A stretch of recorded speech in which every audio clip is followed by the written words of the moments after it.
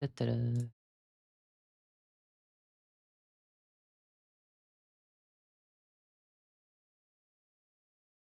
Um, 1 second, guys.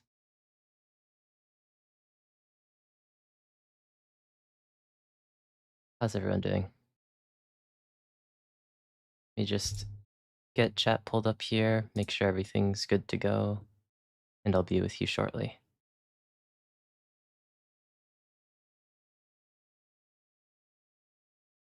Okay, I think that should be good. I'll pull up chat now.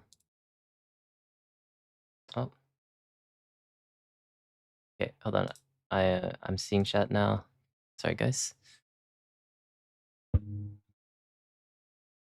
Okay, you have arrived. Okay. Update on girlfriend's dad. He's still in the hospital. He's looking better.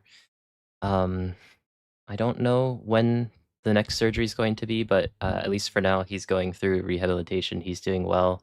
I appreciate you asking. I hope that he makes a proper recovery. But yeah, I appreciate that. I appreciate you caring as well.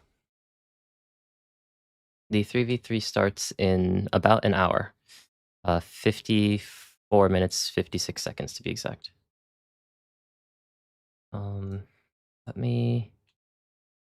I never know where to put all of my stuff on the monitor that you guys can't see. Because I need to be able to control OBS. I need to see chat. I need to a couple of things open. OP13 meta discussion. Yeah, I've been pretty busy recently, whether it's work or content or whatnot. So I haven't been able to do too much stuff. But I wanted to wait for this championship though. I guess it's a 3v3 cup, not technically a championship. Just because this championship is going to decide a lot of people's perception on OP13. I have my own perception of OP13, decks that I think are good, decks that I think are overrated. And it's somewhat different from what other people perceive, but I think that there is a lot of interesting things in this meta. So I do want to talk about that quite soon, but I want this championship as some information before I do that. Ace best deck, I am inclined to agree. I think that Ace is very, very powerful. I think a good Ema may be better, but I think baseline Ace is just way too strong. It came out of Addicted. Yeah, no, Sanji's great. Yeah. Thank you very much, Soundwave Extreme.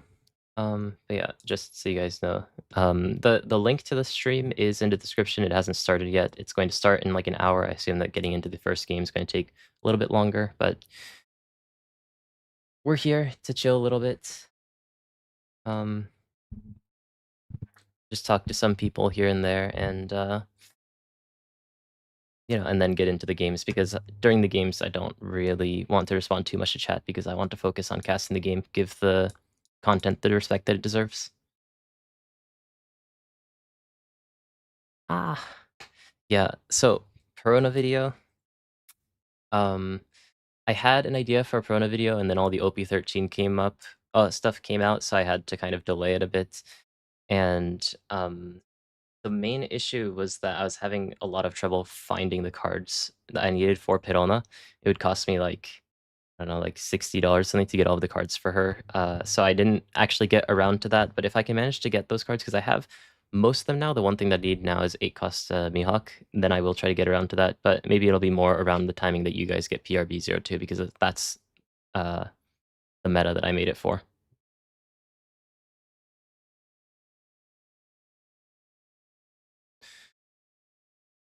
Yeah, Lucci's pretty rough now. Yeah. But no, I think Emu is an insane deck. I think it's tricky though. It's hard to explain because some of its plays are very default. It's kind of like Black Yellow Luffy, where there is a very powerful line of moves, but knowing the sort of intricate things are very tricky. Maybe I could show you my tier list. Where did my other tab go? Oops. Hold on. I have a bunch of things open. Give me 1 second. Maybe I can pull up my tier list that I made for OP13.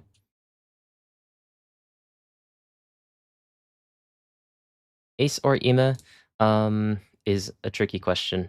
I think that Ace in general is more flexible, so I can see Ace being higher in the end. He also has very few weaknesses as a deck, but the same can be said for Ema. I think Ema is just much more difficult to play, so both of them feel like they haven't really reached their ceiling yet, which is a scary thing to think about.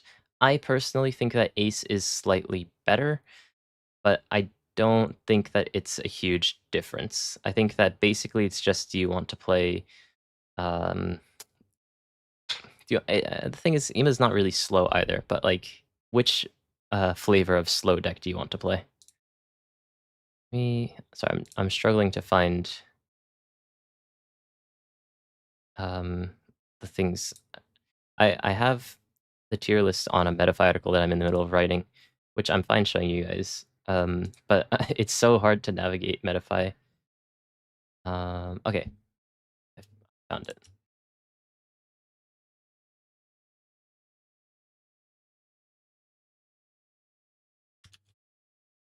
And here you go. So, still in the middle of writing this, so ignore the chapters. But essentially, I think it's like this. I think that Ace is at the top alongside Ema, and then below that, I think is Subble, Zoro, Blue Purple. Oh, I spoiled my Blue Purple Luffy spice. I think Blue Purple Luffy is still good, but people aren't playing it. I think that Bella Betty's surprisingly good in this meta because it can do decently into these decks. Roger's not bad, Zoro Sanji's not bad. Purple Luffy destroys Ema and is okay into Ace, and the other matchups are kind of there's some variability. And then these decks are ones that I tried and I unfortunately couldn't make work too well. Um, but yeah, a bit different from maybe what you see online. I'm a big Subble believer. Many people aren't a big Subble believer. I've also been testing Blue Purple Luffy a lot. It seems doable, but haven't posted that list officially yet.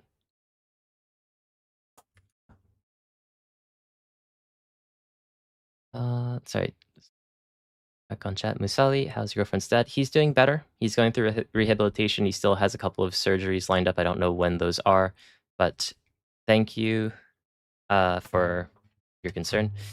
He's been doing well. He can move his arm a lot better than he could last week. His words are a lot more coherent too. But yeah, I'm still not sure if he's going to be able to make a full recovery, but we're trying our best. Yep. Green Purple Luffy is tough. I think Green Purple Luffy might not be the worst if he can just figure out a way to sort of stick to the board, but the issue is that Ema just gets rid of a base 5 cost or less really, really easily.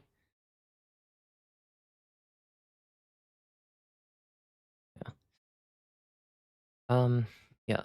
So yeah, this is One Piece 3-on-3. Thing that's holding back Rayleigh in 13 is that he loses to Ace as well as Ema. And I thought it would be much closer. I thought that at least he'd maybe beat Ace, but Ace is a lot tankier than Blue Purple Luffy was. The one thing that Blue Purple Luffy has going for him is that Blue Purple Luffy can play 9-cost Sanji much better than other decks can. So Blue Purple Luffy now is a bit more aggressive than he was before. I'm sure that's true for the West as well. But Ace now feels like the premier 6,000 power 3 life control deck. So Ace is able to beat Rayleigh.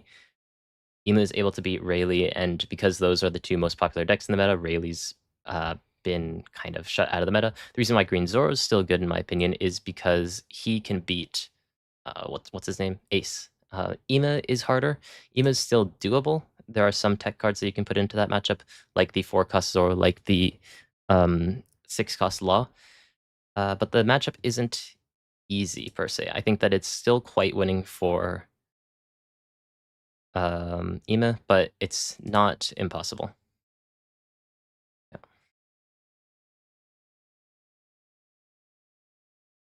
Yeah. People in the 3v3, I don't know if you guys know, there's a YouTube channel called Shakarikiza.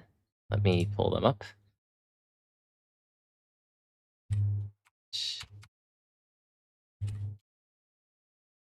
How do I spell their name again? Okay, okay. Yeah, it's not Shakariki, it's Shakariki's. Um, yeah, this YouTube channel, there's a couple of members on this channel, and all of them are in the 3v3 today, so I hope that they're doing well. I was helping them out with some deck choices yesterday night. They didn't seem very confident, so I don't know how far they went. I haven't actually checked on Twitter how they were doing, but if we see them, that'll be a great surprise. Otherwise, I don't know too many people in this tournament. Unfortunately, this is all lottery to get into the One Piece Card Game Fest, and I did apply to it, although it's about like 4 hours down south by bullet train. Um, and unfortunately, I didn't get in. But because I didn't get in, that means that I can stream with you guys. So it's pretty chill. Yeah. I haven't actually tested Green Zoro against Roger like at all. My perception is that Roger as a deck can beat any deck if he curves perfectly, but he'll lose to every deck if he doesn't. So it's very high risk, high reward, maybe. Just because I think that on a good day, Roger can basically beat anything, but it's very hard to get a good day consistently because that means like drawing 5 separate cards in a row. But the deck is very good when it works, but you only get that in like about half the games, if that.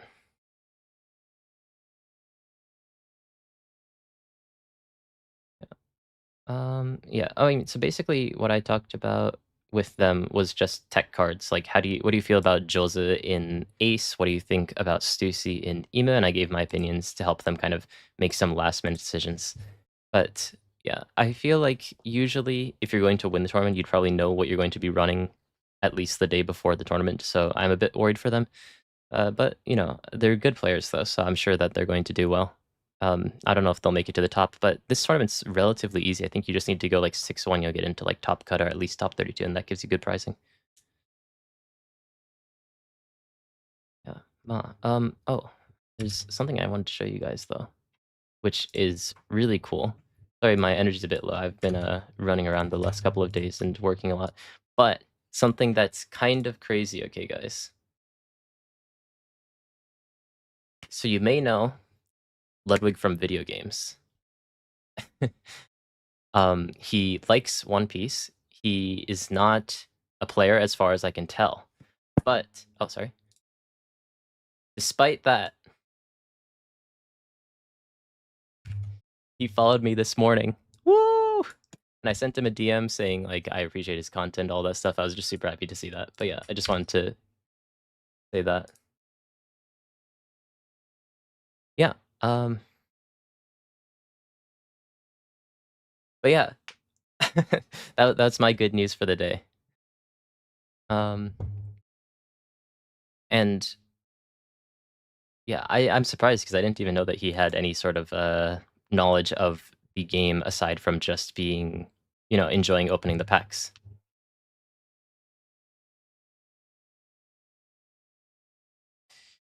Um, yeah. In my opinion, Ace is where you want. I wasn't the one behind his box opening. I wish. Sometimes I look at Twitch for the One Piece card game. Let me see. There's Fidelity TCG. Okay, yeah, Fidelity TCG is online. Like sometimes I'll check the category One Piece card game, and it's always going to only have like maximum 20 viewers unless like someone's doing like a really special event or something. So I'm always like, man, is the card game dead or what? But then I look at like, I mean, I don't know how many viewers I have right now. I lost the tab anyways. I have no idea how many people are watching right now, but like my stream does relatively well, which is great. But then if you look at the One Piece card game category on Twitch, it's like, I mean, 72 viewers total. So I was thinking when I saw Ludwig's video, like, if only I was just like browsing Twitch at the right timing, I would have been able to talk to him. But I mean, actually, I was still able to talk to him anyways because I was just DMing him this morning, just saying like thanks, and he was like, the way he always is, like, yo, keep it up, man, grind, all that stuff. Yeah. Yeah, I do think it depends on who's watching. Oh, actually, let me see how Fidelio TCG is doing. What's he up to? Surprise playing green decks. It's true. Bonnie's is not that bad. Trust. Bonnie's Trust. not bad. Are we talking about OP13? Are you liking Raizo? I think he's Bonnie's okay. kind I of mean, bad. this is In my like opinion, Bonnie's kind of bad in some OP13. wild shit that I'm just testing right now. But I'm not Or gonna like backseat his stuff too much. ironically getting But good results send with. Fidelio TCG a little follow But it's also if just you have the been time to. He's pretty chill, and he's also does similar stuff to me, where he looks at OP13 content. Oh, I didn't even realize the most recent chat message. Bonnie in OP13, I think struggles. The one way that you have to win is through like 9-0 and just slam their face, trying to win through that. But that doesn't necessarily guarantee you the win because Imu gets so much counter and so many guaranteed blockers that it's very tricky to break through Imu and Ace. So I think Bonnie's in a bit of a tough spot for OP13. She's not unplayable. I just think that there are better options. I think Green Zoro is generally a better pick as a green deck. I even think Lim has a lot of potential. But yeah. Yeah, that's another thing. Is like 9 Zoro if Imu runs Stussy. A lot of people are running like single target removal, like blue decks are running Red Rock. Black decks are running Stussy to be able to deal with Ace's 10 costs, and that also ends up accidentally dealing with a lot of um, Green's high cost things, especially things like 9-0 as well, which makes it just very tricky for them to actually not only like get into the game, but actually be able to stabilize and win out the game. Yeah, that's the thing, is that generally there's better 9-0 users. I think Lim is actually a very good choice. Lim kind of bodies Ema. Can struggle a little bit into Ace. But you know, if you're going first, you're always unstoppable. So, you know, it's not impossible. Um But yeah, I think the meta is still very unsolved. I will say that. Like, I'm saying things kind of like they're definitively right now. I'm saying that like Emu and Ace are the best decks, but we've really only had a week. I've tested a lot in that time, and I've been despairing over how powerful Ace and Emu are. But the fact is that you've only had a week. People are going to find counters for sure. Like it took in OP11, I believe, in Japan, although it's slightly different from what you guys had. It took people like 2 months to find out that Purple Luffy was good, and then Purple Luffy kind of appeared as like a top 3 deck out of nowhere and stayed there until OP12 started. And so it just takes some time. I'm sure that there are some counters out there that people just haven't been able to find yet. Yeah. Oh, yeah, no, the thing is, okay, I've tried so many decks. Let me pull up my deck list builder so I can see exactly how many different things. I've been doing this thing where I'm trying to find every possible deck that can beat Ema. And right now I've clocked in like 70 games or something versus Ema. When I reach 100, that's going to be a video. But I have tried actually, let me pull up my notepad. That's probably better. I've played Vegapunk, Red Purple Luffy, Red Black Sable, Purple Black Luffy, Zoro Sanji, Blue Kuzang, Roger, Purple Luffy, Moria, Ace. Is that all? Oh, and Blue Purple Luffy. I didn't put that on my notepad. And Ema beats a lot of them. They're decks that I specifically designed to beat Ema, but Ema beats a lot of them. Blue Doflamingo is another one, which I made, only tested like 2 games, and it seemed okay for Blue Doflamingo, but not very convincing. It really just depended on if you could get Ema down to 0 fast enough, and that was not always very easy. Um, the decks that I have found that beat Ema so far, Red Black Sable beats it, but not convincingly. Zoro Sanji beats it relatively convincingly. Purple Luffy beats it more than. Mm, Purple Luffy's weird. Purple Luffy beats it, but I've been able to win a surprising number of times as Ema, and I can't exactly figure out the pattern why. And Blue Purple Luffy beats Ema, which is surprising, and that's going to be a whole another thing that I'm going to talk about in the future. But the main issue that I have with Blue Purple Luffy is that I cannot beat Roger. Yeah. Green Yellow Law, yeah. The thing is, so like all of these decks that I just said that beat Blue Purple Luffy, the issue is that they generally don't beat Ace. I think that Supple is in the best position to do so. He has decent matchup into Ace if he can find his Stussies, which isn't too hard because you have a Searcher now. You have what's it called? The whole Dragon into 6-cost Supple combo and whatnot to be able to make a very wide board like Blue Purple Luffy does to be able to deal with things like Ema. Um, but the issue with that deck is that it's very tricky to fill up your trash, so sometimes your dragon targets aren't that great. You don't have as much survivability as a deck like Ace or Ema does, so you could get run over sometimes, but you do also have 5 life, so there's that. There's a lot of interesting things there. But the thing is, like, Zoro Sanji has a hard time against Ace. Blue Purple Luffy can lose pretty quickly to Ace if he draws his curve well. Purple Luffy also tends to struggle a bit into Ace, and I think as where I went on this tangent, Green Yellow Law as Rob Robitussin Gamer said, does quite well into Blue Purple Luffy. Not Blue Purple Luffy, sorry. I'm still plagued by that. Ema, but loses into Ace. So the issue is not that one or the other is too powerful, because if only Ace was powerful, then we could see a lot of removal decks like Lucci, like Sakazuki, like Marco even. Any of these removal decks that could likely take it down. But the removal decks are hard countered by Ema. So Ema's counters are covered by Ace, and Ace's counters are covered by Ema, and the matchup between the two feels relatively close, 50-50-ish. So it's kind of a stalemate. Very tricky meta to actually maneuver right now. I don't necessarily think it's interesting, but it's very, very difficult to actually make a meta contender within these circumstances that aren't just one of the new leaders. So it depends on what you really enjoy in a meta. If you like playing the game and really refining the way that you like to play the game, then I think that the meta is good. If you like to deck build and find like unique ways to outmaneuver the meta, it's a bit tricky because OP13 has a lot of power creep. Yeah. Kuzan, blue Kuzan? Okay. Blue Kuzan. The tier list that I showed for a second, which sorry, I closed the tab and opening up Metafy is a nightmare. I didn't put Blue Kuzan in there yet, but I do need to. Blue Kuzan is surprisingly good. I have been able to win more often than not against Ema, and just the fact that the deck can pretty comfortably run 4-cost Pudding and 6-cost Red Rock means that it should theoretically do well into Ace as well, but I haven't been able to test that matchup. Still, if he goes second, he can win like 60% of the time against Ema, and if he goes first, it feels like maybe 55% to 50-ish, which is pretty solid. So I think Blue Kozang actually not bad in OP13, surprisingly, from my testing, just because he can spread out his board and also remove the opponent's board quite efficiently. Yeah. So couldn't Saka or Lucci be aggressive early to have a chance into Ema? Not even Rayleigh is aggressive enough to have a chance against Ema. I think that basically the thing is Ema, all they need is to get to their first Gorose against aggressive decks and they just win the game.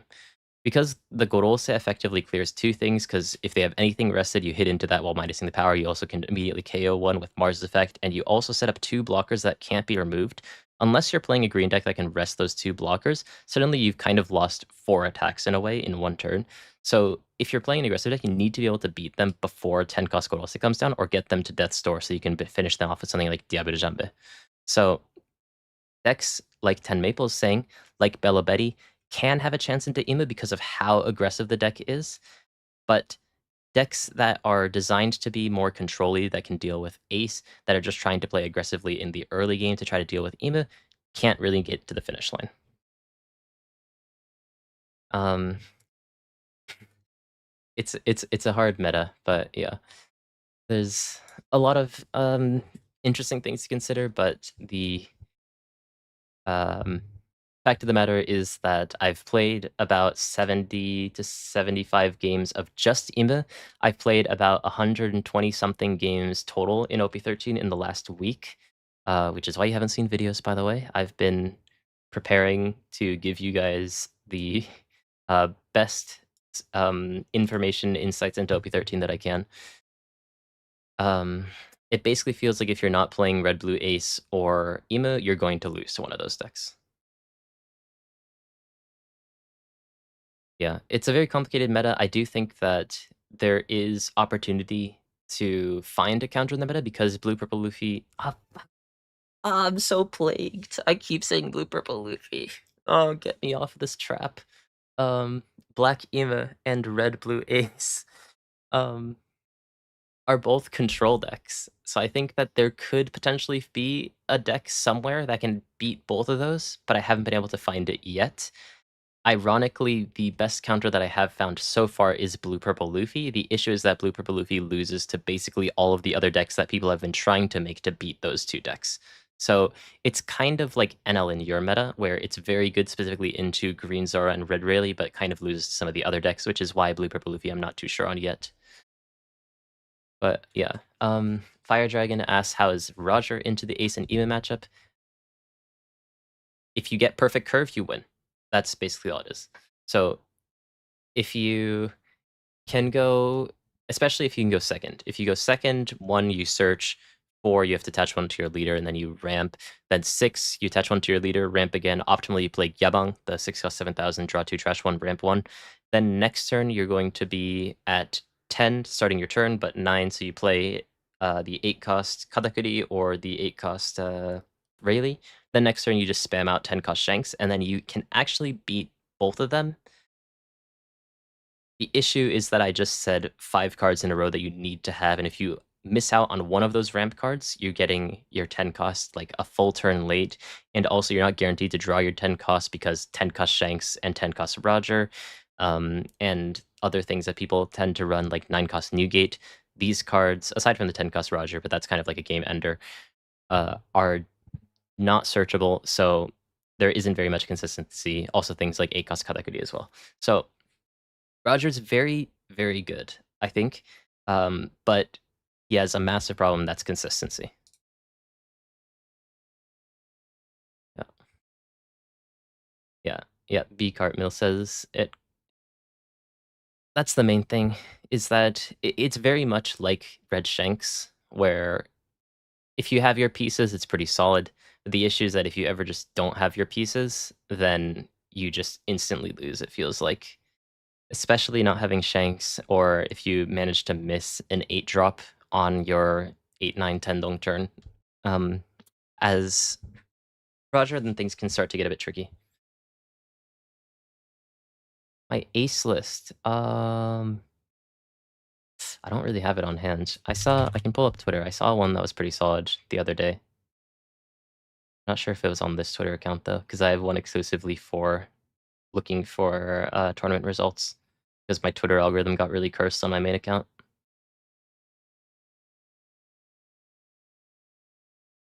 So the way that I like to play ace is a little bit different from the way that other people tend to be playing ace, so this may not be the best list, but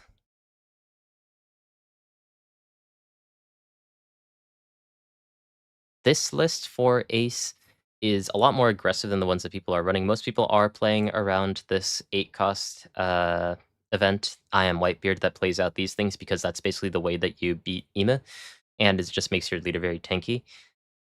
But many people aren't running this 5 cost Luffy. I think the 5 cost Luffy is good because in the mirror especially, going second is very advantageous, so having strong plays that you can do when you're going first feels like very powerful play to me.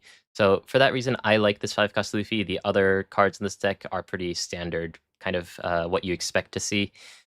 And basically, as ace in the mirror, you just want to be hitting the opponent's face and throwing pudding at a good timing. So I enjoy lists like this that can fight a bit better going first, because you're not really sacrificing damage or power going second either, as you have Marco, Yamato, and of course the 8 cost event. Oh my god, I had the camera on me. Sorry. Sorry. Hey guys, here's the list. But yeah. Yeah, uh, that one. 5 cost Luffy. Good card when you're going first in the mirror, just because it puts some pressure on the opponent and kind of gets over the fact that the second player has the advantage of playing out their Newgate first. I don't necessarily think that it's enough, but it helps a bit in the matchup. There's one other thing.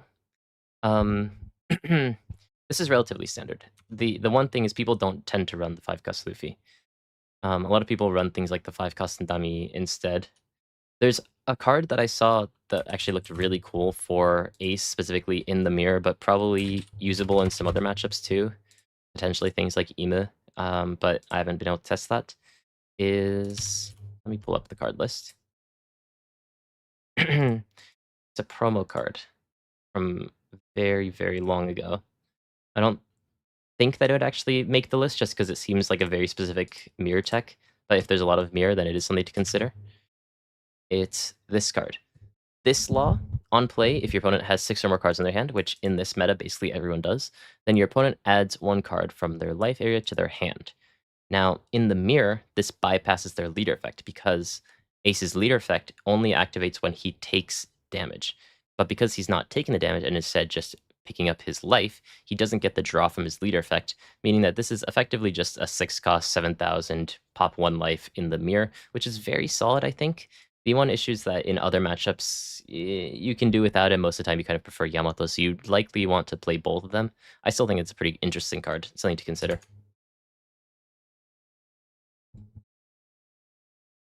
Yeah, Flame Emperor in Ace is good, but not in this meta. Though the main thing is that Ema, all of their characters can't be KO'd or removed by effects, so Flame Emperor ends up becoming a dead card in that meta, unfortunately. I think that if Ema didn't exist, then that would probably be the standard build, in my opinion, at least. But because Ema nullifies that card, there's no point to playing it, at least at 4. You can maybe justify 1 to 2 because it could be good at surprising your opponent, get rid of a blocker, and just hit them for a bunch later on. But there may just be better cards than it if you're trying to end the game, because Flame Emperor doesn't seem like the best card to end the game. It seems more like a good like mid-game tempo play for that deck. So my main thing is in this meta, Emo kind of stops you from being able to have fun with that card, unfortunately.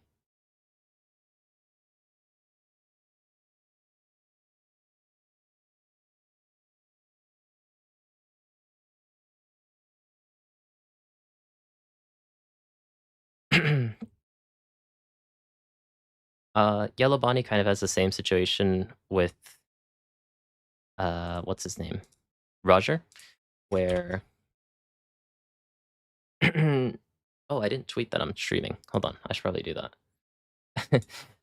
But basically, as Yellow Bonnie, if you can curve perfectly going first, like 3 cost Bonnie into 5 cost Hancock into 7 cost Stussy into 9 cost Bonnie, then you could win a lot of matchups. The one issue is that it's very, very hard to do that very consistently, just because it's so many different cards that are all different types. Yes, you have the 1 cost, I believe, 1 cost Stussy that can search them out, which is something, but one searcher isn't really enough when you need to be playing on curve perfectly every single turn, so you don't really have time to play extra searchers. I think Bonnie's solid, but consistency is another one of those issues. Yeah, can't navigate my own YouTube channel. Sweet.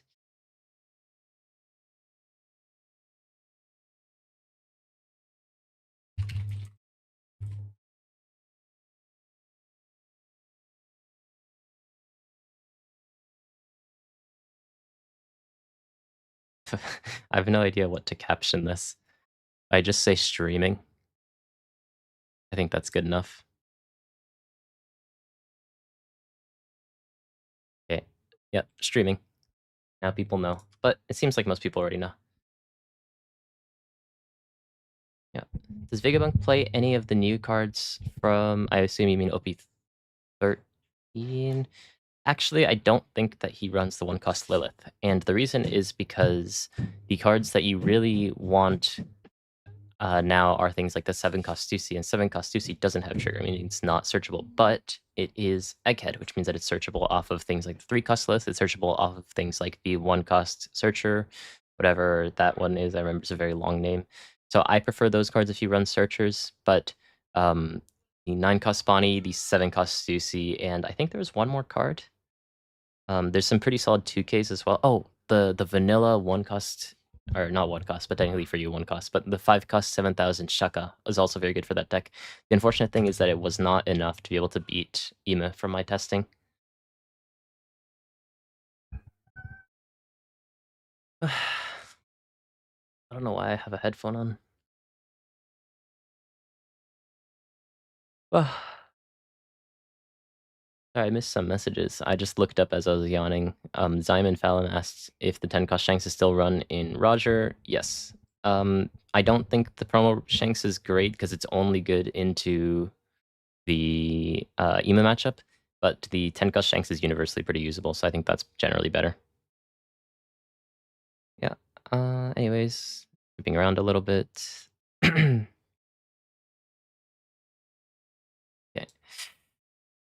Post ban Blue Purple Luffy. If you're talking about OP12, I just updated my Metafy article this morning, which I realized after I put that out, maybe a little bit too late because I saw a bunch of people reporting on some offline regional or something. That was today. But, you know, I put that out there. I think Blue Purple Luffy's still solid in OP12, has some more clear weaknesses, but wins against a lot of the decks that people have decided to bring because Blue Purple Luffy doesn't exist anymore. In OP13, Blue Purple Luffy does quite well into EMA, does okay into Ace if you go second, can still win going first if you have a good putting timing. And Roger and Purple Luffy are difficult matchups just because you don't really have the survivability to be able to manage things like 10 cost Shanks or 8 cost Rayleighs and 8 cost Katakuris that come out of Purple Luffy really, really quickly. Online Treasure Cup? I see, I see. Wasn't there some online, offline thing as well? I don't know. Maybe I'm just making stuff up. Oh, no, never mind. Maybe it's just because I saw a picture. I saw Revoye, Rail Zero, our Sakazuki goat, actually brought Sakazuki. Oh, scared me. Looks like we're getting into it soon though. Brought Sakazuki to his regional, and I think he went like 7-2 or 8-2 or something. He was X2, which is crazy. Unfortunately, he wasn't able to win out or get to the point that he wanted to because he was complaining that he only went X2. I'm like, I mean, fucking X2 is great. I don't know what you want me to say. But yeah, Sakazuki seems well and alive, so I'm happy to see that. I also saw Purposefully TCG took a similar list to what I was talking about, and he got top 64. He was 6-1 and then lost the last two or something. Bologna. I see, I see. Yeah. Oh, is there any sound yet? Oh, there's a little bit of sound. Let me know if the sounds from the stream and stuff are too loud, or if I'm too loud or whatnot. I can edit, or I can adjust some things. But yeah, Vivi is interesting. Let me see if I can pull up Vivi's text. I don't know how I feel about it quite yet.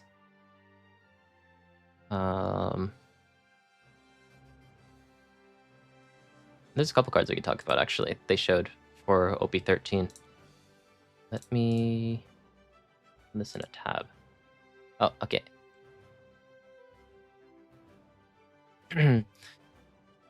BB.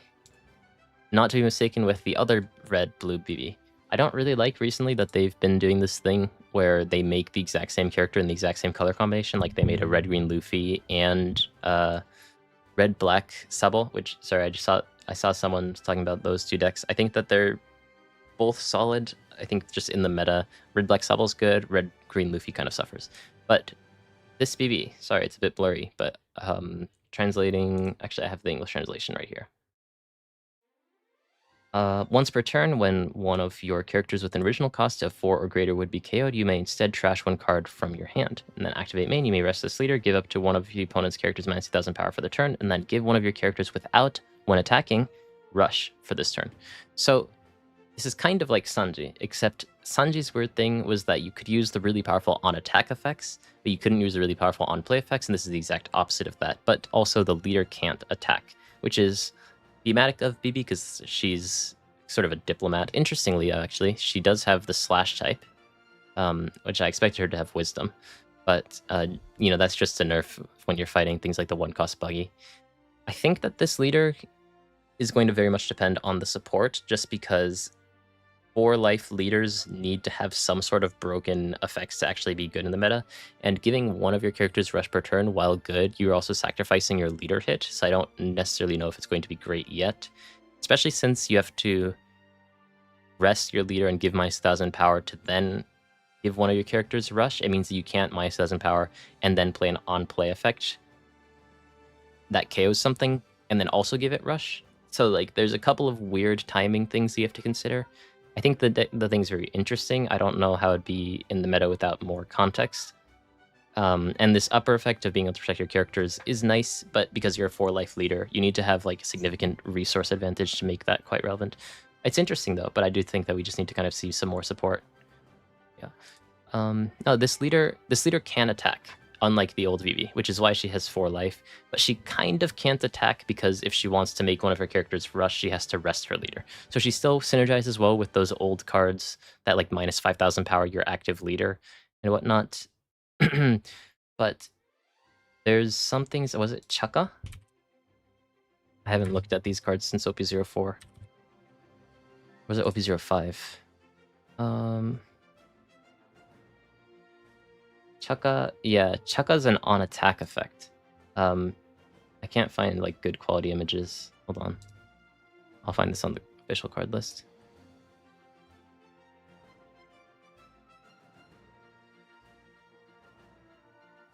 But yeah, like for example, Chaka would have been quite nice if you were Vivi.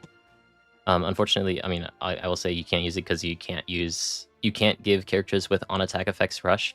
But this character was when attacking, if your leader is Vivi, give one of your opponent's characters minus 1,000 power and then KO a 0 power or less, which would have been cool in tandem with the leader effect that also does minus 1,000 power. But because you can't give it rush, it means that it does have to sit there for 1 turn before it gets the effect off.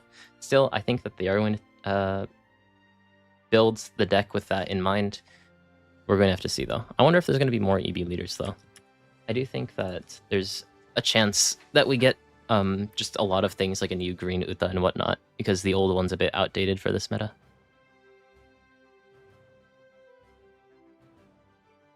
Yeah, Pell also has the on-attack effect. I'm curious to see what they decide to do with this leader ability. Yeah, I was actually, if we look at the OP13 card list, one thing that I always found weird, aside from how slow these images load, is that the 1-cost Vivi was just randomly popped into this deck with no support, no Alabaster cards you can really search. And I was like, oh, that's really weird. I didn't really give it that much thought. But now that we know that there's a Vivi leader, we can maybe extrapolate that some of these other weird inclusions in the set are going to be leaders in EB03, or was it? Yeah, I think it's called, it was EB03, right? And so my theory is we also randomly got a bunch of film support. We got a new Uta SR, and basically all of these cards are film plus Straw Hat, film plus Red Hair Pirates and whatnot. I was like, that's a really weird timing to give us film cards. So my theory is that we're going to get a new green Uta. My hope is that we're going to get like green-purple Uta because we have some purple stuff. We also have some red Uta stuff too, so like red-green or green-purple, either of those would be quite nice. The other one, let's just give Bandai a little bit of time to load us the card list. So blue has, interestingly, Kuja support. And we even have one that's very specifically sort of Hancock support, because this one is on a KO. If your leader is Hancock or multicolored, you can draw 2 cards. So we're probably going to get a Hancock. This is all assuming that we actually get leaders, because I think last EB we only got 1 leader, so it is possible we just get this one. But it's just very interesting that we're getting like random Uta support, random Hancock support, and random Vivi support in the set before them as well. Purple, I don't remember if there's something for purple when I looked through it before. But, oh, right, yeah. There was a couple of random homies. So maybe we get pudding. You know, there's like, if we're trying to find something to connect these cards to EB02 or EB03, maybe we get pudding. And then if we look at black, Revolutionary Army stuff is present, so therefore maybe we get Robin.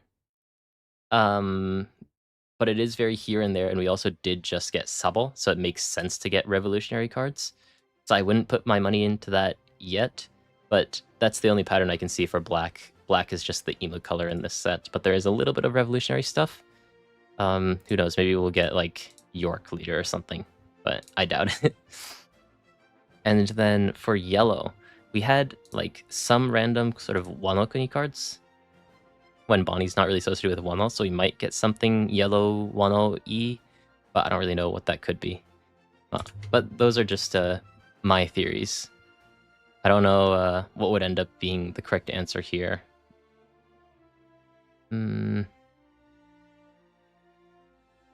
Be cool if we got like a Lilith leader, but yeah, I don't think Eevee has, Eevee's never had actually like 6 leaders in the set, so I doubt they're actually going to do that, but I can see them doing like a couple of them. Oh yeah, Yamato could be one, but the thing is, look, if we're talking about like a heroines girls set and we put Yamato in there, I feel like there's a lot of things that people can say about that. I don't necessarily think that Yamato fits into that demographic.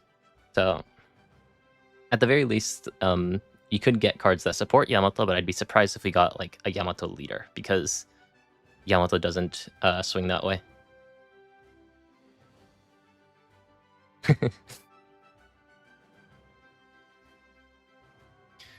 Ooh, OP13, is that confirmed? OP13 has 7 leaders and is 7 warlords themes? Yo, that's crazy. So that probably means we're gonna get like a couple of Luffy leaders. We're gonna get like, I don't know, maybe a Sabo, an Ace. What are we? Maybe get throw in like a new Doflamingo. Oh no, Doflamingo is actually a warlord, so that doesn't work for my bit. Fuck, I ruined the bit. Fuck, when's the stream gonna start? I need to segue out of this.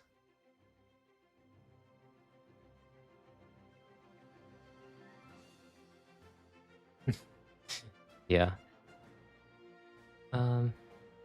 Yeah, oh yeah. I haven't actually read the novel, so I don't know who's in the novel. But yeah, that's just my extrapolation as a card gamer who's looked at the card pool.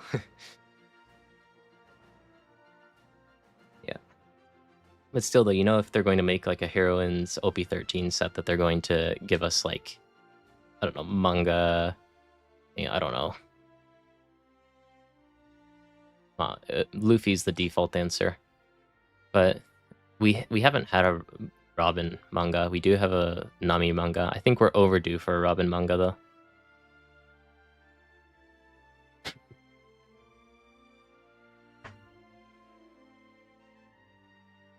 Yeah, imagine they add a new color, white, and they just make monocolor Luffy for every single color for OP14. It's the Warlord set, so you just get red Warlord Luffy, blue Warlord Luffy.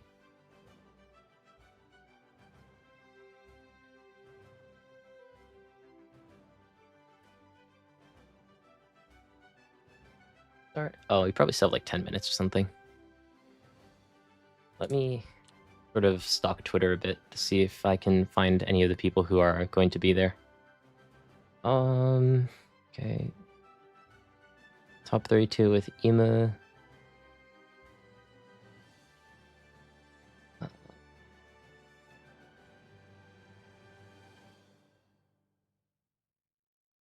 My my Twitter algorithm's so cursed. I'm getting iShowed speed clips and like Team Liquid. It's like I've never clicked on these once in my life, but they just refuse to not let me see them. Like I don't even know. I'm sure this is a great game, but I've never seen this game in my life, and for some reason it's popping up on my Twitter thread or on my Twitter timeline.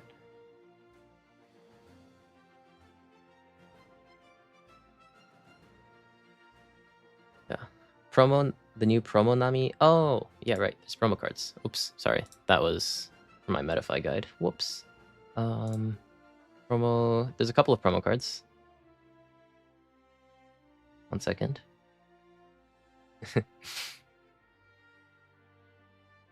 Oh, it's so blurry. It's so blurry. 3 costs 4,000, Nico Robin, Straw Hat. The artist is Bisai, very recognizable art style.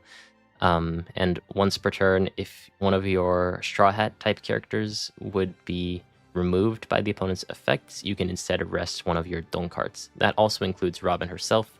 So could be potentially a way that Green Purple Luffy can survive in this meta, just because you actually might have a means of keeping your Sanjin Pudding on the board.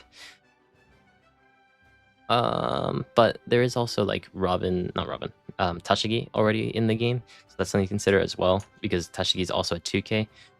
Do remember that these are promo cards. Promo cards are generally made to be weaker, so like although they may look good on paper right now, most of the time they print promo cards with something that's like objectively better so that you don't have to get the promo cards. Sometimes they mess up and you get something like Gordon, or sometimes you get like Jinbei, which just end up becoming crazy expensive because they're hard to get. But for the most part, promo cards aren't supposed to be that good. We have a new Nami as well, 5 cost 6,000, 1,000 counter, Straw Hat on play. If your leader is Nami, then you can attach a Rested Dong to your leader. Then you play a 2 cost or less from your hand. Now, I think this is very good. Like, I can see myself playing it. I don't know if you have the space to play it, because it's, like, in a way, you're cheating 3 Dong because you get 1 Dong onto your leader, you play a 2 cost, so you're kind of playing a 2 cost 6,000. But I wonder if Blue Yellow Nami as a deck actually just needs a 2 cost 6,000 when you could play other things that actively affect the board. In the same slot, you have things like Yamato now. OP13 card, I don't know if you guys have seen, but I don't know where the card lists anymore. Yamato is a 5 cost 6,000, 1,000 counter. If you have 3 or less life, draw 2 cards and attach 1 Dong rested to your leader. Similar sort of effect, except it draws you 2 cards. This one just plays 1 from your hand. There's also things like the 4 cost Marco, which is solid. There's also 1 turn later, you know, Jozu. There's a bunch of things that you can play, so I don't know if it can actually compete with those spots, but the card itself is very good and works very well with the way that Blue Yellow Nami wants to play. So. Oh, yeah, Aisha Speed was at Nats. Yeah, hold on. There's one more promo card, which is Bonnie, which is 4 cost 4,000 2k, and with 2 Dong comes a blocker on the opponent's turn with plus 2,000 counter. And in the Bonnie leader, when you play this, you can immediately attach Dong. So, not bad, but I feel like if you're attaching your Dong to make something a blocker, you're not really playing towards the aggressive fantasy generally that yellow Bonnie has. So I don't know how good this card would be in her. I'm mostly excited for the Nami, and the Robin's pretty solid, maybe in green, purple Luffy, but all of it's going to end up coming down to if you have the deck space. But yeah, green, purple Luffy doesn't look bad. The only thing holding back green, purple Luffy right now is that he has no good way of defending his Sanjin Pudding, because Imu gets rid of base 5 cost or less very quickly and very easily. But yeah, fun. And pull everything back up. Yeah. Green, purple Luffy, Dofi Straw Hat package. Do you mean like you can't search out Gungam Giant? Yeah, I was actually thinking if there's like a good green, purple Doflamingo thing that you could do. And the answer is to just play green, purple Doflamingo. But there's a lot of interesting things that can do. Just don't get the pirate stuff in a lot of like those older archetypes, like, you know, old red Straw Hats, green Don Quixote stuff. The old Dressrosa stuff kind of doesn't really compete with the new meta, so we're kind of just hoping for some new support. But yeah, any decks that you guys are excited for OP13? I feel like for the most part, this is a 3v3, so we are going to see a lot of decks, or a lot of teams with Ima and Ace. But I think that those decks, I mean, obviously because of 3v3, you need to have one more. So most of the time you're going to have Ima, Ace, X, and yesterday we had Ima, Ace, and I believe it was Green Zoro, and the other team, interestingly, didn't have Ima. I believe it was Ace, I think, Roger, and Sable. Very interesting. And the Roger, I saw his stats, he went 6 and 5, which means that the Sable and the other player, which I imagine was Ace, but I might be blanking, like, crushed the competition. Yeah, I think Sable's good pick. Zoro Sanji's a good pick. Roshinante, I've heard some rumors about that, like, it could beat some of the decks that are in the meta, like Ace and Ima, but I haven't actually tested that out, and I don't really see a line in my head about how that would really go about, or how they'd really go about in that matchup. Okay. Yeah, so this is not a championship. It is just kind of like a for fun tournament, kind of, that unfortunately I didn't get into. But 3 people on one team. The rules for these is that you cannot play the same leader. I think they've changed the rules so you can play the same color combination, but I might be wrong on that. I don't know if that was like a one-off thing. And we have 7 rounds of Swiss into top 16 Top Cut, and otherwise it's generally the same rules. You have 30 minutes to play out the games, and in Top Cut you have extra 3 turns. Is Green Blue Rosnante strong? Oh yeah, okay, great. They illustrated it for us. So you can't have the exact same leader, but you can have the same color combination, which is a new rule. So previously you couldn't have things like Black Teach and Black Lucia on the same team, but they've changed that for some reason. I generally didn't have any opposition towards that rule, but they decided to change it, and now you can if you chose to.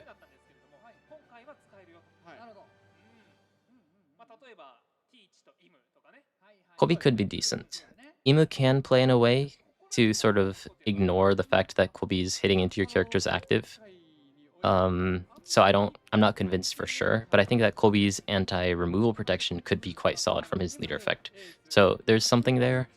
The 8 cost Colby is just pretty generally solid, but I need to test that out, and the big bad is just, can you also beat Ace at the same time?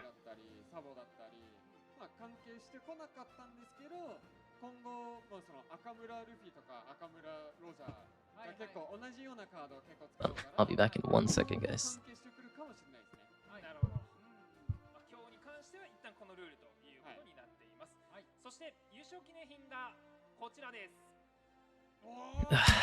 I'm so sad that I could... Wait, you get the 4 Asia one? Or did they just mess up some of the stamps on these? I think they probably just picked the wrong image.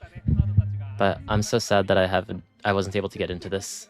It's like 7 rounds of Swiss, and all you need to do is go X1 to get like at least half of these cards. I think you get like half of these cards for getting into top 32, and then the real battle starts when you get to top 16 in Top Cut. I'm so sad that I wasn't here. Oh, I will say though, these cards are probably crazy expensive for you guys, but like for us, they're not. Like, let me just sort of general price check for you guys. Like basically everything on the right side of the screen. Oh, you guys can still see that.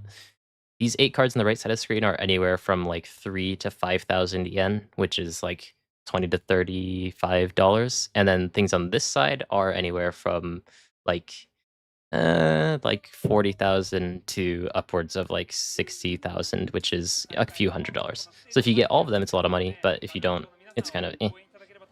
But still, they look really nice. So as a bit loud for me. As a player, I'm very happy. Okay, so here is the breakdown. Make my camera a little bit smaller for you guys. In the top 16, 48 people, 15 of the teams have red, blue, ace. 15 of the teams have black, Ima, which is pretty expected. Then the third most represented falls off a bit of a cliff. We have 6 green Zoro, 5 red, purple Roger, 2 red Rayleigh, 2 purple Luffy, 2 Bella Betty, and 1 red, green Luffy. Which is very interesting, because I'm a big believer in Subble, and Subble did well yesterday. Subble got a couple of decks into the top 32, also got 2nd place in the entire tournament and 4th place in the entire tournament. But today we don't see any Subble in the top 32. I'm hoping that this red green Luffy does well, because these other decks, aside from Rayleigh maybe, are somewhat standard.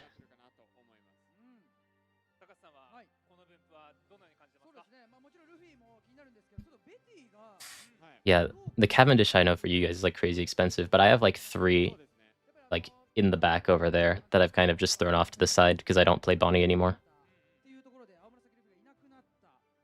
My go-to leader for OP13, it depends on if I want to win or not. If I want to win, I'll play Ima. If I want to make a video, I'll play Blue Purple Luffy. And if I want to have fun, I'll play Green Blue Zoro-Sanji.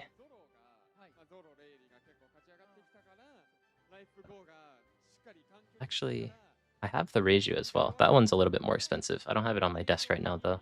Where did I put that? Oh, it's just in my binder. Maybe I'll bring over my binder for you guys.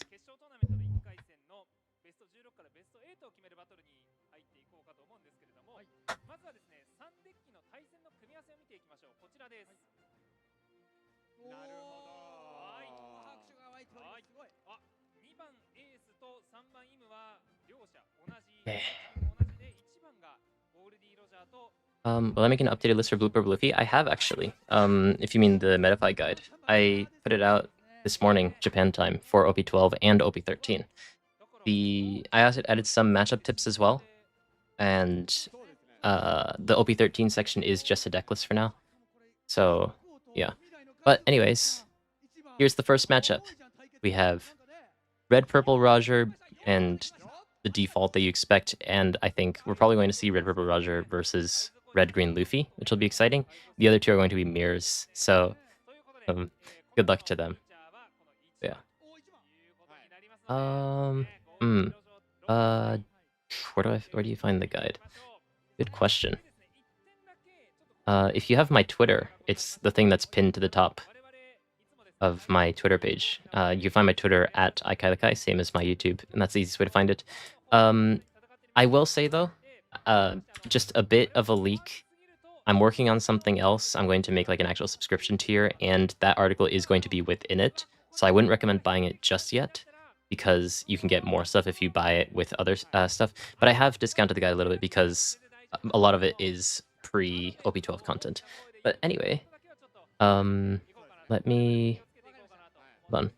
Before we get into this quickly, because I said to someone that I'd show them my binder. There's some prize cards there. The thing is, I just put a lot of prize cards into my decks, so I don't have them all in here. That's like a little over half of them, I think, and the other ones I just like have in decks and whatnot.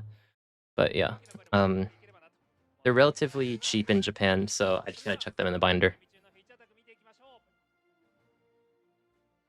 Okay.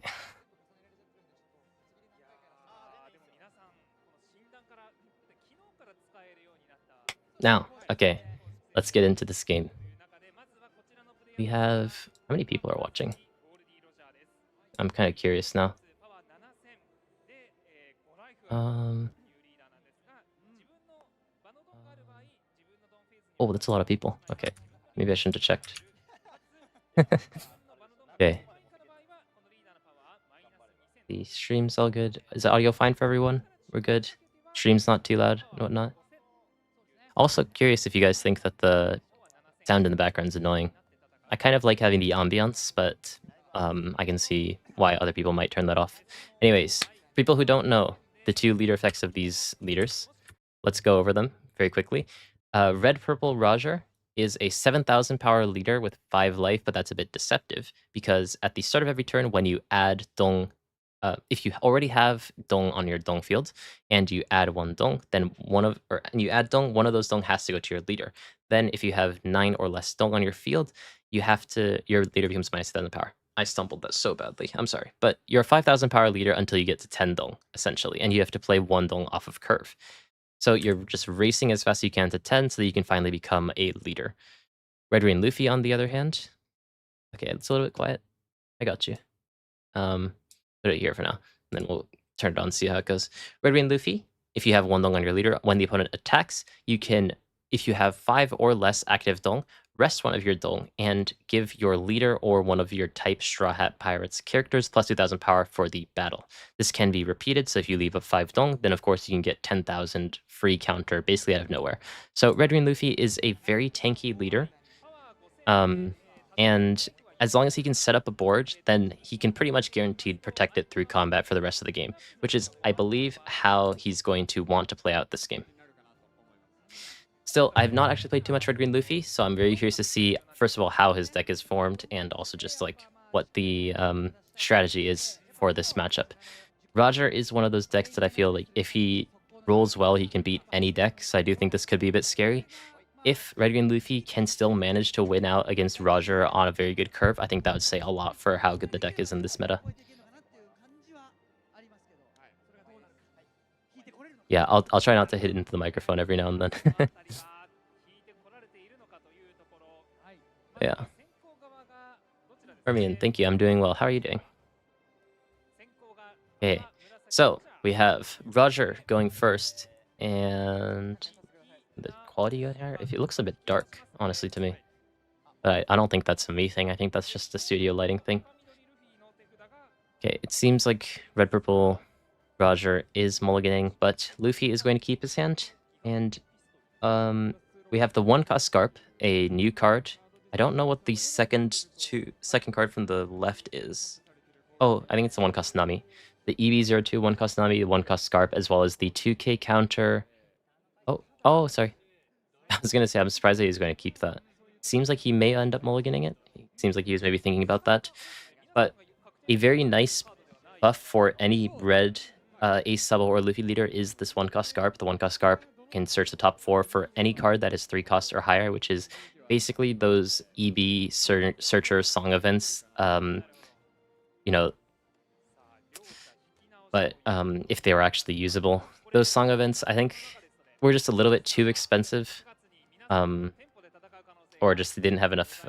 They didn't have counter, which made them very hard to use in some decks, unfortunately. But this Scarp being 1 cost and also having counter just makes it basically an auto-include at 4 in every single deck that can use it.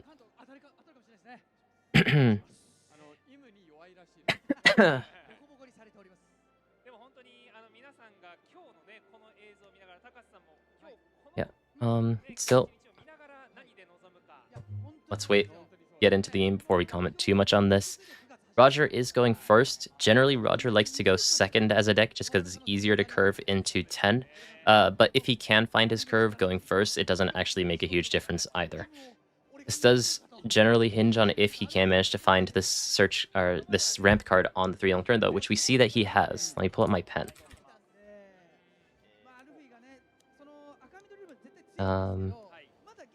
Okay, so Roger has the ramp event in his hand. This card, if you rest 1 more dong and you have a dong attached to your leader, lets you ramp 1. So effectively with your leader, although you need to have 3 dong, is a 2 dong ramp card, which is very necessary. He also has a good card to play after that in the 5-cost Olden. Perfect curve so far, because he can go event into Olden to then Katakuri, and then on the opponent's turn, he's going to end up becoming a 7k leader. The turn after that, if he can manage to play something like the 10-cost Shanks, this would be Roger's perfect curve. He already has 3 out of the 4 components, so he could potentially be in a very good spot in this early game.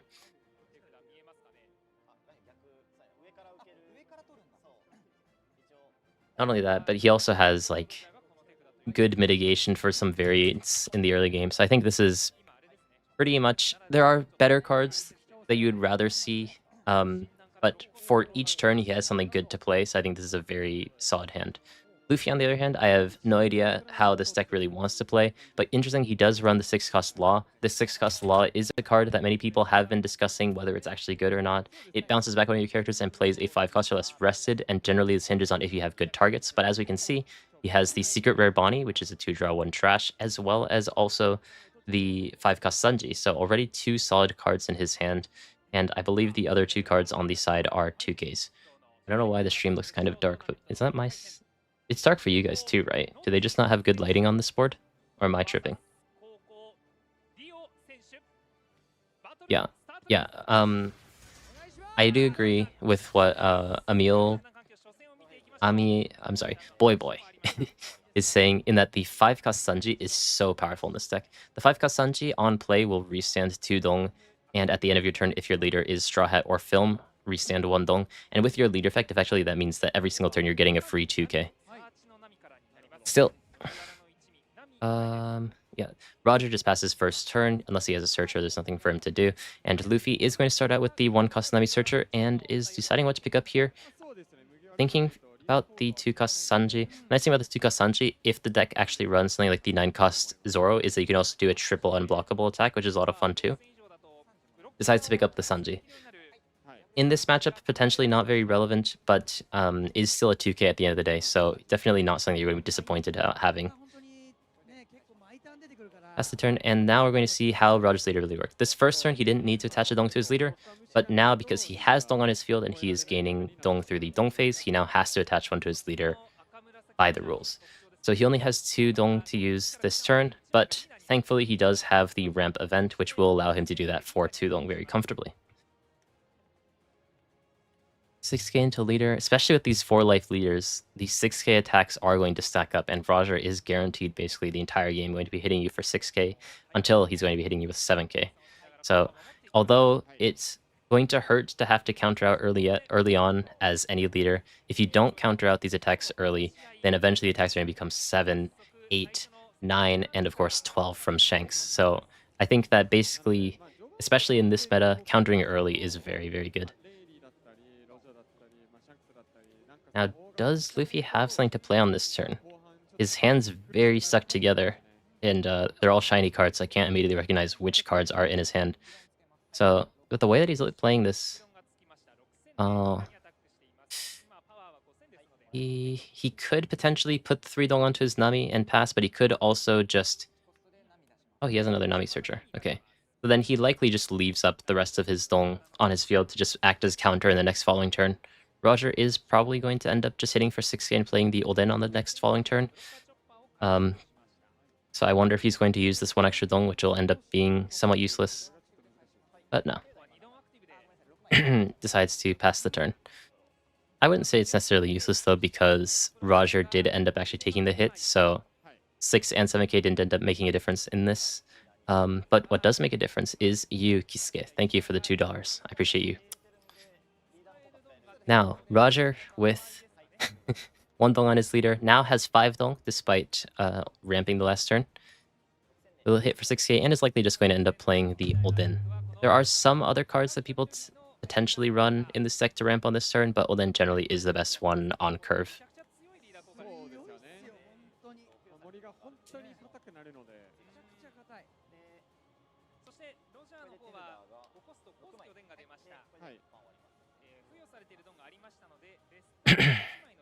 Yeah, Red Green Luffy, you do need to have a Dong on your leader to be able to activate the effect to use counter. So you do actually have to use a lot of Dong, one for your leader and leaving up Dong, meaning that it's a bit tricky to set up your board while also setting up sufficient counter. But things like this Law are going to help a lot here. Bouncing back the Nami, and he's going to put out the 5-cost Sanji. So with this 5-cost Sanji, he's going to get 2 Dong active. One of them will go to his leader at the bare minimum, and then he's going to get some more Dong so that he can counter out on the next following turn as well. So in this way, Red Green Luffy does try to spread out his board quite quickly and just defend his board, defend his life as best as possible with the Dong that he's afforded through these effects. The Gold Roger Dong are very cheap because they're 1 per case. You can get them for like, I think they're like 1,000 yen, like $6 or something. So if you want 10, it's not the biggest sink in your wallet compared to some of those PRB Golden Dong cards. Roger, deciding he doesn't want to go down to 3 this early in the face of all of these higher power characters on the board, is going to block and cut 1k. Okay, and Luffy passes turn. With that Sanji effect, is going to get 1 Dong up. So although Luffy only has, I believe, 6 cards in his hand, in a way this is 8 cards because he has 2 guaranteed 2k counters at his disposal.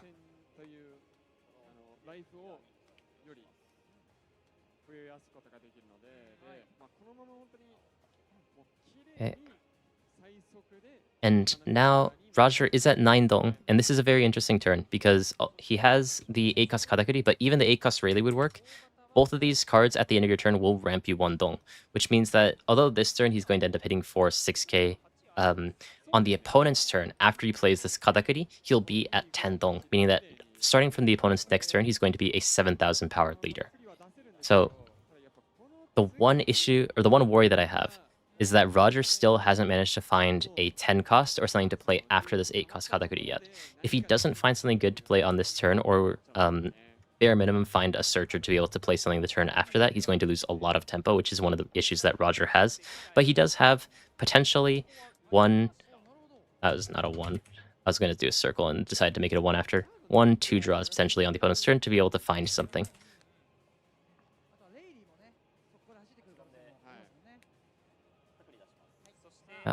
Plays the Roger. Now going to be very tanky out of nowhere, having an 8-cost restanding blocker, and also now becoming 7,000 power. So although Luffy, with a pretty solid board already, effectively feel a lot smaller than they actually are, just because that leader, with 4 life still, does have 7,000 power.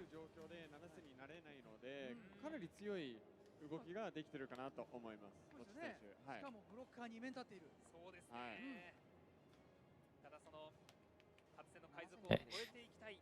Although he has how many dong right now? 8 dong total. I'm sorry, I can't tell what's in the red green Luffy's hand, but does have another Sanji. This is not like some of those other leaders where only one of them works, like the green smoker. If you have multiple Sanji on the board, you will get multiple dong back every single turn. The one thing you do have to worry about, though, in this situation is that right now he has 4 dong left. If he ends the turn, he will get 2 dong back, and he has 6, meaning that he has too many dong for his leader effect to activate. So it is something that he's going to need to be a bit careful of, but I'm sure that he is very much aware of that. We'll likely end up just attaching some dong to this law and just slowly chipping away at Roger's resources as best as he can. But Roger really looking for something to play on this next coming turn.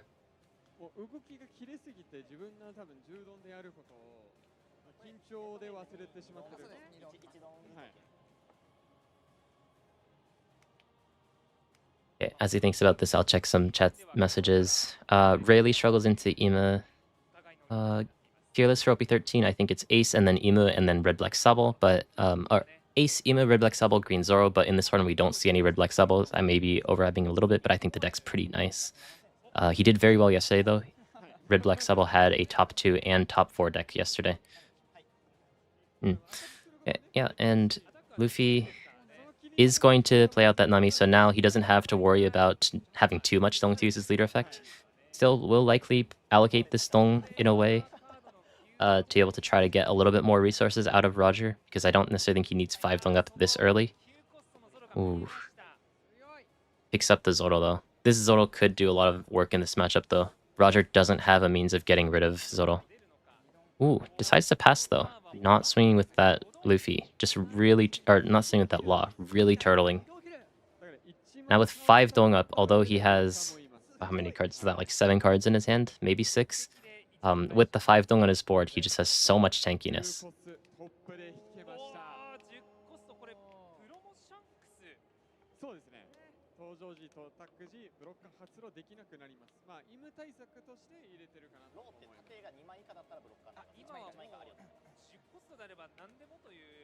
Yeah. Ooh.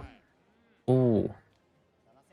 Okay, he picked up a card. Now this promo Shanks, the price has exploded out of nowhere in Japan. I don't think that it's as great as people say it is, but it is being used. This promo Shanks on play and on attack makes it the opponent can't activate their blockers. This is very specifically anti-Ima tech.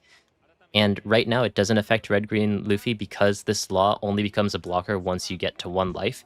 But thankfully he does have something he can play this turn should he choose to. He could potentially spread out his Dong and just play something like the Gyabang to try to cycle for a solid turn next turn, but it seems like the better play would be to just put out a very big character and develop your board, because that is the strength of Roger right now. Still, I am curious to see what he'll end up doing. He does also have a counter event in his hand if he wants to turn a little bit, but I don't think that Luffy nor Roger right now are in a rush to really filter out or counter. Does the West not have... Oh yeah, I guess it was actually kind of recent that Japan got that too. Yeah. I don't know how good that Roger promo is, because specifically in situations like this, it doesn't do much. Like, it is just a 10 cost 12,000 vanilla in this matchup. It is only good into emote, and I feel like you don't necessarily lose hard enough to emote that you need this card to win. And like things like the 10 cost Shanks, things like 10 cost Roger are also very solid into emote as well. So I feel like it's sometimes a win more card, and for a deck like Roger that can't really filter out his hand, these sorts of cards that are similar to things like the 9 cost Shanks that Shanks was running could potentially be unnecessary, but some people are trying it, so we'll see how it ends up doing in this game, because he's not fighting Ima. Okay. Red Luffy starting with that 7k attack, remembering that Roger is in fact a 7k leader. Roger really doesn't want to go low on life, just wants as much time as possible to get these bigger attacks on the board. And Luffy trying his best to not afford him that time.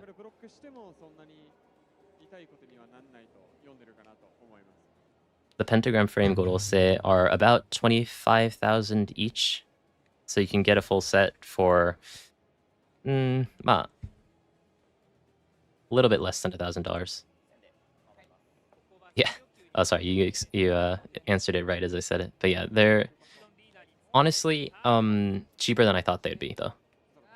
Yeah, Luffy, though, playing the Zoro that he has shown, I do think this is probably the best play because Roger does not have a means of dealing with this Zoro. So now it's a bit of a race against the clock. Roger does thankfully, once again, top deck a good 10 cost. And this 10 cost is quite relevant because it's going to save him 3 dong, or 3,000 counter effectively against this Zoro should he attack 3 times. So, very good in this scenario. He does have a lot of counter in his hand too as well, but is it going to be enough though? I think that if the Roger decides to try to fight for the board in a really long game, he may end up just being out attritioned by this Zoro. But because he does have 7,000 power and 3 life to his name, they may just be able to... Where's this going? Leader, probably. So, what I could see, I don't know if this is actually going to happen, but he could go like 7,000 leader, and if he counters that, which seems like what's happening, then he can go for the board, and then drop the 10 cost Shanks and hit leader to try to accelerate the game like that. The other option would just be to hit everything at leader and try to make it so that this Zoro doesn't really have a time to go at your leader bunch. Sorry about the really cursed lines. I don't know where this attack is actually going. Oh, but it looks like he did the leader effect 2k, so that probably went to leader. So maybe is just looking to just push leader down as fast as possible. Interestingly, red-green Luffy is trying to be as healthy as possible as well.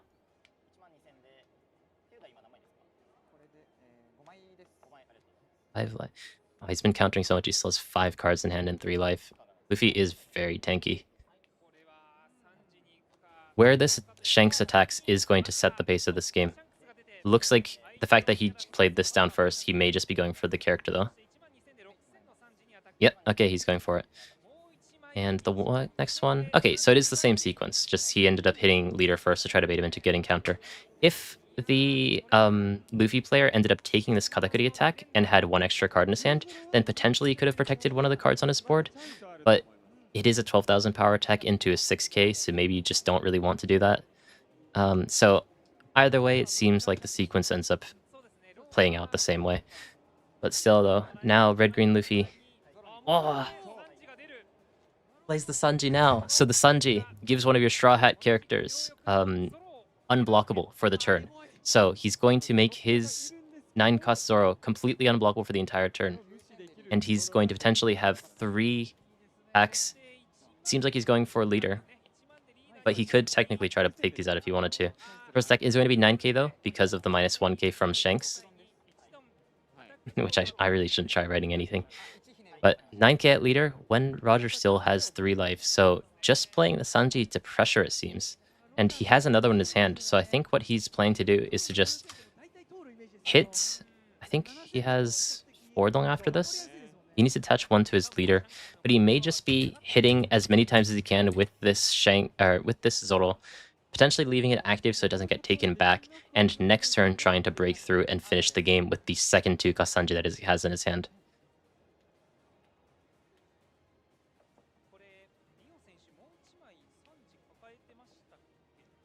Roger, thinking about what he's going to do here. One thing that you do have to worry about, though, so you kind of have to expect this is going to happen. So it's better to think about what you're going to do on the opponent's turn.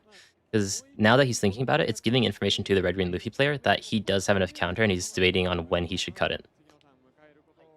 Whereas if you were to take this attack earlier on, then potentially that may indicate to the opponent that he just doesn't have much counter. It's a very small thing that many people don't take into account, but it does potentially give some information. So it may make red-green Luffy consider what he wants to do. Unfortunately, with his hand, it seems like this is the only thing he can do, where he just tries to play to end the game the next turn with the second 2-cost Sanji.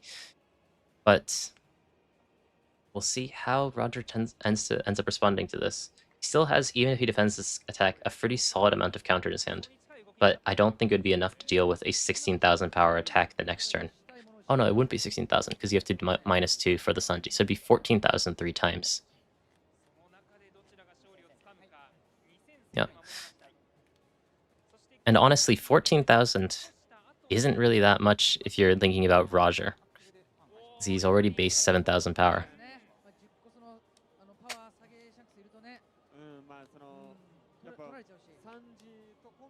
Roger seems like he's in a pretty solid spot right now. I think Luffy's setting up to try to go for a game the next turn, but he would need all of the attacks to go through. And he has so much counter in his hand.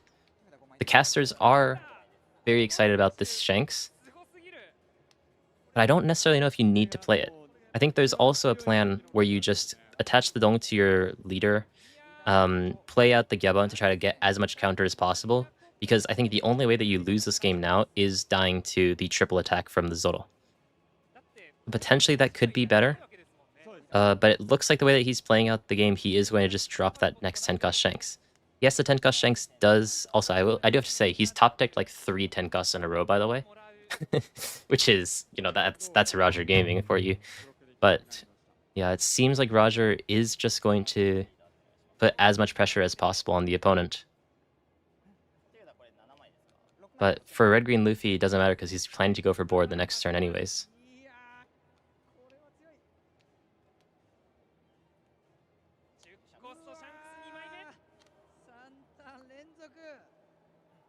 Oh, right, sorry, 13,000 with Shanks on board. Yeah.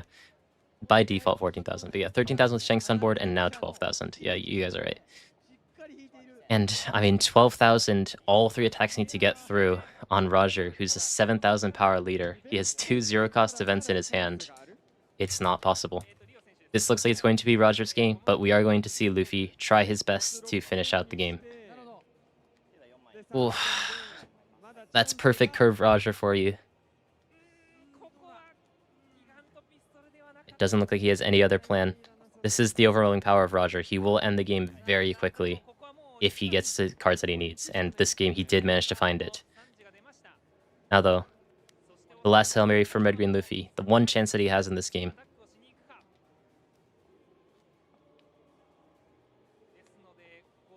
Just, come on, do it, man. Come on. 12. Man. 12. It's crazy that 3 12,000 power unblockable attacks feels small. But to Roger, these attacks are kind of nothing.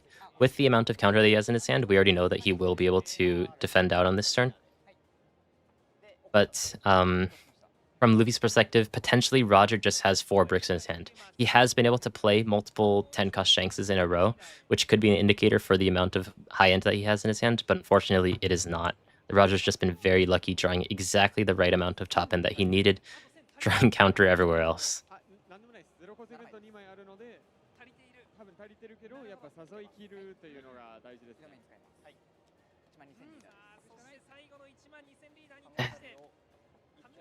+3. And thinking about what to cut, but anything that you cut is going to be game.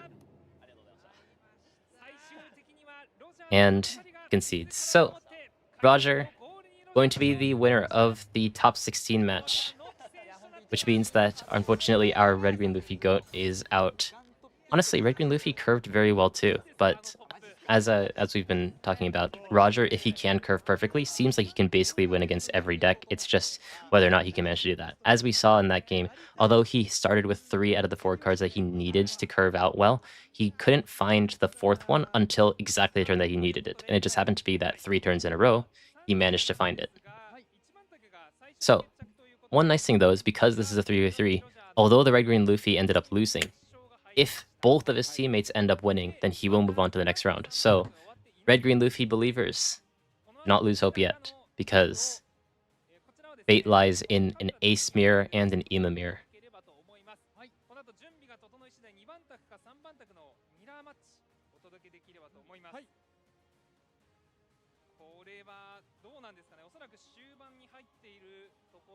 I wish that we could see the games though.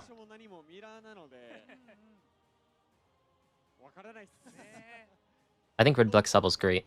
Red Black Sabble yesterday had a deck in top 4 and top 2 yesterday, but there was no stream yesterday.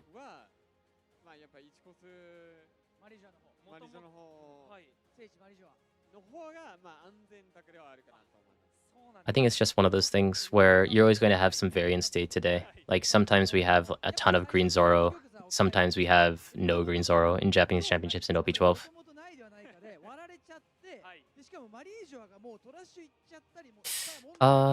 NTC, have you run Stussy?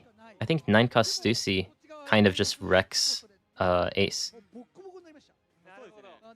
Like the second that they start playing their 10 costs, if you can Stussy their 10 costs, then they don't really have much board, and you now have a 9,000 power on the board. Yeah. I'm sure we're gonna get an Emu versus Ace matchup, Jordan. But yeah, which decks are Ace great and bad against? Great against. I haven't like done too much extensive testing for Ace to know like what matchups are just free wins for him. But matchups that are bad for Ace are what's it called? Removal. In things like Black Lucci, decks that can run Stussy, decks that can run Red Rock, and also Pudding hurts that deck a lot. So decks that can use Red Rock and Pudding very well are pretty solid. I think decks like Blue Doflamingo, for example, are pretty good. Blue Yellow Nami, good into Ace. And then Green Zoro just has a lot of damage that he can manage to run over Ace, but that's a bit more iffy. Oh, okay, I think they moved the camera so you can see what's going on. Ah, yay, Emu Mirror! This is exactly what every single Emu Mirror looks like. Getting into... Oh, we can't see their hands, though. This is, like, kind of the only thing that matters, actually, is the number of... Oh, okay, hold on. 5 cards in the right Emu's hand. For you guys, I guess. Oh. That Emu. Sorry. That Emu. That Emu is Da. That Emu is Midas. Midas, probably. Ooh. Actually, hold on. The second match was won by the red-blue Ace on the red-green Luffy's team, so it does come down to this Ema match. If, I believe, yeah, if ADR ends up winning his match, ADR is the name of the team, if ADR ends up winning their match, then the entire team will move on and the red-green Luffy will survive. Getting into this game, honestly, the black Ema on the right, does seem to be pretty comfortable looking at his hand and board. He still has 1 life, he still has the blockers. It's the Ema Midas's Ema's turn right now. He is... Why does he have 1 long rested? So he's not going to be able to play the 10 cost Gorose this turn. Right? We jumped into this game very quickly. Yeah, okay. One thing, so he countered the 2-2-1 here instead of taking the free block here. A lot of the times in the mirror, you don't want to actually end up blocking with this guy because this is a very important attacker. If you can counter out of your hand and instead use this guy as an attacker every single turn, then you now have minimum 3 and now 4 because he didn't block 7,000 power attacks at the opponent's leader. Oh, fuck, sorry. The attacks went through so fast. So, sorry, let me go back for a second because he did the plays before I could really comprehend them. So, this attack at leader goes through, right? And then...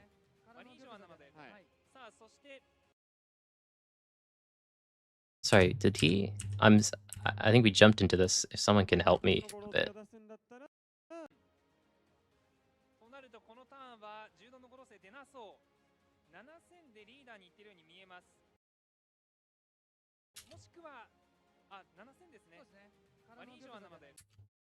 I mean, that's just a block, right? It's 9k leader, block, and then does he just concede? Oh, the guy on the left scooped. Okay, I'm sorry. Oh, okay. The way that this guy was motioning, I thought that he was the one that scooped. Okay. Sorry, guys. I was like, what just happened? It looked like the guy on the right just lost. But yeah, okay, my bad. So that means that I believe ADR and the red-green Luffy has survived into the top 8, though. Okay. Yeah, I was like, surely that block just ended the game, right? But it seemed like the guy on the right just lost. But yeah, that means... I think this guy's sign is wrong, no? Because this guy's sign says that ADR ended up losing that game. I think everyone's confused on what just happened. The guy on the right was just so emotive. Yeah, I believe the red-green Luffy team went through, although... Oh, sorry, I just sped that up. Wait, let's check here. Although that guy's sign he was holding up said that the other team won. Information? Give us a leader. はい。めちゃくちゃ可愛いですね。めちゃくちゃいいイラスト。素晴らしい。ワンピースのですね、ヒロイン女性キャラがメインで収録されるということなんですけれども、新リーダーも公開されました。改めてご紹介します。こちらです。They're gonna show the VB again. Yeah. お、ビビちゃん。 We talked about this at the start of the stream. For people who don't know the effect or weren't here when we were talking about it, it's a new red-blue VB, not to be confused with the OP04 version, with 5000 power, and now can attack. Then, once per turn, if one of your base 4 cost or higher characters would be KO'd, then, oh, it's KO'd just in general, not even KO'd by effects. That's pretty solid. Then you can trash one of the cards from your hand instead. Then activate main, you can rest your leader, and give one of the opponent's characters minus 1000 power for the turn. And one of your characters that doesn't have a while attacking effect gains rush. So it's kind of similar to the original VV because you can rest your leader, so therefore it can't attack, and you give one of your characters rush. But this one not only doesn't cost 2, it also gives minus 1000 power and also has KO protection, and not just KO protection from effects, KO protection from battle as well. So that actually makes me think much better of the leader, though. 構築的にはなんかこれをキーにしてみてありますか？いやもう結構いろいろありますし、まあ絶対診断でいろんなカードが来るだろうし、まあ今だとマルコっぽくなるかなと思うんですけど、赤をマルコっぽく、そうですね。なんですけどやっぱ診断全部見てからはまあいろいろ気になってますね。なるほど。そして Yeah, no, Sunohara, great artist. Sunohara, the artist that drew the OP01 alt art Nami, the Yamato and Perona, I believe, alt arts in OP07. Lots of good things. We talked about these promos as well. I think that they're solid. This Green Robin's quite nice for Green Purple Luffy in this meta. Could help him sort of regain a footing back in the meta. Nami, good card. Need to see if it actually fits in the list because the list is already very tight. Bonnie, to me, doesn't look that great, but, I mean, you know, it's a 2k counter, so you can always justify it. Ooh, Voye. Would you like to join? You're always welcome. I don't get Discord notifications while I'm streaming, but if you'd like to join, let me know in chat. Ah, I don't have mic set up. And the bad mic allegations will never end.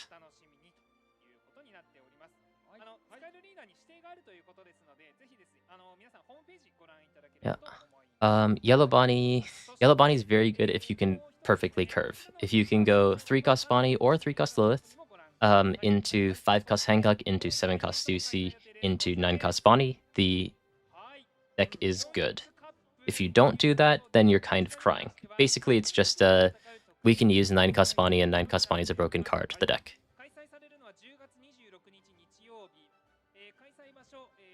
Roger likes to go second.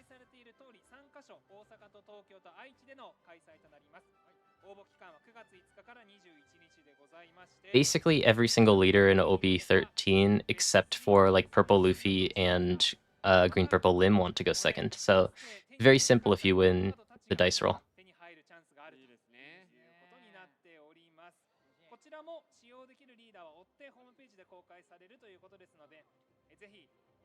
Oh, is the Robin promo the most disgusting thing ever printed? I wasn't sure how I felt about it just because Tashigi already exists, and like Green Purple slots already looked kind of tight.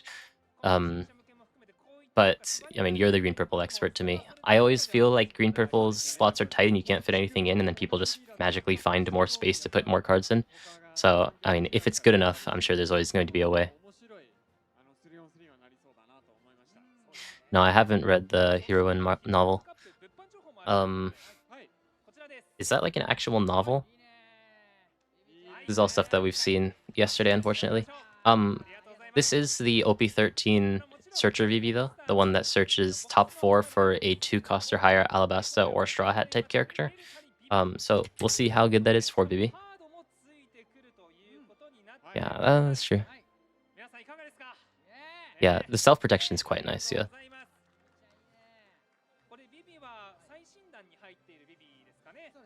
Mm-mm.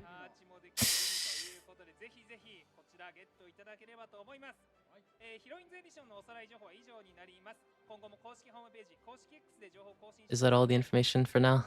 Maybe we'll get more stuff before top 8 and whatnot. I'm glad they didn't spread out this information across all of the rounds. It's like, oh, check out the playmat between the top 2 and top 4 match or something. Hope that means we're getting more good information. Yeah. How do I feel about OP13? It depends what you play. Right now, it feels like if you play Ace or Ima, it's very interesting. Oh, they're going straight into the next round. But Ace and Ima, the Ace versus Ima matchup is very interesting. The Ace mirror is quite interesting, although it's favored to the person going second, and the Ima mirror is also very interesting, but it's favored towards the person going second. Still, though, both of those do kind of feel like skill matchups to an extent. Ace feels less like a skill matchup, so I prefer Ima as a deck. But the gap between Ace and Ima and the other two decks, as we've been seeing, you know, we've had Ace and Ima consistently on every single team so far, does feel quite significant. So we're likely... I wonder what we're going to end up seeing again here. I worry that we're just going to see Roger versus Rayleigh, and we're just going to get like a Roger showcase because they don't want to show mirror matches. But I do want to see like Ace versus Ima, or like an Ima mirror between like really skilled players, because Ima mirror, many people were saying, would be just really boring. You spam the 10 cost Gorose once you get there, and just whoever has more. It's much more complicated than that, because there's so many things about like when you block versus when you leave the character, so you have an extra 7k attack. There's things about leaving your characters active so that you can set up a big board for when you play Jupiter. There's a lot of really interesting things in the Ima mirror that makes it very technical, but that doesn't change the fact that the player going second is generally going to be winning. So yeah. Teach doesn't kill Ima because the 10 cost Gorose is activate main.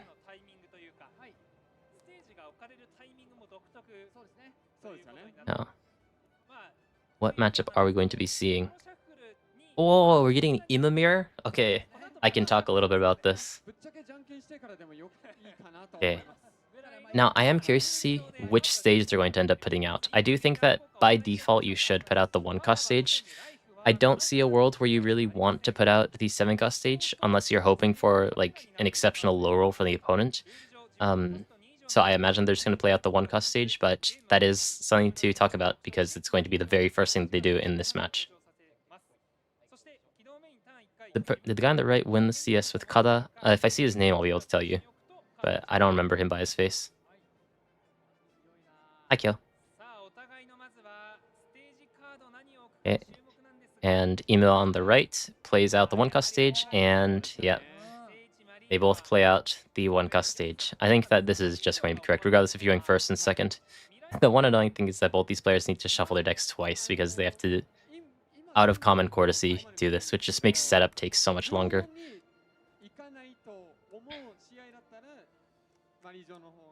OP13 has been rough.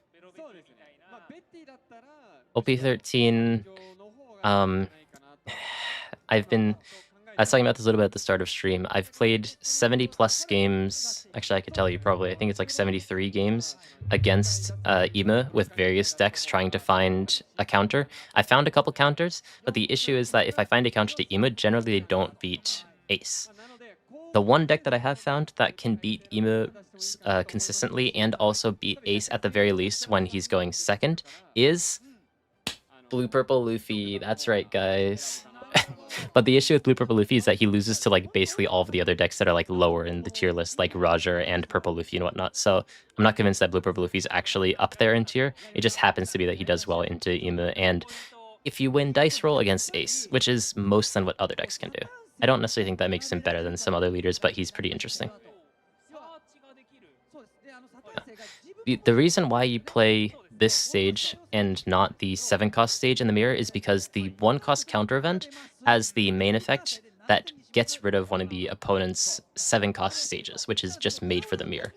So if that card ends up getting burned in the mirror, then and you don't have a stage and you can't use your Godolse activation. So in the mirror specifically, you put out the 1-cost stage. In every other matchup except for potentially aggro, when you're going first, you want to put out the 7-cost stage.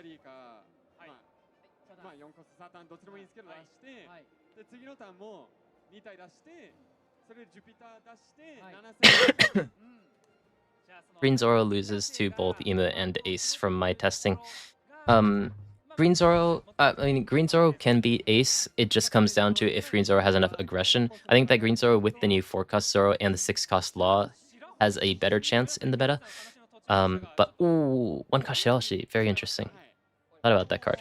But yeah, Green Zoro's not bad in the meta. I think that he's like a solid top 3, top 4 deck. But I do think that the Ema matchup is quite hard if the Ema knows what they're doing. But interesting, this Shiraoshi, many people maybe haven't seen it in a long time. Oh, he runs Vivi. What the hell? There's so many interesting cards right now.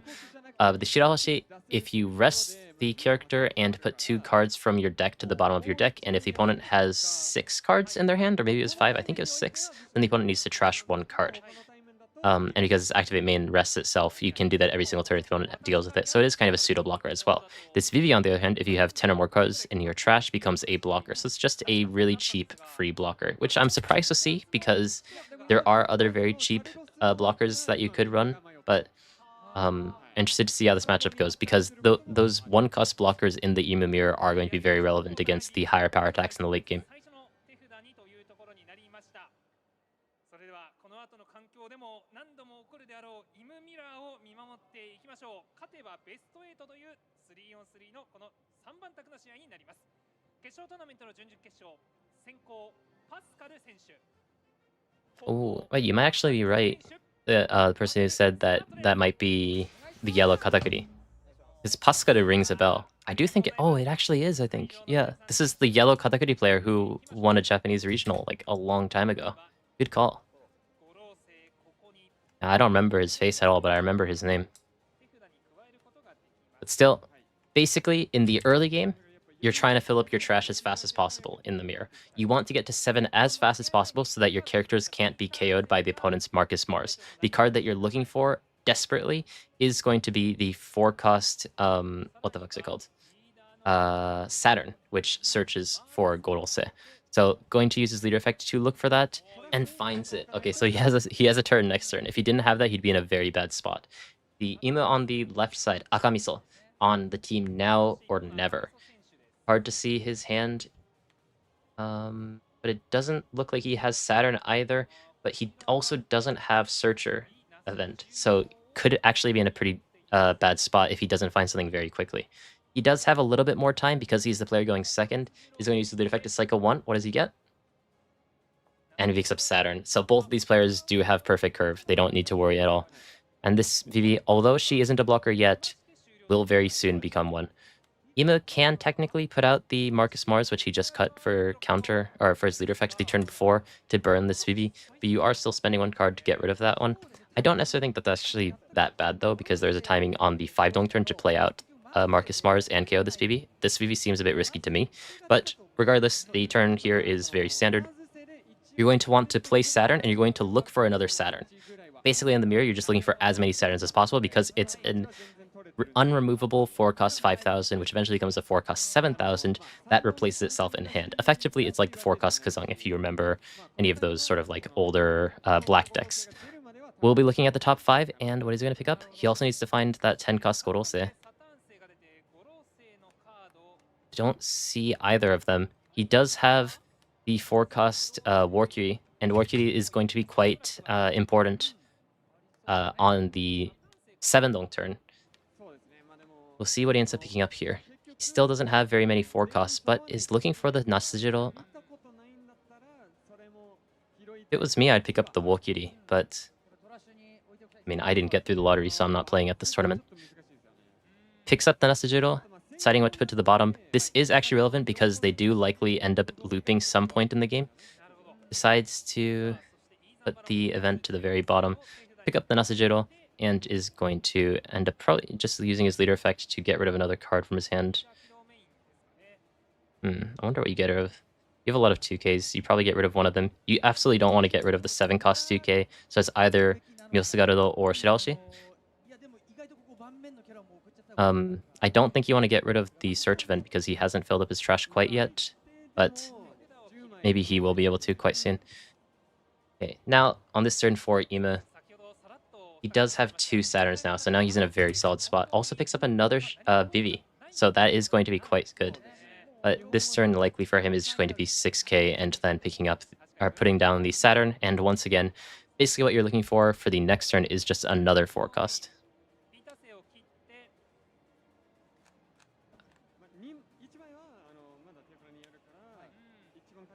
When you're going second, this Mars doesn't do too much. そして5戦でリーダーへのアタックです。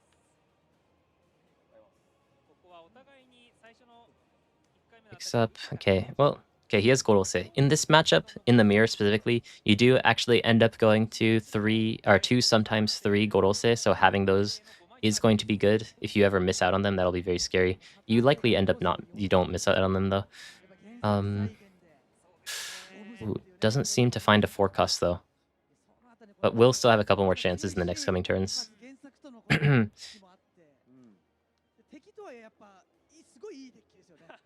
Does he have counter event in his hand? Oh, he does. Okay, yeah. So what could end up happening, he doesn't have 7 cards in his trash, so the best play for the player going first would be to play Mars and KO the Saturn that just came out. Unfortunately, he used his leader effect and got rid of Mars on the very first or maybe second turn, so he doesn't have that play afforded to him unless he uses leader ability first. Otherwise, the best play on this turn would be to play a 4-cost again, but because he didn't search one last turn, he doesn't have one to play. So I'm curious to see how he's going to end up recovering from this. He does have the 1-cost Searcher, so he will be able to do that, but because if he does end up playing this 1-cost Searcher on this turn, he won't be able to play the Mars. Still though, although the Imo on the left, Akamiso does have a very good curve as we could see from their hand, they don't necessarily have the cards in their trash to be able to protect them. Unfortunately, not going to be punished on this turn by Pascal. Yeah. I think using leader effect first is very good though. Unfortunately, gets the exact same card. But if you do happen to get a Mars, then you do want to play that 4-5 Dong over playing... Ooh. Actually, I like that play. I didn't consider that. I was thinking that you end up just playing the Searcher and looking for a forecast to play, but by playing this Nasajiro, right now you just leave it active. Even if you could have Rush, you don't want to rest these characters right now because you don't want to let the opponent hit into your characters. What you want to do is leave these characters active and play this 7-cost to board and make them 7k. And when you make all of your boards 7k and then hit into the leader or the characters, then the opponent has to start countering. If you hit at 5k, it makes it really easy for them to deal with the attacks and really easy to deal with your board. So what both these players are going to be doing is charging up their board and hitting after. So the reason why you want to find a 4-cost for this turn for the player going second, which he has many chances to, because he has his leader effect as well as the 4-cost Saturn, is because your stage is not once per turn. Because you can play all your 4-costs for 3, with 6 Dong you can play 3 4-costs because they're 3/3. So if you're playing towards this plan of playing as many characters active as possible, what you're going to want to do is... So I'm giving you guys like a masterclass on Imo Mirror, but I've playing this way too much. You're going to want to play all of your characters out. You don't want to rest this because the opponent is going to have floating Dong on the next turn. Set up 3 active characters, and the turn after that play out the 7-cost Jupiter. And then you have 3 characters on the board that can hit immediately for 7k. Checking. What does he end up picking up? Picks up the Saturn. Yep, there it is. This is perfect curve. Now he's just going to play the next Saturn for 3 Dong as well. Likely after the leader hit, I'd imagine. Now that he knows what his turn is going to be. And this is going to be quite difficult for Pascal on the right side because it's generally favored for the person going second.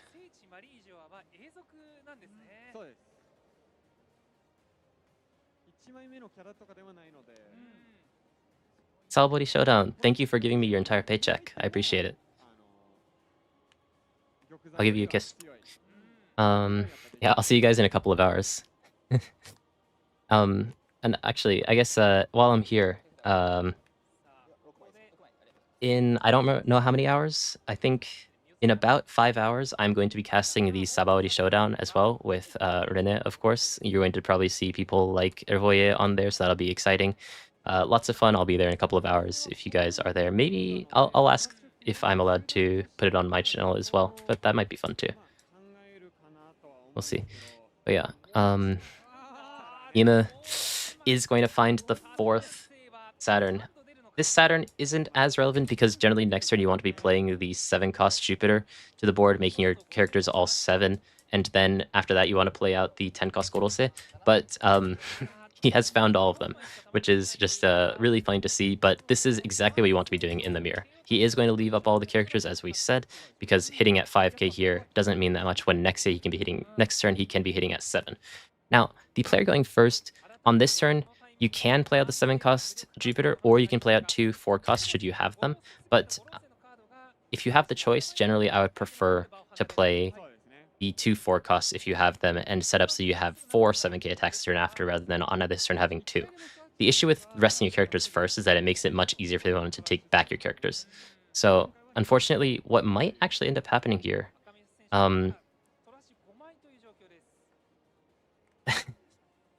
I think, yeah, it looks like he's going to go for it. You may play the Searcher, just cycle through your trash a little bit, and then just play out the 7-cost, because it's going to be 6-cost, to the board active and pass. But that feels like a pretty bad move, and when you're going first, you can't really afford to just deal with pretty bad moves, and you need to have as good and as aggressive moves as possible. Actually, I really like this active Nasajiro that he played, because when the player going second does rest his characters, which is likely going to be next turn, that means that he can hit 7k into something that's 5k, make something else 3k, and then hit the 5k into 3k, effectively forcing the opponent to use 3k counter on 2 different attacks should they defend them. So it will help with clearing the board.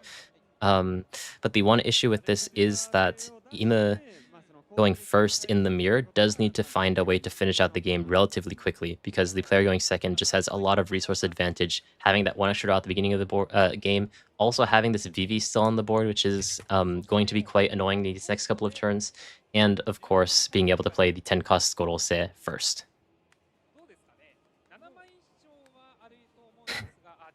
I've just played a lot of Ime mirrors and stuff trying to figure out how to beat the deck.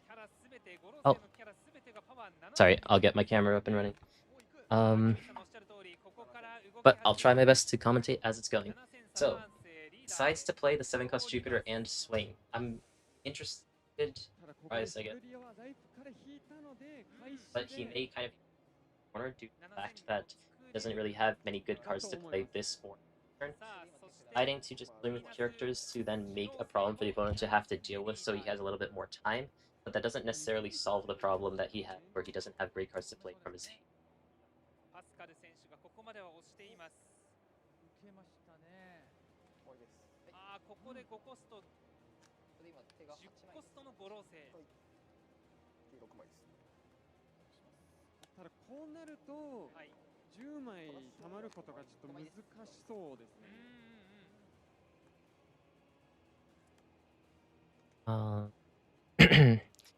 Yeah, I believe the Ime on the left just took both of the hits.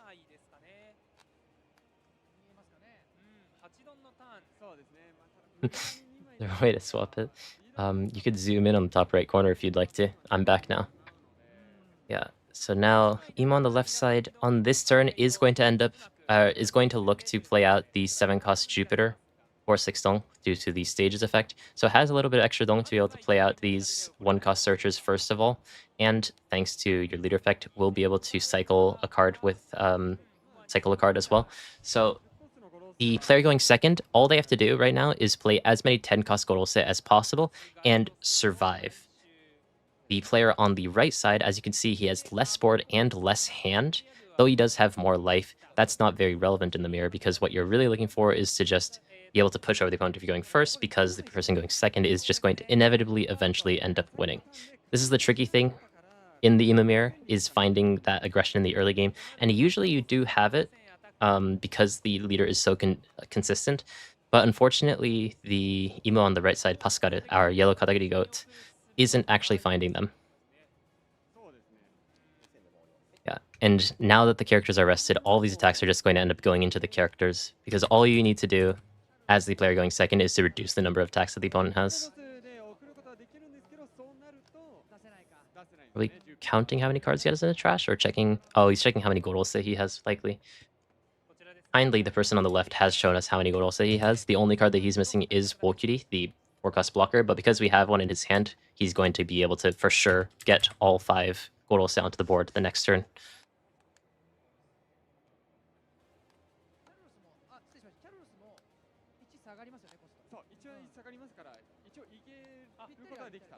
Yeah.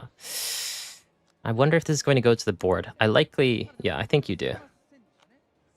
like, you're in a good spot where you could start to pressure the opponent, but because he still has 3 life and you're in a very comfortable spot hand-wise, there's no point in risking it. If you just hit at board, try to chip away at the resources, or at best take the characters, then it just makes it very tricky for the opponent going first to deal with. The reason why you don't want to rest your characters first, although the player going first does basically have to, is because it means that the opponents can hit into your board. And if they can clear your board, which is pretty easy if you have this many characters on the board, if you have the 7-cost Jupiter, or if you have the 6-cost Nasajiro, then you can end up actually... Interesting that he didn't actually play the Jupiter on this turn, though. Just going for as many resources as possible. You can set up a situation where the opponent doesn't have enough attacks to get rid of your board. And then once you do that, you just have so many attacks on this next turn that's really devastating. Now, does he have another... Oh, he does. Is that better? I don't think so. Interesting. I'm trying to figure out if the Saturn was better than the Jupiter. Like, he ended up taking the 2 hits anyways, so it's the same result. So maybe it actually it ends up being better because Saturn gives you the extra draw. But if you were to play the Jupiter this turn, then the next turn these cards are already 7, and you've already set up a situation where the opponent simply doesn't have enough attacks unless they were to play the 6-cost Nasajiro to take out your board, and you have a lot of counter anyways, that on the next turn these cards will end up hitting the leader and putting a lot of pressure.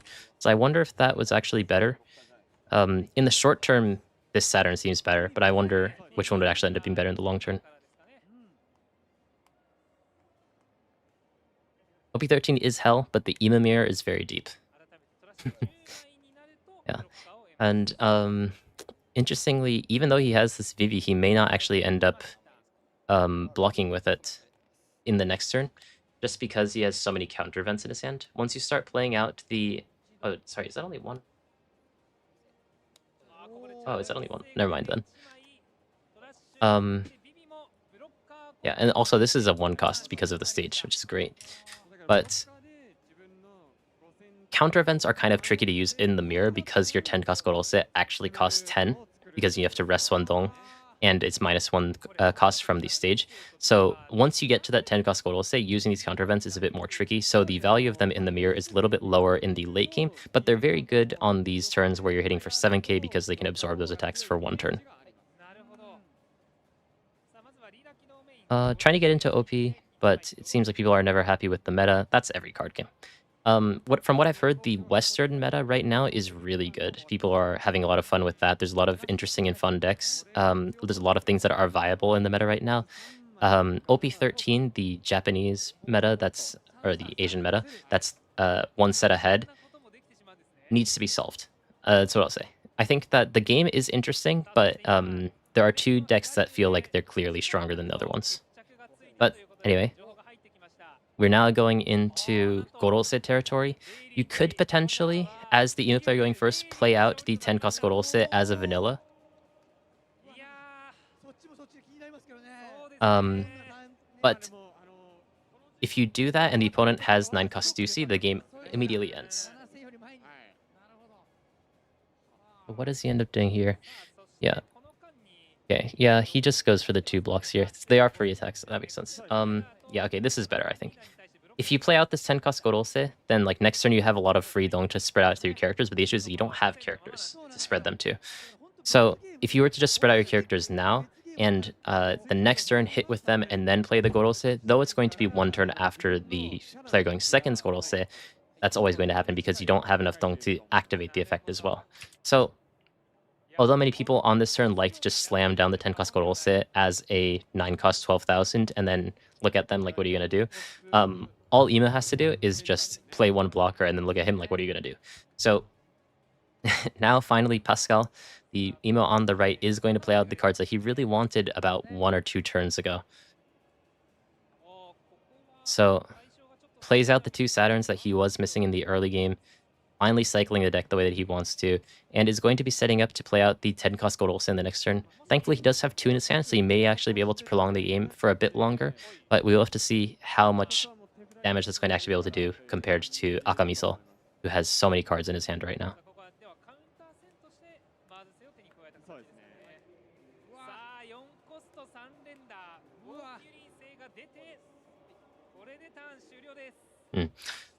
Pretty solid turn, though.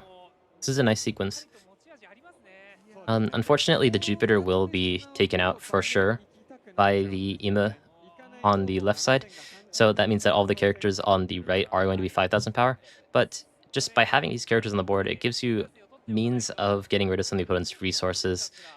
Also gives you actual threats to be able to fight the opponent's board when they rest them. So not a bad sequence, but the player on the right, player on the left still has so many resources in his hand right now that he can play this game as slowly as he wants to right now. Yeah. Yeah, and the best way to do that is to just chip away the opponent's resources. Every single one of these cards that he takes out of his hand is going to hurt so much. So he's looking at 8 cards in hand to only 4 on the side of Pascal.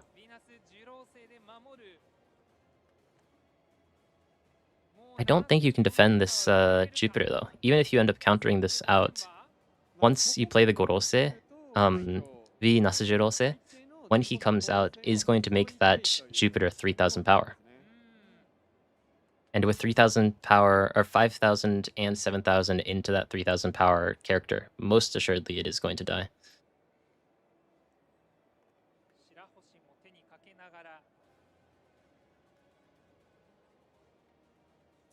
Yeah, I do think that Bandai's been pretty good about power creep. You also have to consider that OP13 is the anniversary set, and anniversary sets historically have been very power creepy. If you think about things like OP05, where we got Sakazuki, NL, Purple Luffy, which, interestingly, all 3 of you still see in this meta every now and then. You also got Rebecca and Lucci in that set. OP09 was a bit of a miss, but we did get Blackbeard. And OP13, again, big power creep set. So this seems to happen like once a year, but otherwise, pretty solid balancing from Bandai all around, I think. But yeah, Ima going to play out the Tenkasu Gorose, and we're going to see the Ryoiki Tenkai. Yay! Crashing 1 card from hand. Resting Guangdong, and is going to have to trash his entire board. So this Gorose is kind of just a 10 cost for show, but it has a lot of aura. It is going to immediately disappear, and all of the characters are going to come onto the board. This is where things start to get crazy. Although you just use 2 cards from your hand, you are just going to immediately get those back from Saturn, from your leader effect, and from the Wolkiri that's on the board. So in a weird way, this 10 cost Gorose is actually going to just be expanding the Ima's resources despite playing 5 characters on the board for this Tendong play.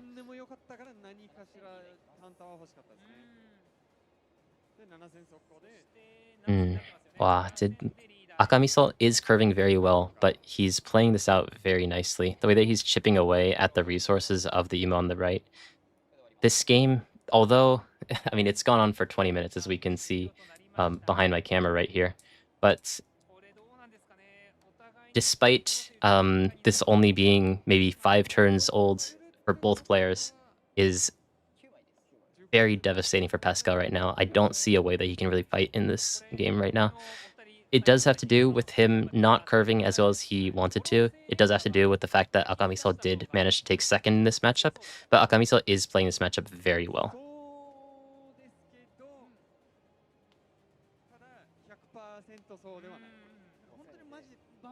Oh, yeah. Good point, Nicholas Chen. Someone won on this team because it's a 3v3 event. You need to have 2 out of the 3 players on your team win to actually get the win for the team. Now or never, the Black Emo on the left side's team has won one of their games. That matchup was Rayleigh versus Roger, but I don't know which one it was. According to Nicholas, it was Rayleigh, so good for him. But Pascal now putting down his first Gorose, I mean, basically as fast as he possibly can. But with only 4 cards in his hand after the activation compared to the full board that Akamiso has in his hand with 7 cards in his hand. It's not going to be easy.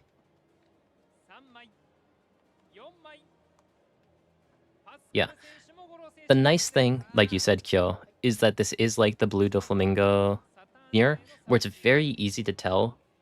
I wouldn't say it's easy in the Blue Doflamingo mirror, but it's at least in this mirror, it's easy to tell who's ahead because all it is resource battles. So if you're ahead in resources, if you just maintain that resource advantage the entire game, then you won't lose. You just do that thing that you sometimes do in chess where you just trade down pieces when you get like one pawn advantage, and eventually you'll end up winning. So this is can potentially be grueling, but it's up to the player that's going first to really be able to topple those scales because the player going second naturally does have a better matchup.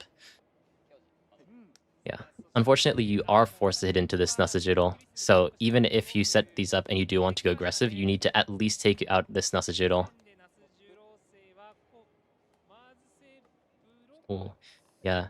And this Nasajiro, because of this attack from this Nasajiro, is actually 3000 power right now. So this block and 1k is potentially going to be able to save both of the characters and really speed up the game for Akamiso. It's like turn 6. The player going second, and we've been through 26 minutes. There's so many inputs that you have to do for Ime. Does he have... Does he not have a second Gorose? Thought he had one. Or is it just off to the... Oh, he doesn't have it. Thought he had it.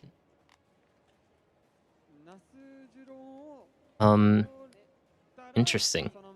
So there's... Oh, but also the Pascal also cut his Tenka Gorose as well. So neither player has it now. Maybe not expecting the game to really go to that point, trying to finish the game with the cards they already have on their board.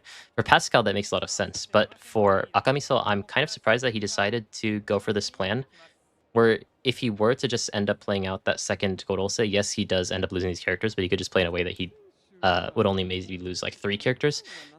Would not only hit with 7k 4 times this turn, and then of course 5k from your leader into the character. 5. Then you also play Gorose, you set up your full blocker line again. You can set up to kind of do that one more turn, and as long as you just don't die on the next turn, you should just always have enough damage to break through and win the game on that turn. But because he doesn't have that 10 cost Gorose, is going to have to play this turn a bit differently. Hold on. There's a way back into this game, I think.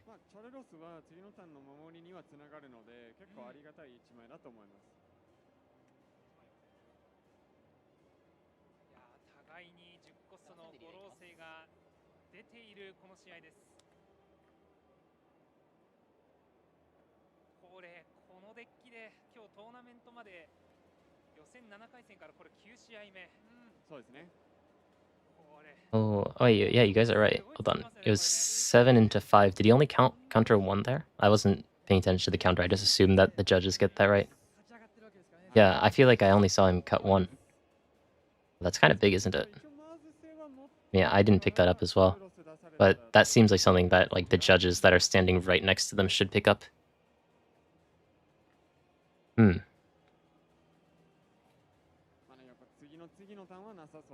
I mean, to be fair though, his hand is still very big, so the one card is relevant, but in the grand scheme of things, Akamiso should theoretically still be winning this game regardless of that mistake. But I don't necessarily think that's someone cheating. I think that's just a mistake because the powers of the characters are kind of invisible sometimes. Plays down the Charles for only 1 dong, plays down Wokiri for 3, and passes back the turn, trying to just finish out the game with these. Leaving up 3 dong as well. I guess by playing this sequence, you still get out 2 blockers, though yes, one of them is potentially going to get burned by Mars. But in this way, you get to actually use the counter events in your hand, and maybe this actually equates to end up to more counter. Still, leaving your characters rested is sometimes risky. Use his leader effect to just get rid of the 7 cost stage as fast as possible. Actually, I think even if he had another 10 cost Gorose, he probably wouldn't be able to survive this next turn. Potentially. He just doesn't have many cards in his hand.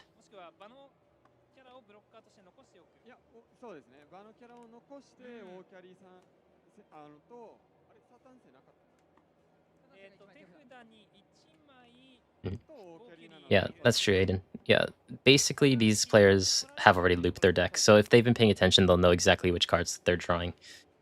I tried to learn that at one point. It's very, very difficult to. But yeah, I'm sure that if you're at this player, or if you're at this level, then you're definitely going to be keeping track of everything that you possibly can. Yeah, and this ends up happening. This is like blue purple Luffy late game, where at some point you just have an overwhelming board. All of your counter in your hand is 2k and counter events, and you just make it so the opponent just physically can't kill you, but you set up a situation where the opponent is forced to try to kill you. I do think that Pascara is going to have to go for lethal now, though. Starting with a 7k attack at leader. Yeah, he is going to start going for it. Takes the first attack very quickly. I think that he just knows that no matter how he spreads out his dong, he should end up winning this. 7,000 again. I'm surprised that he's not just spreading these out evenly, though.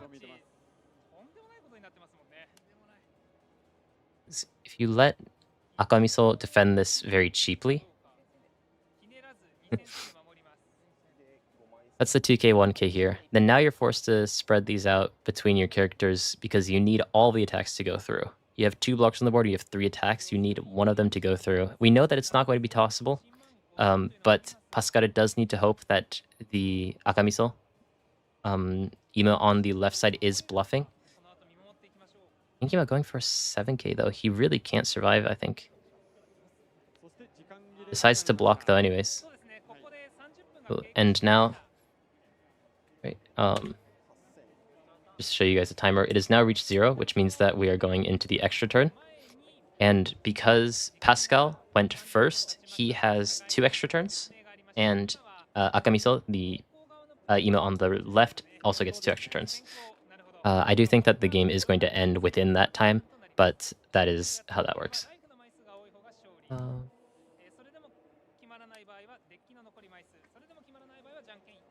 It's like including this turn, by the way. So it's this and one more for Pascal.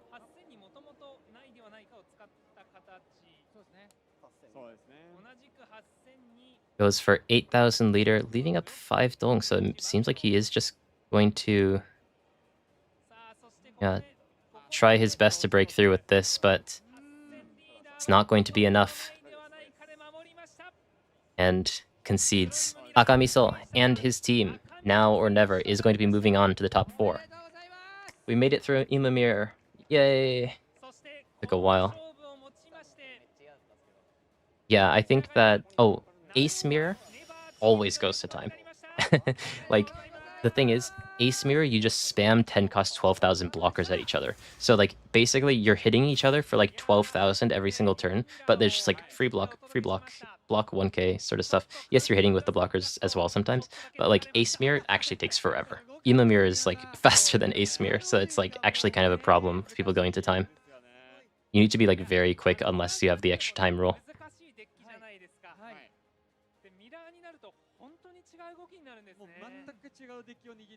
Yeah, but still, I hope that, I don't know how good my commentary was. I hope that I could kind of illustrate some of the complexity of the Ima Mirror, because Ima Mirror is very, very different against Ima, very different compared to Ima against any other deck. Because in any other deck, all you have to do is survive until 10 cost Goros, and you can essentially win out, but the Ima Mirror, you have to find timings to leave your characters active, because that's how you can actually break through the opponent's defensives.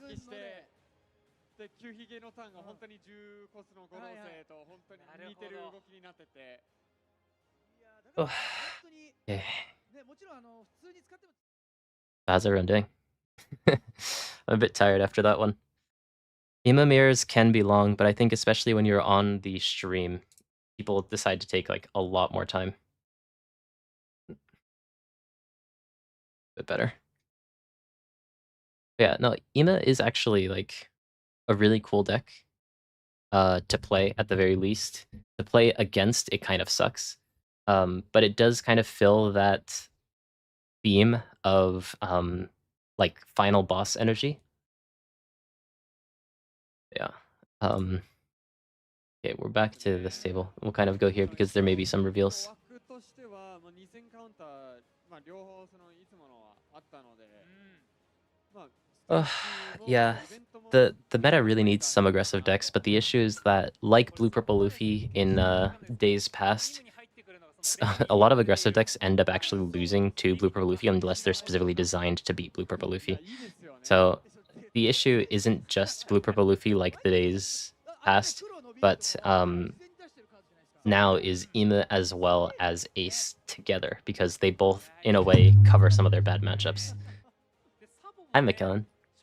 Thank you. Making some concrete. You're on it today. Is that like actual concrete? Is that like a reference to me being a construction worker, or is that some English lingo that I don't understand? Anyways, any advice on UI versus green Bonnie? Blue yellow Nami, right? Blue yellow Nami, if you just get rid of their things that protect their higher cost characters, then you can just red rock their high end and eventually end up winning out. It's not too difficult of a matchup, but if you can't deal with those protection cards, then it is going to be a bit tricky. Anyways, this is the new prizing for sealed battles. This is cute though. And finally, by the first time in Japan that we get this art for Luffy, which I know that you guys have had for a little while.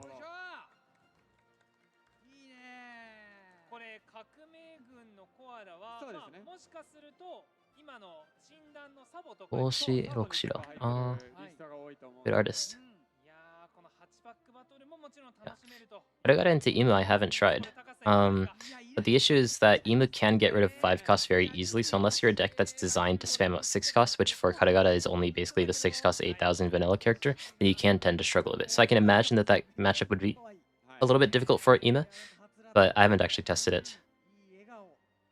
Kuzang hasn't seen any results, but from my testing, Kuzang actually seems pretty solid. Same with Bella Betty. Bella Betty has actually seen some results because it can do pretty good into Imu and Ace. But yeah. There's... I don't think we ever got the live action Rainbow Luffy. There are several decks that beat Imu, but most of them end up losing to Ace, which is why it's tricky to build for this meta. Zoro Sanji's one, because in OP13 he spams a lot of 6 cost 7Ks. Blue Purple Luffy's one because he spams 9+9. Kuzang is close, but I think it's winning because he spams 8+8. And Purple Luffy, I think, wins because you spam 8 costs very, very quickly. Basically, anything that can play high-cost characters and be aggressive while not losing in the meantime can win against Imu. But a lot of those leaders just have some struggles with dealing with the other decks, such as Roger, such as Purple Luffy, which has made a comeback, such as Green Zoro, and of course Ace. Oh, what's this Nami? Opie. Oh, it's Sanji. Oh, it's the Punk Hazard Sanji where he body swaps with Nami. And then this is of course the broken Tashigi. That's a really nice art for Tashigi. Yeah, this is all just for me. This is flagship prizing, but I'm sure this guy's for you guys will eventually become like Treasure Cup regional prizing or whatnot. Green Purple Luffy kind of struggles into Imu because Imu can KO a base 5 cost or less. But potentially the new 3 cost Robin promo that they showed yesterday can be good in that matchup. So yeah. I haven't tried UP Sanji into Imu. I have no idea how that matchup would potentially go. I wish I could give more commentary on that, but Sanji's such a unique deck that I would actually need to try it. But he doesn't have too many attacks, and not many attacks is generally bad into Ace, which even if he could beat Imu, like decks like Green Yellow Law can beat Imu, but struggle into Ace, and that's generally the wall that OP13 has been so far. Kuzang can beat Ace because you have Pudding and Red Rock. So I think Kuzang's actually like a solid deck in this meta, but no one's playing it, so I'm worried that that's just like my bad testing.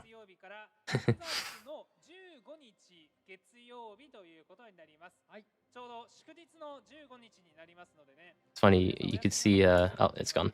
You could see, like, the guy showing him the notes of what to say off to the side. But yeah, yeah, that's true. I wish you guys had, like, better, distribution of promo cards. Gara Gaming House. I actually updated it this morning. If you refresh the page, you'll see a section with my OP12 list, my OP13 list, and some matchup thoughts on Green Zoro as well as Red Rayleigh. I don't have like fully detailed sections on those two matchups because I haven't been able to test the matchup as much as I've liked to, but I have some key tips that have helped me in OP12 when I was playing OP12 for that matchup, so you can check that out. I also have some other things coming to Metafy soon, though, so I hope you guys are excited for that. Actually, you know, because we're in this intermission, I kind of want to show you something that I've been working on, if I can show you in a way that doesn't leak too much. But I have collaborated with a Japanese group.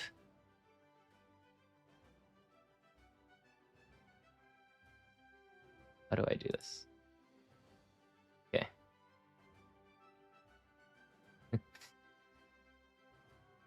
One second. Let me figure out how to do this correctly.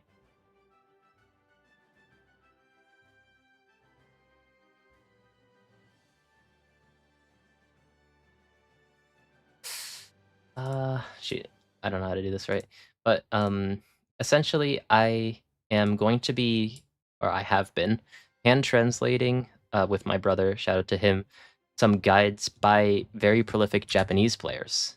And some of those Japanese players include Joker, the 2022 Pirate King before the West was part of Worlds, 2023 and 2024 Championship Top 8 and Japan Finals Top 8, Heth, One Piece Card Game Fest 3v3 winner, which was actually this tournament but last year, Ayatora, the 2023 Wave 1 Finals winner, Tsukyusagi, which you guys may know, Japan Finals winner for 2023, Yadang, the 2024 Japan Finals win, and WF, the World's runner-up.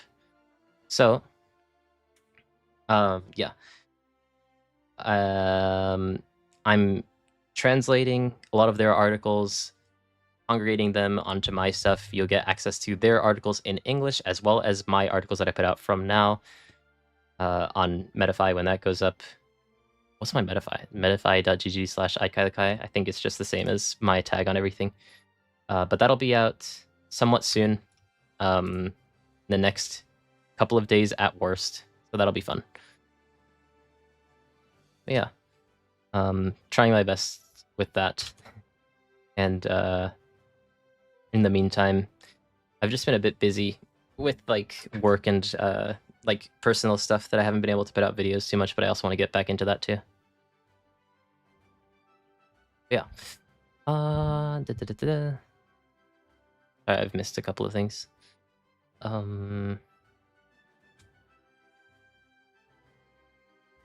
Yeah, I can understand not wanting to play Nami without Young Girl, but I mean, Teach is an option. It might feel a bit bad, but at least it lets you use the 6-cost Kuma a bit better, no? Maybe? Maybe not. Yeah, it's one of those things where like you don't really want to use the deck when you know it's going to get buffs, so it's a bit awkward. Yeah. And Rayleigh beat Ima, not if Ima draws his cards correctly. Basically, Mars gets rid of everything that Rayleigh wants to do, and Rayleigh just doesn't have enough power to get through Ima, unfortunately.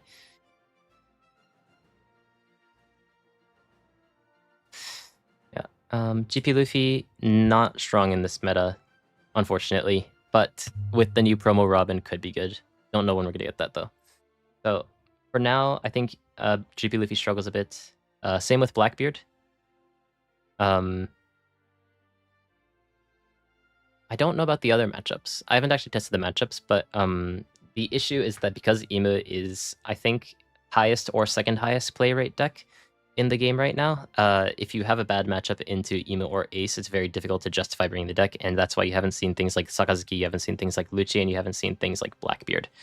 Blackbeard struggles a lot into Ima because Ima's, although you mitigate their on-play effects, you don't mitigate the 10-cost Codal, say, because it's Activate main. So yeah, a lot of things like that. I'll you know, I'll pull up tier list that I showed at the beginning of this stream.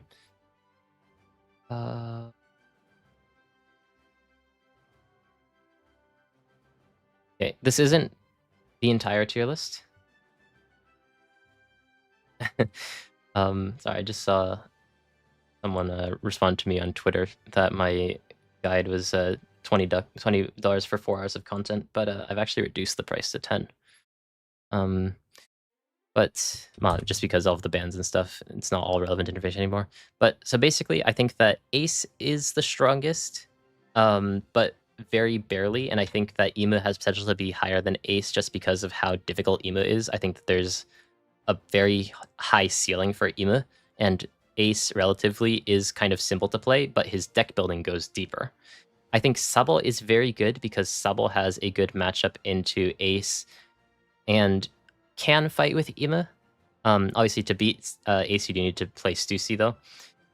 Zoro also can do well into Ace, but struggles into Ema. I think Blue Purple Luffy can do really well into Ema. You'd be surprised how winning that matchup is, and can beat Ace when going second. It's the only deck, in my opinion, that has a winning matchup into both of these. Granted, like specific scenarios, but I don't think there's any matchup that wins first and second into both of these decks. Bella Betty may be one of those decks, though, that can beat these two, but tends to struggle into a lot of some of these other decks. Roger is very tricky to rate just because if he can high roll and get the cards that he needs every single game, he'd be up here in S tier. If he can't, then he's down here. And because of that consistency issue, I have him down here. Zoro Sanji can actually surprisingly fight with a lot of these decks, but tends to struggle against Ace and more tankier leaders like Sabal. Purple Luffy, kind of similar sort of deal.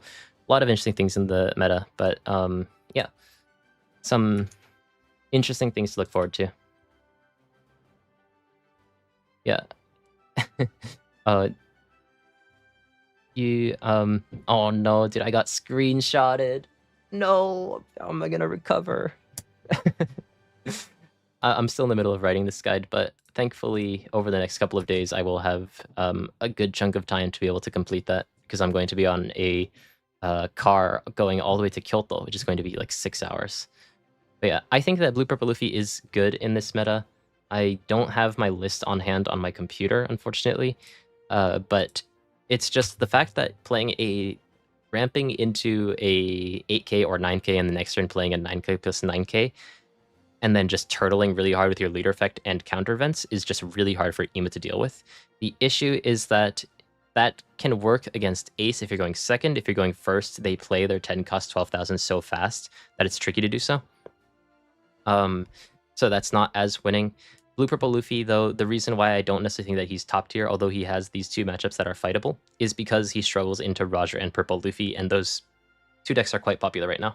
So all of the decks have a trade-off. I think that Blue Purple Luffy, given all the circumstances, is in a good spot, but I think that if you really want to win, basically you just should be playing Ace or Ema.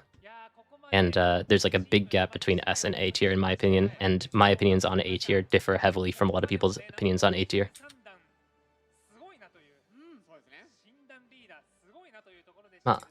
I mean, I think there's a lot of testing that needs to be done and opinions to be had, but I think that Blue Purple Luffy is much better than people give it credit for. Ooh. Ooh. Okay, we're probably going to see, finally, an interesting matchup. I mean, the first few games were interesting in their own way, but we have Ace versus Zoro, Purple Luffy versus Ema, and Ema versus Ace. Now, Ace versus Zoro, I believe, is somewhat winning for Zoro, but I have not actually tested the matchup. This is just what I've heard from people anecdotally. Purple Luffy versus Ema is quite Purple Luffy favored, but Ema does have a chance if he can get to, or they, I don't know if Ema's a boy or a girl, can get to the 10 cost Gorose and still have relatively high amounts of counter in their hand. And Ace versus Ema is going to largely come down to skill and who wins the dice roll, because whoever's going second in that matchup is going to have quite a big advantage to start off the game. I hope we see an Ace soon, though, so I feel like we're probably going to see Ace versus Green Zoro, just because we haven't seen an Ace quite yet. But We'll hold our breath, see what we end up seeing. So the matchups in 3v3, before you start the tournament, you have to choose who's 1, 2, and 3. And you always have to sit in that order, and you just have to fight against whoever the opponent chose to be 1, 2, 3. You can choose your order ahead of time. So if you have some conspiracy theory that like, oh, dude, seat 1 always has Ima, so I need to play my Zoro Sanji in seat 1, then like, yeah, like you can decide that. But like, there's no actual, because everyone else is trying to figure out the system. So it's not like there's actually any sort of advantage to sitting in seat 1, 2, or 3, because unlike in other games where you can communicate with each other, you cannot in the One Piece card game 3v3s. So, we're going to be seeing Purple Luffy versus Ima, which is kind of the matchup I wanted to see the least. But this matchup, although people on Twitter especially are saying is hard winning for Purple Luffy, like I saw some people saying like, oh, I'm 14-1 in testing against Ima, this matchup cannot be lost. When I tested it, I think I'm 3-3. I don't actually know if going first or second is better in this matchup because Purple Luffy's so powerful going first and Ima's so powerful going second. But I think that it's much closer than people give it credit for. I do think it is Purple Luffy in favor, though.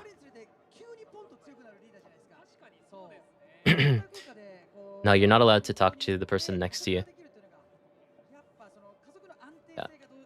So I think in other games, it makes the most sense to just put the best player in seat 2. Which in this matchup would be this matchup. But because in this one, you're not allowed to talk to each other, you just sit and watch your teammate make misplays, and then as soon as the game's over, you start freaking out at them. Yeah, okay, actually, Magellan in Purple Luffy into Ima is annoying, but it's not as devastating as you may think, because it also delays yourself. So I think the really powerful thing with Purple Luffy is you ramp as fast as possible into an 8 cost. Whether you're going first, you ramp into Bankley, the next turn you ramp with your leader effect, then you're at 8, or if you're going second, you just 2 ramp and now you're at 8 the turn after that. If you just play your 8 cost really quickly, I think that that's very powerful into Ima. But, and then the nice way to use Magellan from what I found is you play your 8 cost on curve, and the turn after that you play like double Magellan. That's devastating. But if you were to mess up your curve by, for example, when you're going second, 4 dong, leader effect 5 dong, then play Magellan, then next turn you don't have enough dong to play your 8 cost, and your curve gets really awkward. So unless you have a second Magellan, it's a bit weird. It is nice. He does have the... Well, actually, specifically in this scenario, he has a pretty good curve, though. The issue that I have with Magellan early on is that next turn, if you're going second, you're going to end up having 7 dong, but he has the 7 cost 9,000 vanilla in his hand, so he may actually be playing with that in mind. So I like this a little bit more, what Purple Luffy is doing here. Sometimes there's some awkward things that happen if you do end up doing this, but Purple Luffy does have a kind of interesting list, also running the 4 cost Sorojuro, which you don't see very recently. This 4 cost, basically people have been just doing as many ramp cards as you can, and like anywhere from like 8 to 12 8 costs if you also run things like the 8 cost bullet. And if you run the 8 cost bullet, then Ima's just kind of GG, boom, go next sort of thing. But that card's not very good in other matchups. People don't tend to run it. Hold on, hearing what the casters are saying.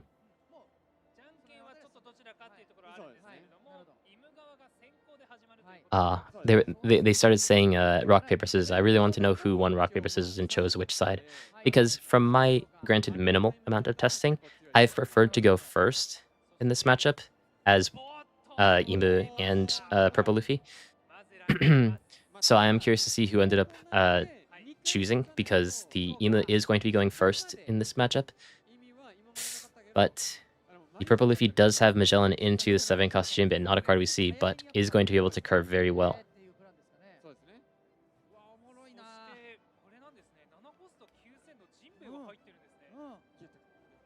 Oh, pick the 1 cost stage? Did he actually? Interesting. I actually haven't tried that before. Sorry that I just picked up on that, but good call from chat. So the benefit of the 1 cost stage is that on the 3 dong turn, you can play at 4 cost, And then on the 5 long turn, you can play a 6 cost. So the optimal curve would be to play Saturn on 4 and then Mars on 5. And he has Saturn, and I think that's... No, I think that's 2 Saturns. But he can search, and he also has filtering from his leader effect to be able to find the Mars as well.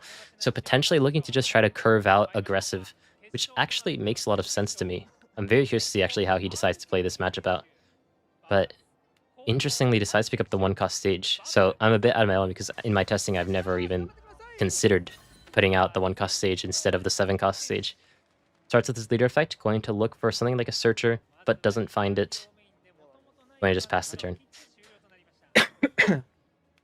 The nice thing about having this 1-cost stage, though, is he is going to be able to very quickly and immediately put out this Saturn and start looking through his deck for some of these other cards. Yeah, sometimes you pick the 1-cost stage in some of these aggressive matchups like Rayleigh, like Bella Betty, specifically when you're going first because it helps you curve better. But playing it in Purple Luffy is actually pretty aggressive too, but doesn't play in the same aggressive way that Bella Betty or Rayleigh does because his aggressive characters are much higher in cost. Looks through top 5, doesn't seem to see the Mars though. So is going to just pick up one of these Gorose characters. Seems like it's just going to be Saturn. I don't see any other targets in his hand. Yeah, he doesn't have... you can't pick up that. I made that mistake before. You can't pick that up, dude. Does he realize? Yeah, okay, he realized. Picks up Saturn and is going to leader effect, looking for something the next turn. Oh, actually, you know what's nice, actually, is that he could just play this Nasajiro and leave it active. So next turn you play this Nasajiro for 5, you leave it active, and then when the opponent plays their 8 cost and swings with it, you swing with the Nasajiro and just hit into their character and try to take it out that way, potentially. Not sure if that's going to end up actually being the play, but we may not actually end up seeing because potentially Purple Luffy might use his Magellan on this turn. Let's see if he runs it. I feel like that's just the play though, because you have a 7 cost in your hand.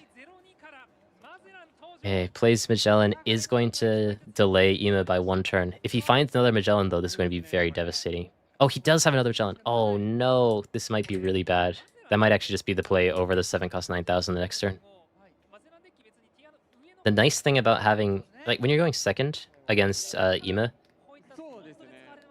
playing 1 Magellan still means they get the 10 cost Gorose on the same turn, but playing a second Magellan means they get it 1 turn later. If you're going second as Ima, 1 Magellan does the same as 2 Magellans, so it's more important when you're going second as Purple Luffy to find that second Magellan, which he does actually have. This might hurt Ima quite a bit now, but we are going to see... I wonder if he ends up using his leader effect on this Saturn. Decides to go for the search first.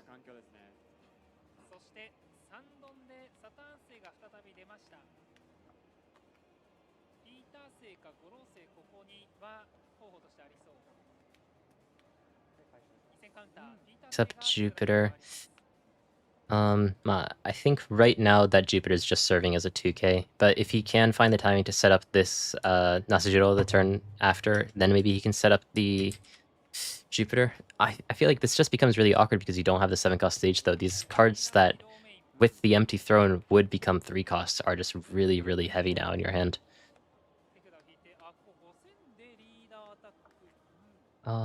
Now, what does he do with this 1 extra long? He does have the search event, so likely just going to end up using that. Yep, and just fills up his trash. So now, although not too relevant in this matchup, he is going to be very close to that 7. I believe with his leader effect, he should reach that 7 cards in trash.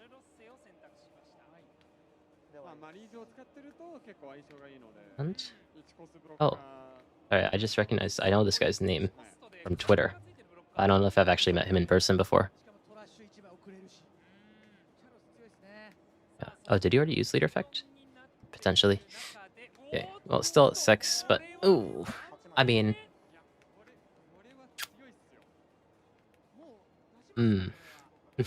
Third Magellan's pretty rough. I think that probably on this turn, though, the playing the Magellan may just be the best play, though. Given that you have the second one.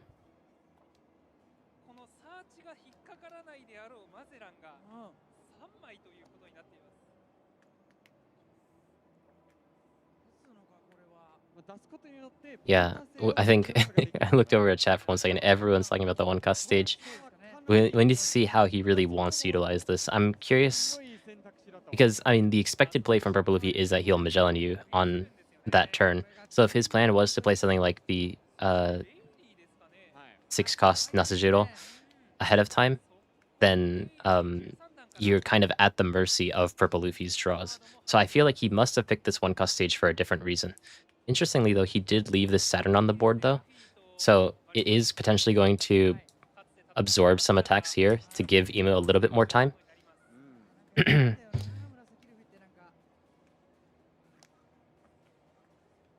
Okay. If he starts with the 5k here, it makes me believe that he may be going for the 7-cost Jinbe.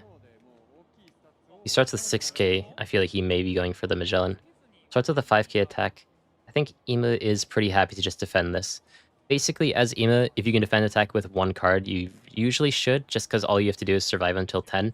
So whether or not that attack goes to your leader or your character, it doesn't actually matter too much. So in these scenarios, instead of just getting rid of your character on your board with your leader effect, if you feel like the opponent's not going to touch too much Dong and hit your characters, then it makes more sense to just leave it rested and absorb the attacks the same way that you would have absorbed the attacks into your leader, because it gives you 1 extra attack the turn after. Still, though, because he does have the stage, he does have 1 extra character on the board that he wouldn't have, which is now going to equate to 2 extra attacks. So, maybe there's something here? Because Purple Luffy, his hand is a little bit lower than he potentially would like for it to be.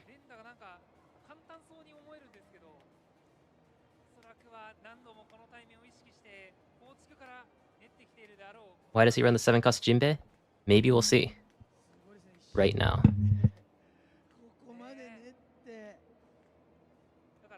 Thinking about his play, but does decide to play the Jinbe. The other option would be to just play the 2nd Magellan and hit for 7k, for example. The order of attacks may not have been optimal, though, because he is kind of locked into playing that Jinbe the second that he attacks with 5k with his leader. But because he has this vanilla Jinbe, it means that he is allowed to still curve very well after playing Magellan. The one issue with Magellan is that you can't play an 8-cost after if you're going 2nd, but this Jinbe does mitigate that. Though it doesn't have any extra effect, it is just a very big stat line, which is good into things like Iba when, you know, they have just absolute defense.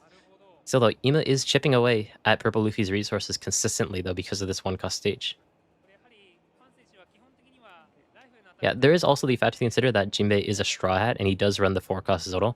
So potentially he runs Jinbe at like a 1 or a 2 of just to increase the counts that he can hit with that 4-cost Zoro.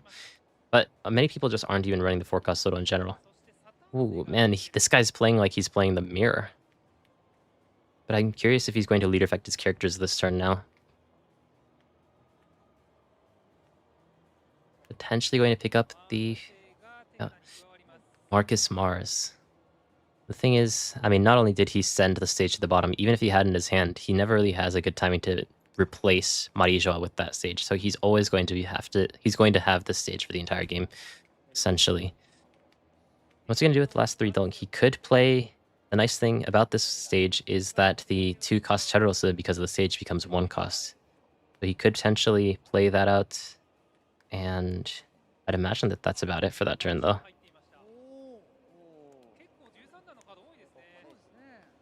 Plays the Charosa, drops 1 card in his trash. Now he has 10 cards in his trash, which means that things like the Nasajiro effect are online.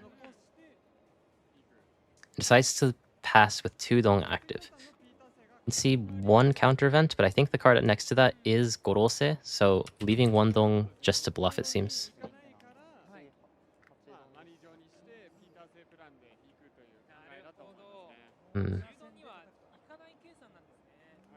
Oh.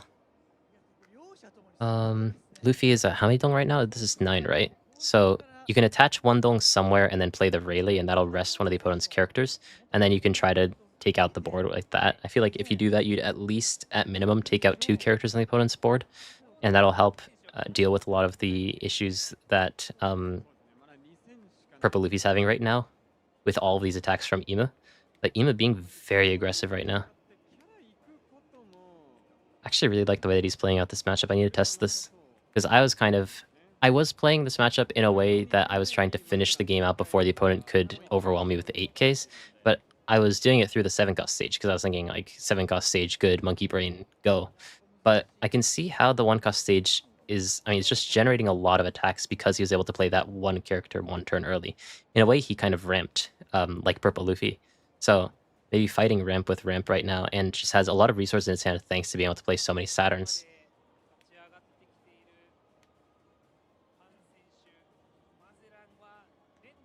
Yeah, Purple Luffy is struggling for counter right now. But I think thanks to this 9 cost or 8 cost Rayleigh, 9 cost because you have to attach Wandong to somewhere, we'll be able to fix a lot of the board issues. So he should be able to buy himself some more time.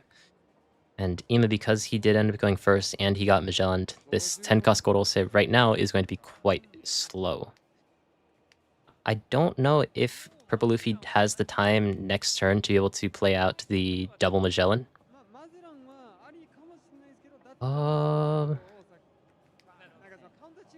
I wonder if you attack first. You could also attach... I guess you rest Saturn anyway, so it doesn't actually end up mattering. Yeah, no, never mind. Yeah, you hit 7 here, and then you hit... I mean, you could also hit from your leader too, I feel. 6/6 potentially better too. It could also be better. But decides to use the 1 cost event to go plus 4k. So... no, actually 5 and 7 uses more cards in Middleton's hands, and because Ima is short on hand, that probably ends up being better. So you have 5 and 7, then you can play the 8 cost Rayleigh, then you hit with your 2 9 costs. Oh, decides to rest the Charose anyways, going to hit into that with his Purple Luffy leader, and try to take out the 2 rested characters on the board with the Jinbe and Rayleigh. I guess that ends up making sense if the first attack from Magellan ends up being rested. So this sequence, quite clever from Purple Luffy. But now, Purple Luffy trying to take back the board, and Ima going to just have to let it happen, unfortunately.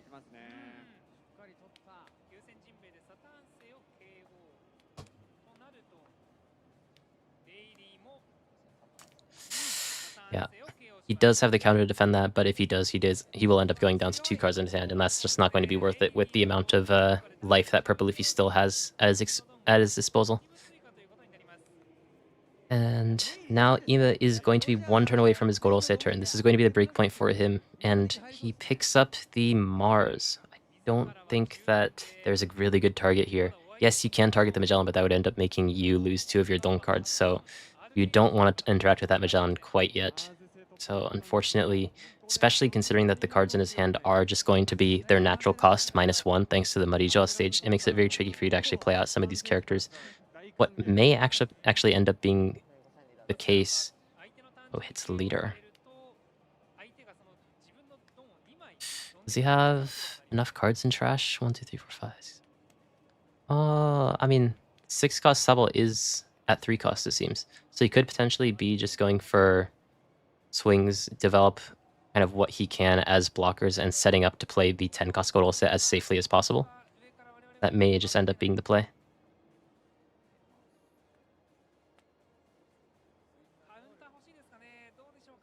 Takes the 5k attack though, because he's so bricked.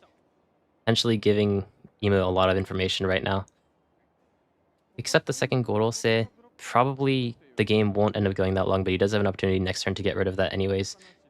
Seems to be going for the play that we were talking about though. Going to play the Mars, and then with the 3 Dong left, playing the Sable. Just playing blockers to try to make it as easy as possible for him to play that 10 cost Gorose in the next turn.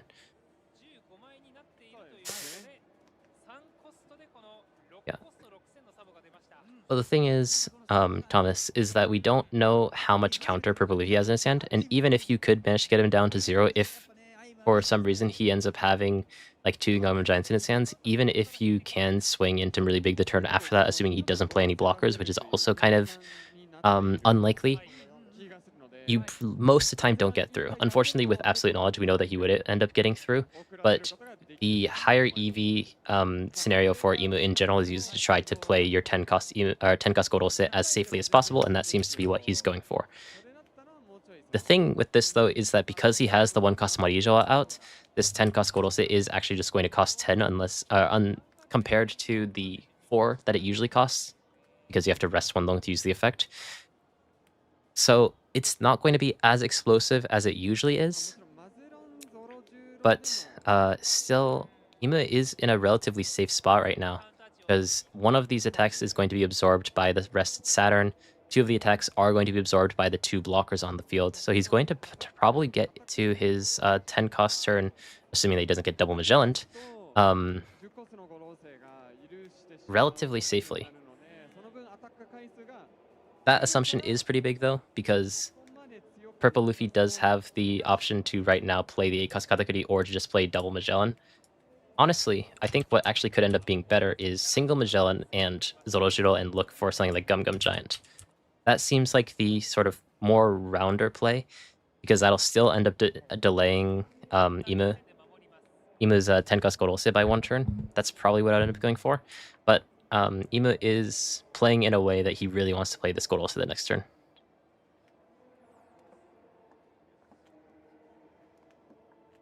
See what it ends up doing here. I do think that you probably just play Mazerang into the Zorojiro to try to just get some more counter in your hand.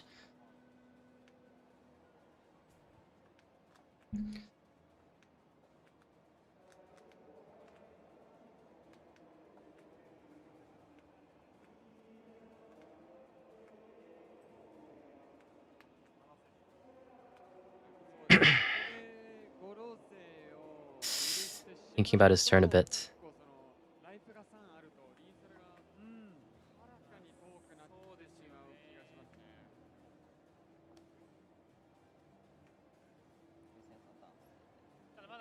Goes for Saturn. Interesting, yeah. Do you ever just block that? Hard to say when you don't know how much counter or how much rush cards the Luffy ends up having in his hand. But decides to just take that hit, plays down the Zorojiro as we expected, but doesn't seem like he has Gum Gum Giant unless it's the far right card, but I feel like you'd probably just pick that up as soon as you can, as soon as you see it. Oh no, there's a Gum Giant. We saw it for a second. So, yeah. Thinking about his options, you could potentially pick up the Usachi. I think Usachi and Onami are also quite valuable choices because the Usachi can rest the opponent's 4 cost, what's it called again? Wokiri. And the Nami can, of course, fix some of your brick issues as well, but the Nami has a little bit less value because it's 4 cost, meaning that it's in range of being KO'd by Mars. They'll decide to pick up the Gum Gum Giant, which I believe would probably end up being the correct play. Right now, he is in a dominant board state, so he just needs to make sure that he can maintain that board advantage that he has right now. It doesn't necessarily need to rush the game.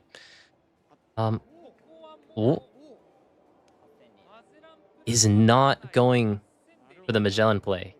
Going to face the 10 cost Gorose head on with this 8k attack, with this minimum 9k attack from Jinbe, and say, even if you play 10 cost Gorose, I'm going to end the game very soon.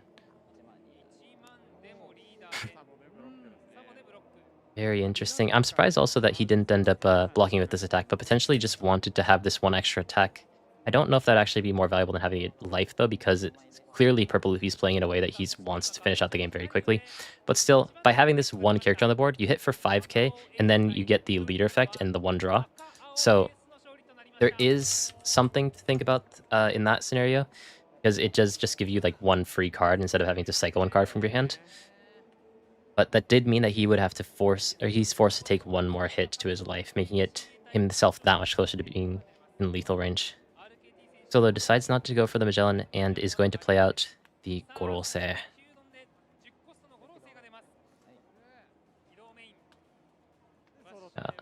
You drop the second Gorose, not just because you may not end up eating it, but because you also have a 3rd one in your hand. Plays out all of the Gorose, and the nice thing about this, but one thing you do need to be a bit careful about, is that finally the Marcus Mars can actually get rid of the Magellan, because you go back to 8, and then next turn you're going to be at 10. If Luffy decides to play Magellan again, then he won't have the luxury of being back at 10, but that also means that he'll be playing Magellan, not trying to kill you. So I do think that potentially you just want to, in this scenario, you do just want to get rid of the Zorojiro, but if the Zorojiro wasn't here, you do likely just get rid of the Magellan anyways. But still, being able to get rid of 1 attack here, being able to set up 2 blockers and refuel your hand a little bit, get rid of some bricks from your hand, is going to be quite nice.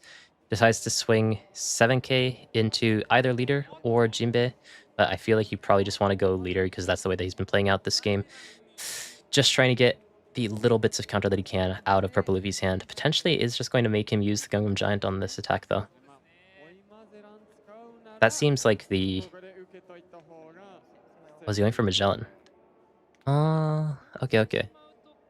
So this is... Oh, it's 7 into 4. You can still Gum Gum Giant this, and then if you end up drawing 2k off of your draws, you can protect the Magellan. That is probably better. Yeah, that's my bad. And does he pick up the counter? Oh, he does, yeah.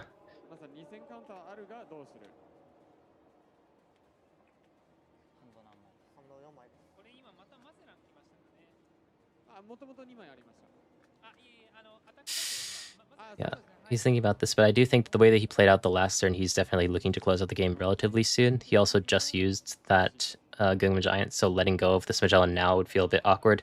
Decides to let it go and is just going to pass back the turn.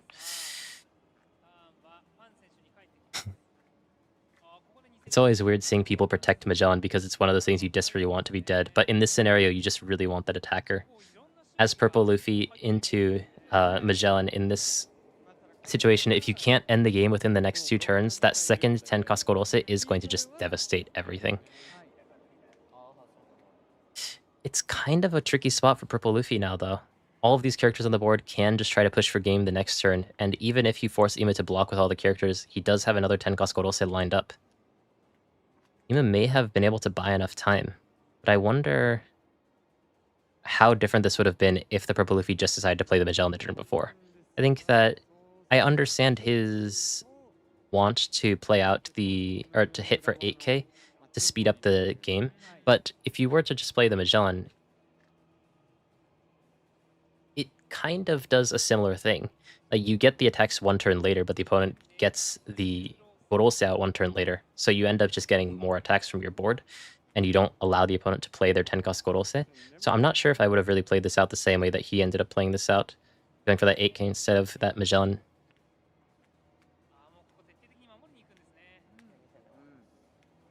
Yeah, so I look over a chat and like someone's saying exactly what I'm saying, but I'm sorry, I'm like stealing all of your guys' thoughts. But yeah, I think that the Magellan would have made it a lot more awkward for Ima to play out that turn, given Purple Luffy a whole extra turn to hit with all of the characters he has on board. But now, because he has all these characters on board, Ima's kind of in a spot where, as long as he can be relatively healthy going into the next turn, he's guaranteed to have, at least right now, 2 7k hits, his 5k hit from leader, as well as also the Tenka Skorose. And it seems like that's going to actually end up being the case. He actually has another attack from this V Nasajiro as well. So, is he going to go for the Magellan once more, or is he just going to start pressuring for lethal? I think that you can hit some of these into leader until he ends up countering, and then hit the rest into Magellan, potentially. But Ima's still relatively safe right now, with 2 life, and also having 10 cost Gorose that's going to be able to play out 2 guaranteed blockers, essentially, unless the opponent plays out things like the Usohachi. You're in a pretty solid spot right now as Ima.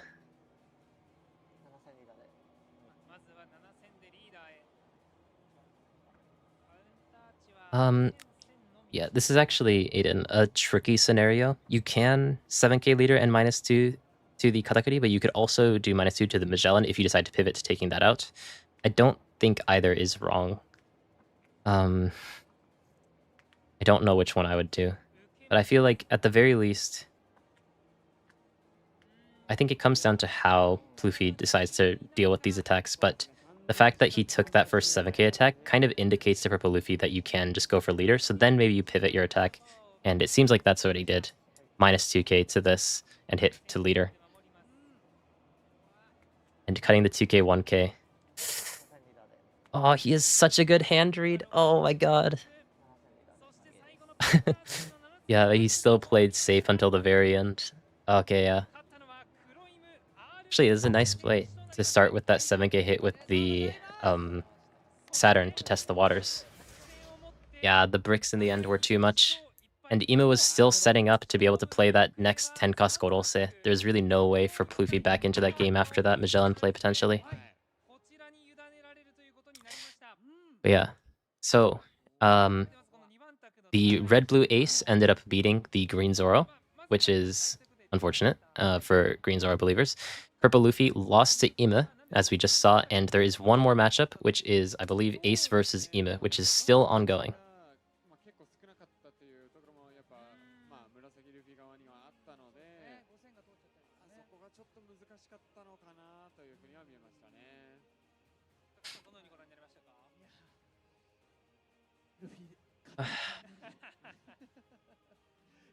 GP dead. GP kind of dead.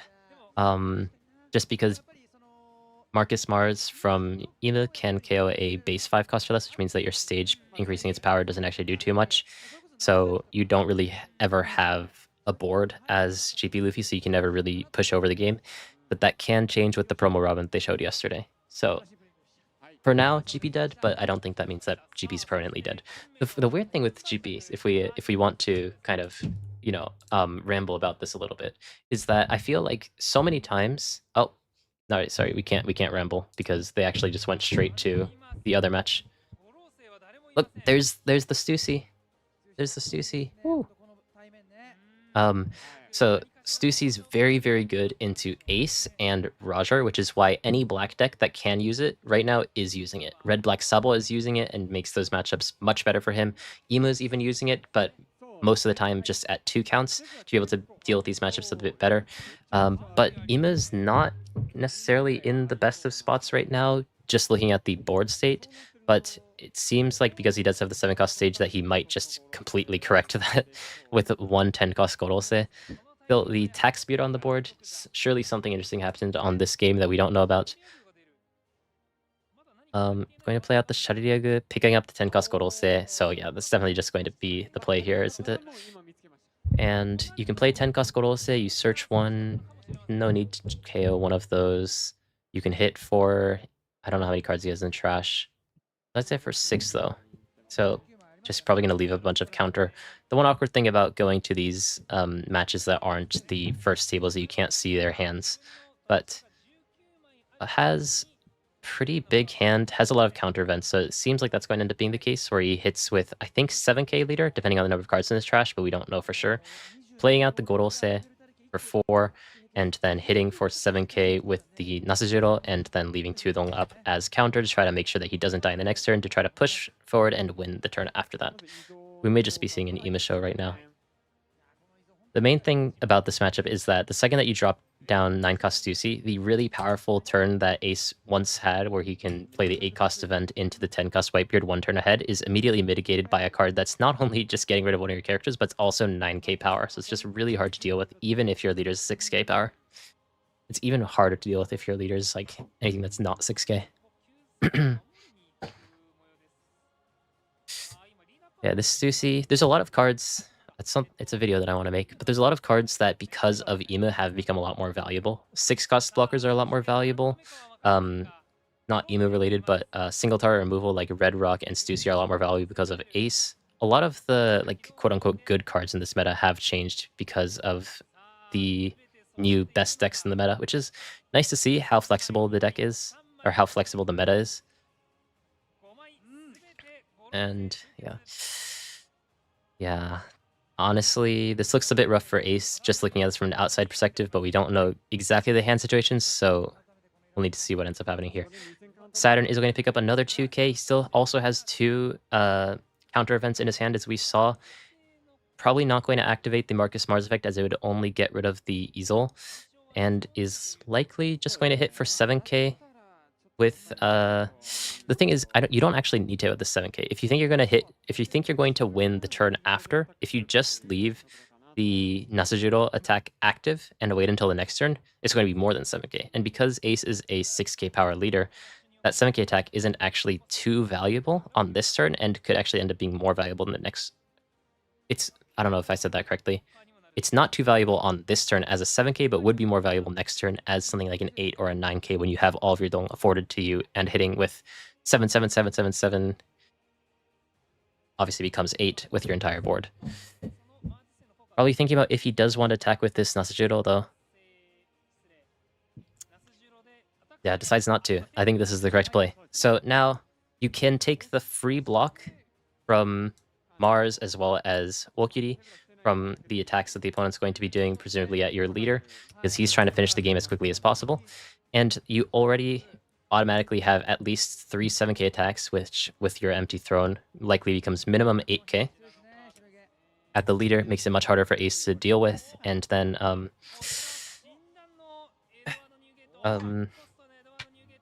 potentially play another Gorose to just close out the game. That's the line that I would play, but we have no information on the Ima's hand as to whether or not he actually has that second Gorose. But still, Ace probably not going to lose the next turn, because it seems like he has a relatively big hand.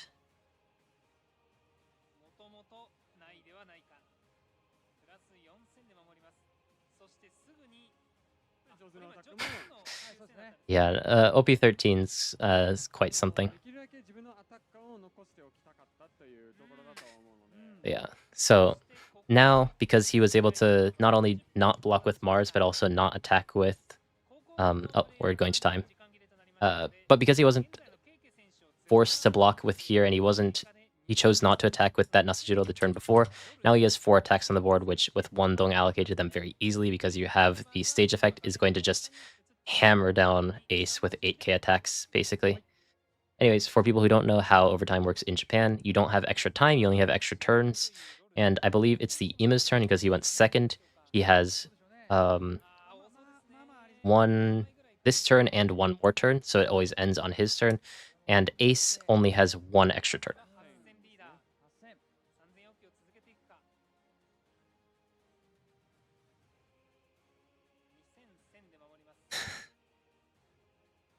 Yeah, and here comes the 8k peppering.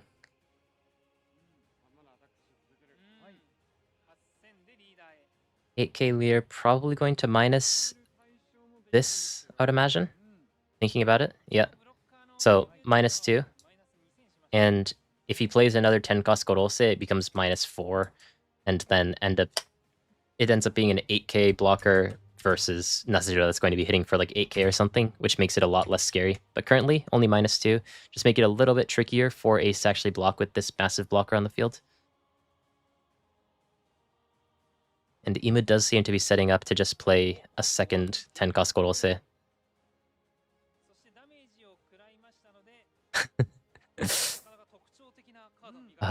This is I don't want to say this is like a Japanese thing, because I think like a lot of people who watched Yu-Gi-Oh back in the day do this, but he drew the card so hard looking for something.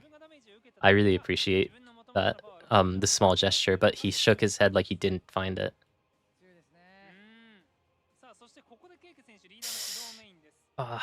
Leader Effects draws the card. Probably just has an insane number of cards in his hands right now. And Ace almost falling out of his chair, really struggling to deal with this 8k attack.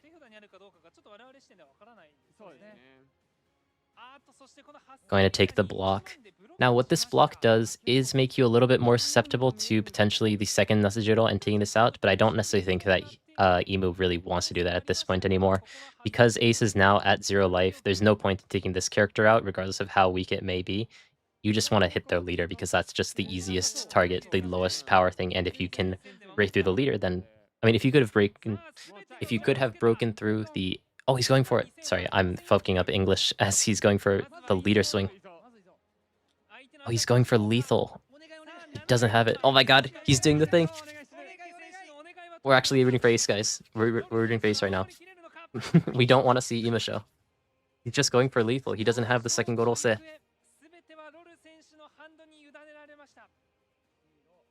Okay, guys. Hands together. Leader effect, 2, so he's at 8. Needs 6k more. Oh, sorry, that's Easel effect. Easel effect to the bottom. So he hasn't countered yet.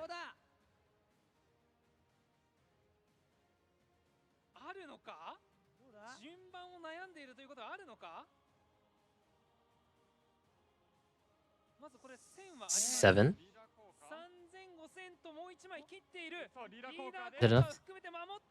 Is that enough? He has enough. Yeah, that was his leader effect.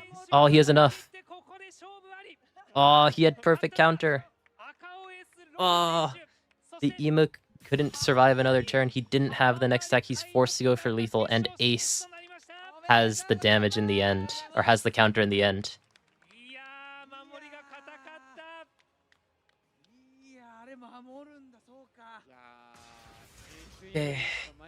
Okay, we're beating the allegations that Ima can't be beat. This matchup between Ace and Ima is very, very close. it's one of the reasons why these two decks are so far ahead of the other decks and they feel kind of untouchable, is because it's not like one deck is better than the other. Both of them are very good in their own rights, and both of them cover each other's bad matchups to make sure that basically if you're not playing Ace or Imu, you're just really, really struggling. 超濃い感じしましたね。ちょっとね、五老星がもう一枚あったのかどうか。 Oh. ちょっと聞いてみたい。 Jeez. But the thing with Ace is that it's very likely for him to have the right amount of counter in the end because his leader effect is not only drawing him so many cards, the Izol is also cycling cards, and also the leader effect can turn any card into a 2k. So you very rarely brick as Ace. The deck is just really powerful right now, has so many resources, and as we were able to see, although we only got to see the last couple of turns from Ace versus Ima, Ace was able to take it. I didn't actually see which side was first or second, if you guys can let me know. I don't want to go back right now, though, because we're getting more information. I don't think this pertains to us. This is a junior-friendly cup, like elementary scores, middle school competition. But if you're part of my like 10% demographic of people in that age range, probably less than 10%. If you're in Japan, now probably less than 1%. Go sign up for the 3v3 Autumn Junior Friendly Cup. Ima is probably the most consistent deck that we've ever had. Ace is also exceptionally consistent. Basically, Ima, like, 8 out of 10 times can do what they want to, but the tricky thing is knowing what the correct play is, because there's so many different things you can do as Ima. Like, Ima seems binary to play, but there's so many nuanced things that you need to think about like 3 turns in advance to actually make that deck fully function. So it's really tricky to rate Ima. The issue is that even if you don't have that perfect understanding of Ima, you still end up winning. It's just a little bit too strong.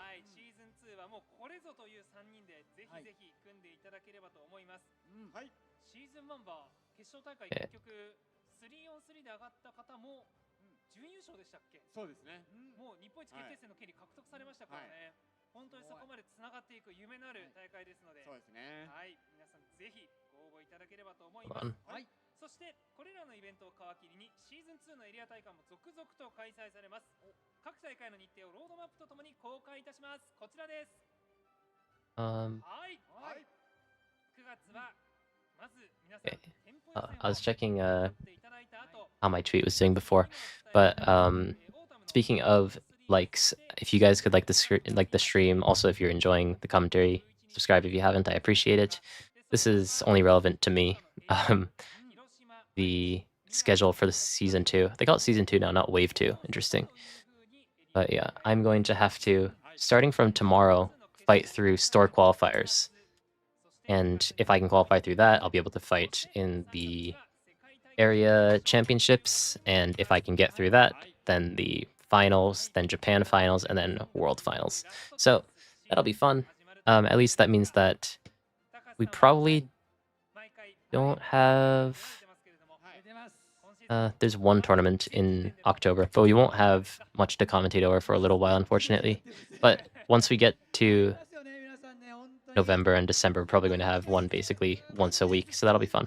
We even have two days in a row, but I'll likely actually end up being at one of those, or maybe even both of those, so I don't know if I'll actually end up being able to commentate over those. Still though.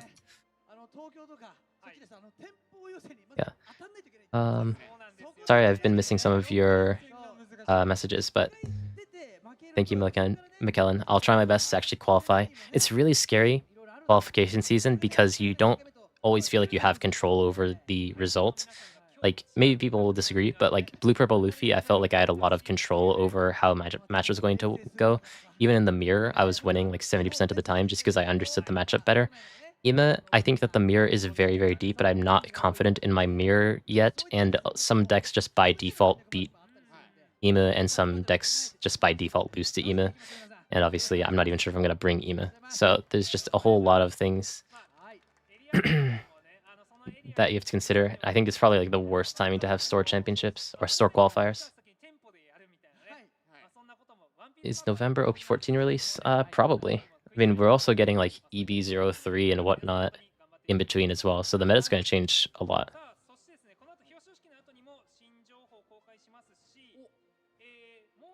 The so-called default wins into Ima are things like Purple Luffy, although we saw that wasn't true the game before, but that was a very interesting game. And Zoro Sanji, Lim. I don't know about Bella Betty, but people have been saying Bella Betty, and in my opinion, Blue Purple Luffy. So there's a couple. But the issue with those leaders are that they lose to Ace.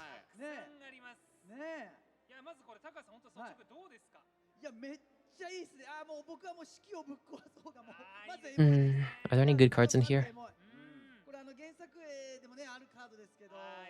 Lim's not bad in this meta, in my opinion. Lim also got some good cards like the new 5-cost Sanji in the new set. The main thing is Lim died because Blue Purple Luffy died, and because Blue Purple Luffy is now dead, Lim has a chance to come back. It just is a very aggressive deck that spams 6Ks, which is pretty solid into Ima. I don't know how good it is into Ace, though, so I can't completely vouch for that deck quite yet. I also think Reiju could be good, though, but I'm sure that Rene will be able to tell me more about that. Oh, Mole Pistol's really nice, isn't it? Mole Pistol's nice, Kuina's nice, Luna we haven't seen in a little while. Hina's actually used a bit more recently because it's pretty good tech into Ima. This character, activate main, you rest the character and trash one card from your hand, and the opponent's 4-cost or less can't block for that turn, so you can stop Warcutie from blocking, which is nice. Obviously a good Ima card. Mary, ironically, isn't being run too much recently. Holden's nice, but I actually like the base art more. I haven't seen Omurasaki used in a very long time, though. Yeah, no, there's some good cards in here.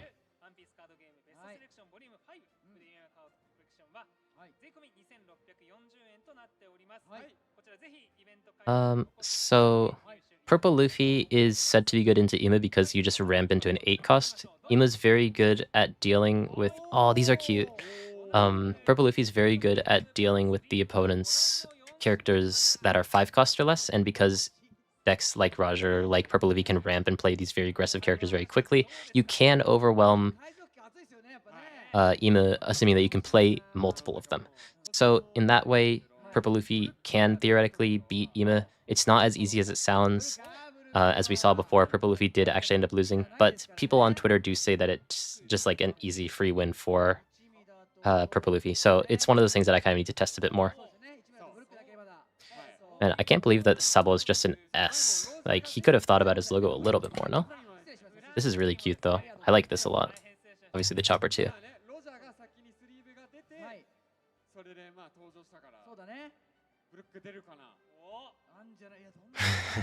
Brook sleeves, but no Brook leader. Are the only Straw Hats that we don't have a leader for Brook and Frankie? We also have Frankie sleeves, but no Frankie leader. Are there any other ones?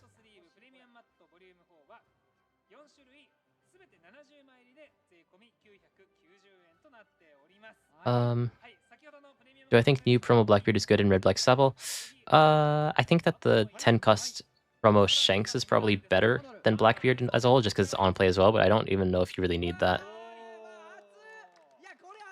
Ooh. Who drew this? Oh, Makitoshi. Makitoshi is the person who drew... He drew a couple of cards. I'm blanking though, but yeah, good artist.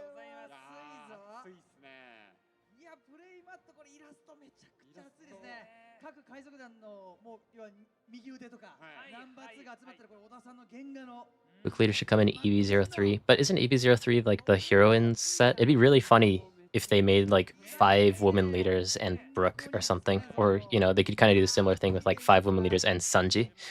But they'd never be able to live down all of the Twitter threads after that, so yeah, I doubt that they're gonna actually end up doing something like that. I could see, I don't know.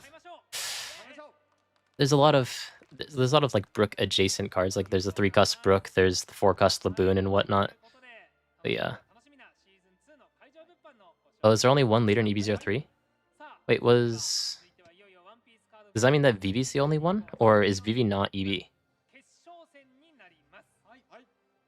I'm not sure. Okay, anyways, we are now going into the finals.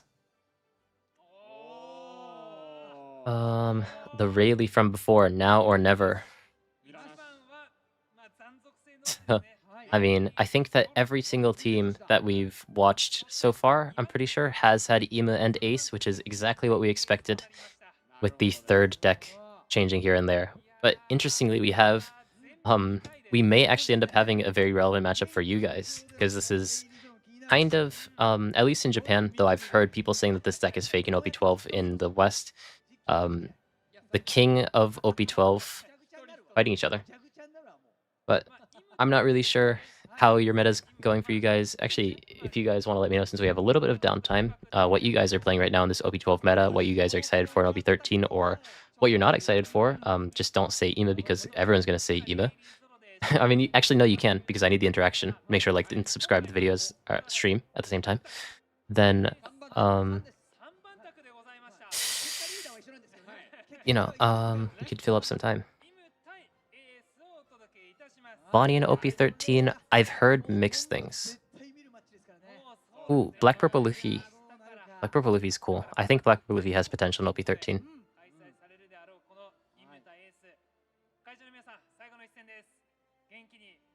Bonnie, I've heard like really good Bonnie players say that Bonnie wins, and I've heard really good Bonnie players say that Bonnie loses, and they're quitting the deck.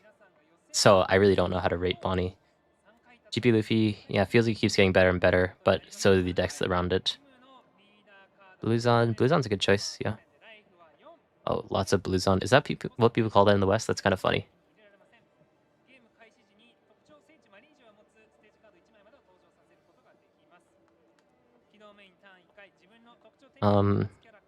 Black Purple Luffy in OP13, I imagine you're talking about Black Purple.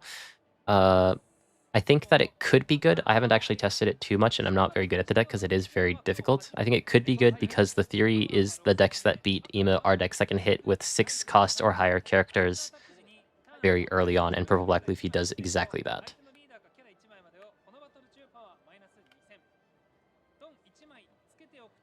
Yeah, no, that's true. If we just wait for Refter to tell us how to think about Bonnie, then we'll know.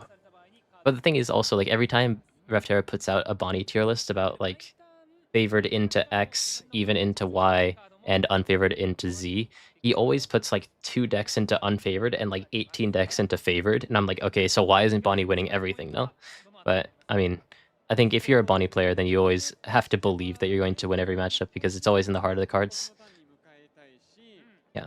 I haven't tested Rage in OP13, but in my head, the same way that I think that decks like Black Purple Luffy could potentially good, just playing a 7-cost rush character really early on is very solid. So I think that Reiju could be very good in OP13. I just haven't been able to test it at all.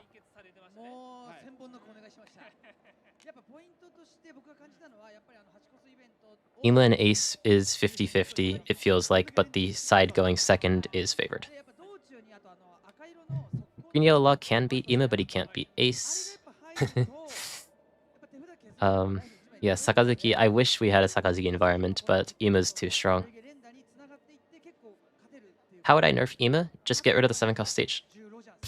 Like, the 1-cost stage is still good, as we saw against Purple Luffy. It still lets you play the game.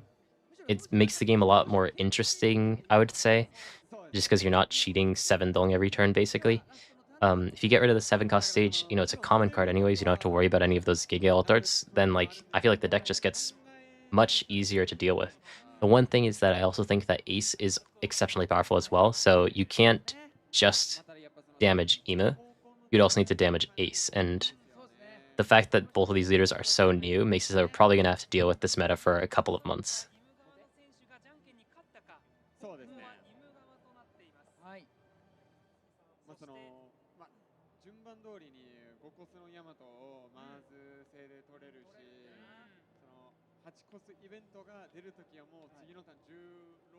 Yeah, I totally get you guys' gripes with OP13. It's not been great. I wouldn't say that it's boring, just because start of meta is always interesting when you're looking for lots of decks to play in the meta. But I can see if you guys get the exact same meta for us, like if you get the same Ace and Ima supremacy and also 3 months of testing to start your meta, I think that would probably be really bad for you guys. the nice thing for us is that we still have some time to sort of try to cook up answers and at least figure out how these matchups are supposed to work. But if you guys already get the meta with all of that done, then like you're not really getting too much to play with. Still though, at least right now, because it's only been like a week and a half, maybe even a week-ish of OP13, it's still fun. But it feels like we've been in OP13 for a while already, and it's only been like a week.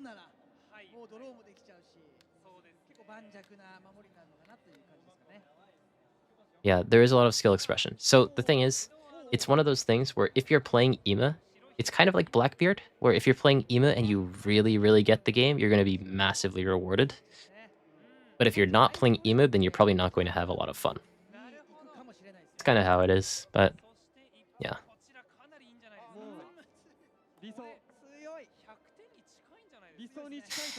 Yeah.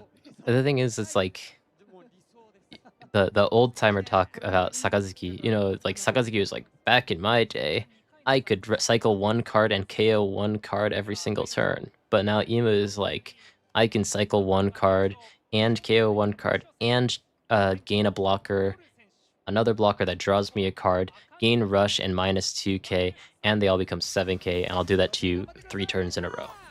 So there's just a lot. Like before OP13, I was like, they absolutely cannot bring back Red Purple Law because that would be. Sorry, I just saw your message, Jerry. Like I think OP12 Red Purple Law would like run through the meta still, and that'd be very scary. At least in Blue Purple Luffy OP13. I don't know about your OP13, but oh sorry, OP12, Blue Purple Luffy, OP12 Red Purple Law would likely run through that. But I think OP13 Red Purple Law would probably struggle immensely into Ima. Yeah. Well, the thing is, Sakazuki mirrors were actually very interesting, though. But yeah, if you weren't playing Sakazuki, it was very difficult in that time, too. But we have these metas here and there. What do you guys think was the healthiest meta? What was the most fun for you guys? Oh. Sorry. Give me 1 second for the camera to come back. Da-da-da-da. What was your favorite meta?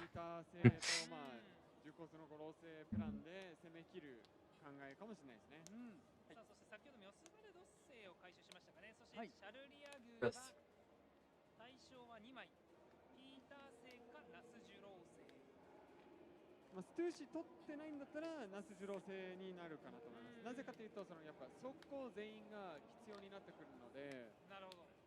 4枚採用でもう全部ちゃんと場に出て。And the one that you guys had a different meta from JP, or am I thinking of something else? Okay.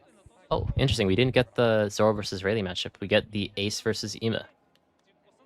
Okay, but anyways, so Ima did get to go second, which is naturally a little bit favored, but Ace starting out with the Otama on the board, playing out the second Otama, just trying to cycle through their deck very quickly. Looking for what, though? I think that's a 6-cost Yamato here, so that's one of the cards you want. He also has the Jozo that can easily bounce back this Otama as well as one of the characters. Should Ima not get to 7 cards in the trash, but as we see, already has filled that, so this Jozo would likely just pick up 2 2Ks. Potentially just going to play out another Searcher. Gets rid of the... So I haven't played too much Ace, although I've been meaning to. I've just been trying to find Ima counters for a while because I really want to make that a video. And so I don't know too much about this matchup. Oh, I think he probably wanted to find that 5-cost Yamato off of the Otama draw, which is why he prioritized that, but because he didn't see it, decides to just go for the search anyways. Now seeing the... now seeing all of the cards that are not Whitebeard Pirates, has to send them to the bottom, has to send the Yamato to the bottom.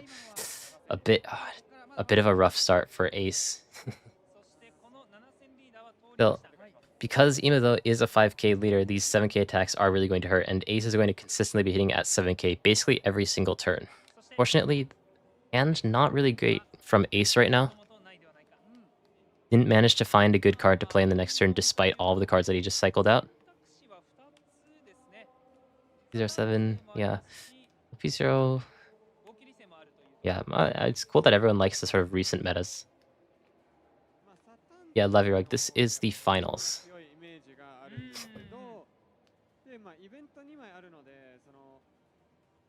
Yeah, so Ima now... The default play here is to just obviously leader effect and then just play out the Saturn, just keep cycling through your deck as quickly as possible. Nice thing is that you can already use your stage. This will come out for 3 dong, meaning that you will, despite playing a 4 cost, be able to hit a 6k leader with this 1 extra dong, which is, I mean, you can decide if that's great, but thinking about what to pick up, we can't see the targets. Seems like he's just gonna pick up the 2k. I think that's safe play. These other cards, like the 4 cost Mars, generally you don't end up playing until after you start playing the 10 cost Borose. But still, just cycling through his deck, he does have to also consider the cards that he's putting to the bottom because he will likely end up seeing them later on in the game as well. Doesn't attack, it seems. Interesting. Hold on, we have to see if this is another strat.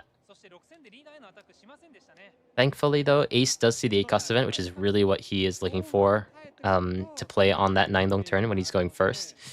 But I'm curious to see what Ima's going to do by not attacking. If he's going to continuously start to starve the opponent, or if he's just going to do this one turn to see if the Ace will not be able to find something on this one turn. So if Ace can find something like the 4 cost Marco, he may be able to do something here, but doesn't seem like he has it. Seems like the number of targets are really low in his deck. He's forced to pick up this Newgate despite already having 2 10-cost Newgates in his hand.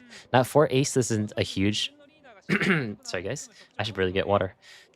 For Ace, this really isn't a huge problem because you will be able to use your leader effect and get rid of one of these cards, but really not the cards that Ace is looking for.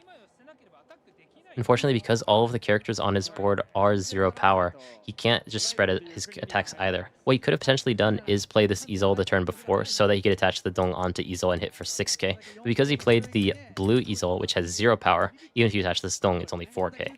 So, probably just going to be forced to slam a bunch of Dong onto his leader and go for that attack because he just has nothing else to do right now. Now, Ima is thinking about what he wants to do about this. He will likely just push the let this attack through. Oh, actually, he does have the plus 4k event. So he could potentially counter this if he's afraid of putting. I think that that is actually very valid, because if he takes his attack and goes to something like 8 cards in hand and gets putting the next turn, that could be very devastating for Ima. So, oh, he'd go to 9 cards in hand. So he could potentially overthink that Ace has putting in his hand and is looking to use that next turn, and decides to use the plus 4k and another 1k just to make the pudding less tasty. Okay. We say tasty in Japanese, but like when you say it in English, it sounds so weird. But it's like pudding's a lot more tasty when you have 9 cards in your hand compared to something like 7. So yeah, Ima is going to counter that out, afraid of the 4-cost pudding, which I think is valid. But as we can see from Absolute Knowledge, the Ace just doesn't have anything to play on this turn.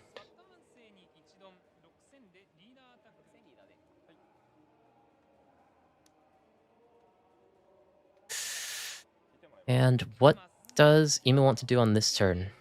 Likely, there's no real reason to play out the Marcus Mars, so the most optimal play, in my opinion, would be to either play out a second Saturn or to play out the 6-cost Nasujiro, just active, and wait for the opponent to play something that's actually worth hitting into and minusing in power.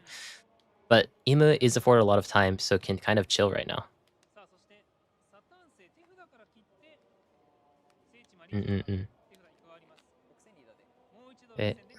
Still don't know what he's going to go for because I can't really see what's in his hand, no matter how hard I tilt my head, because that's not how screens work. Yeah, okay, decides to go for the Saturn, and is still going to leave up 1 dong, it seems like. Yeah, the thing with Ace, though, I don't know if this 1 dong is actually going to actually end up being relevant, but against Ace, 6k attacks and 7k attacks are kind of the same. Because your leader effect gives you plus 2k for 1, or minus 2k to one of the opponent's characters for 1 battle, and the deck already runs like 8 2ks minimum, there's really no need to hit at 7k, because your 6k attacks are likely just going to be countered by 2ks very, very often. So even if he isn't intending to use this 1 dong, if it's going to end up being the same, then you may as well just hit at 6k, essentially, I think is the logic of Akamiso.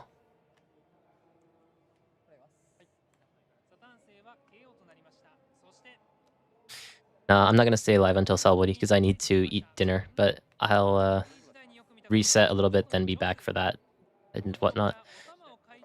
Yeah, this is the play that we're talking about in the early turns. Jose to bounce back 2 of your own characters, just having a massive hand, and, you know, Ace is allowed to have a massive hand because his lead effect doesn't have any sort of hand limitations, and also Emu cannot run pudding.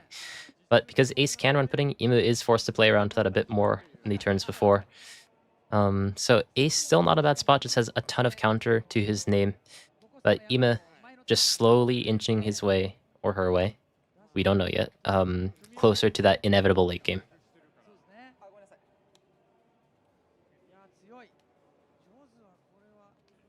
Now on this turn, this is the same Emu that we saw before that runs the 1 cost,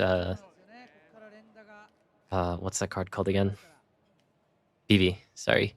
The 1 cost BV blocker, which when you have 10 cards in your trash becomes a blocker. So just more 1 cost blockers with 1k counter. Seems like a pretty solid choice in the deck, but curious to see what he is assigned to cut for that space in the deck, since we did not see in the earlier games that he did run multiple of that card. Okay. None of Ace's... Yeah, none of the Ace's cards are rested right now. Okay.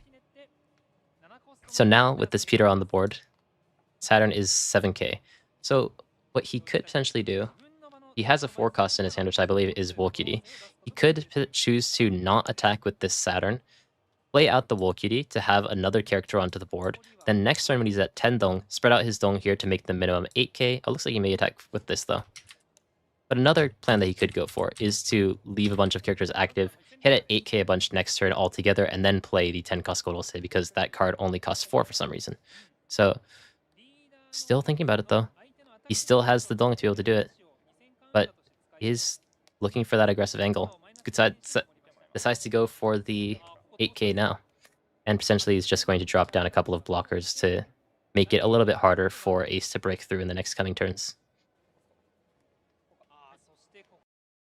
Oh.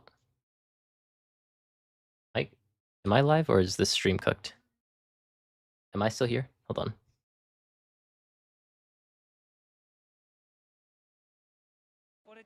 Oh, okay, we're back. I think we're back, right? Okay. Every time something seems like it goes wrong, my heart stops. Is chat back? Okay. Yeah, okay. Ima just goes for the double blocker play. Ace doesn't have removal in his deck, so these blockers do need to be dealt with. It seems like we have a bad connection to Bandai. Or maybe I have a bad connection? I wonder what's going on.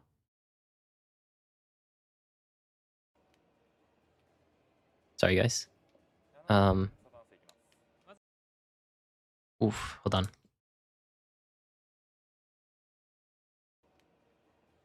Let's give the stream a second to buffer a bit. Okay. Going for the 7k into Saturn. Ima is very optimal in this scenario, not using the leader effect to get rid of the characters on the board to put them into trash to get the draw, but is using leader effect to just cycle the cards out of his hand, because Ace's attacks generally end up being 7k. So if you force the attack to go to your character and not your leader, then that means that you're effectively absorbing 3,000 counter worth of damage that would have went to... Yikes, what's going on with the stream?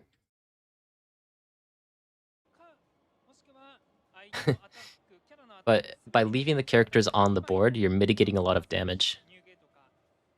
So if you're fighting a matchup where you want to be... where you're defending a lot of smaller attacks, whether they're 5k or 6k, sorry about the stream buffering, don't know what's going on right now, then you do want to leader effect your characters away. But if you're fighting a deck that has a lot of higher power attacks, then you want to leave your characters on the board rested because it forces attacks into them. So this would be true for decks like Purple Luffy, like Red Blue Ace, and also decks like Roger. Which is actually, now to think about it, most decks, isn't it? Yeah. So, 8 cost event can play any Edward Newgate from your hand, and after that, you can choose to take one of your life cards, and if you do, your leader gains plus 2k until the next turn. Ace decides not to do so in this case, but still gets to play out an 8 cost 10,000 or 12,000 blocker that on play draws 2 and trashes 1 and attaches 2 dong across your character as well as your leader, which is just so many things happening because that's effectively a 2 dong play and you so much damage. This combo, it's not even really a combo, it's 2 cards that you're basically always going to have because your ace is so powerful in this deck because it allows you to be aggressive and defensive at the same time because this is in fact a blocker. So now Ima is going to be moving into their 10 cost Gorose turn now, but with only 3 cards in hand compared to Ace's, I don't know, like 18,000 or something. Still not the best spot for Ima, but Ima does have that 10 cost Gorose, so the game really starts from here. So you can attach Dong here, potentially hit for 8. How many? I don't know how many cards he has in his trash, so I don't know if he gets the +1 from the stage. It's 4 for the 10 cost Gorose. He has 6 left, becomes potentially 4 after that. Probably you can. I don't know. I'm just making sounds. They don't actually mean anything. Don't worry, guys. If his leader is 6k, I feel like it makes sense to go 688.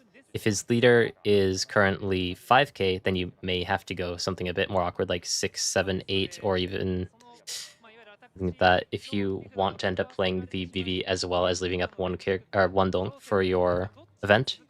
I don't know how many cards he has in his trash though, but starts with the 8k attack to leader. I'd imagine, yeah, 8,000 to leader. Now, fighting Ace, it really comes down to how many 8k attacks you can do or how many 6k attacks you can do. So setting up these characters ahead of time to just put on this pressure, even though Ace has a million cards in his hand, eventually with these 8 attacks will start to be whittled down.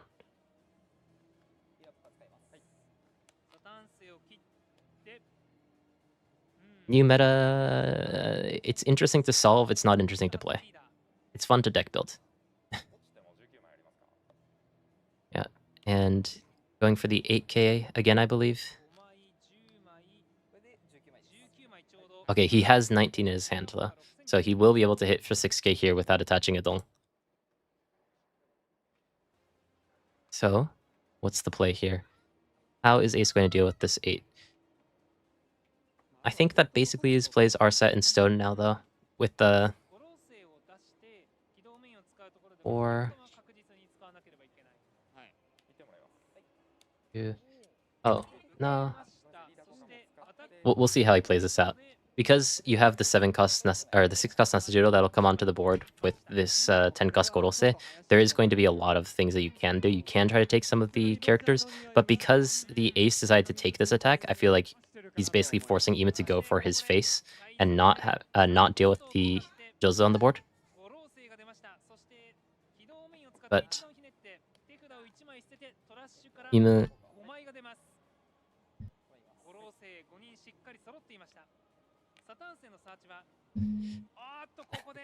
Sorry, yeah, picking up 10 cost Gorose. So most matchups you can win off of the first or worst case second case Gorose, but Ace, because he has so many cards in his hand, like Ace isn't really close to dying. Most leaders at this point will have about half this hand and the game will be over within the next couple of turns. But because this matchup tends to go on a lot longer than other matchups, you do actually want to try to find your second, even your third Gorose as Ima. Seems like he's going for the Jose anyways with that 7k attack. This does require the most counter out of Ace because his leader is 6k. So if he wants to defend this Jose, not only is he going to have to defend the 7k into the 5k, but he will have to also defend the attack from Ima, which is currently minimum 6k and likely to become an 8k with the amount of counter and blockers that he has in his hand. I don't know if he's actually going to end up playing the 1 cost VV because he does want to use that full board as pseudo blockers in a way. So he may just attach more dong onto his leader and hit into that Jose. He may also just choose to hit into leader, but I feel like it may just be better to take out that Jose. Because by taking out that Jose, you're making it harder for Ace to kill you, and that's basically the only way that Ima will end up losing this game.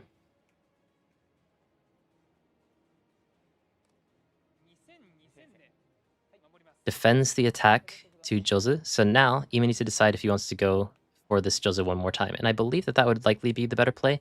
It just comes down to whether he wants to play the 1-cost PV as well. But I feel like generally you can afford to not play the 1-cost PV on this turn. It looks like he's going to, though. It's 8k into the Jose, but that is just going to be free blocked. And probably 1 dong to play the BB, and then pass with 1 dong up may just end up being the play. Okay, yeah. Okay. Yeah, he didn't do it. I think that leaving the Nasajiro as a pseudo blocker and putting down the BB effectively do the same thing because you have such a low hand size that the 7k attack to leader will end up forcing you to block anyways. So just holding onto that hand card in your hand ends up being better because it's just 1 extra 1k counter.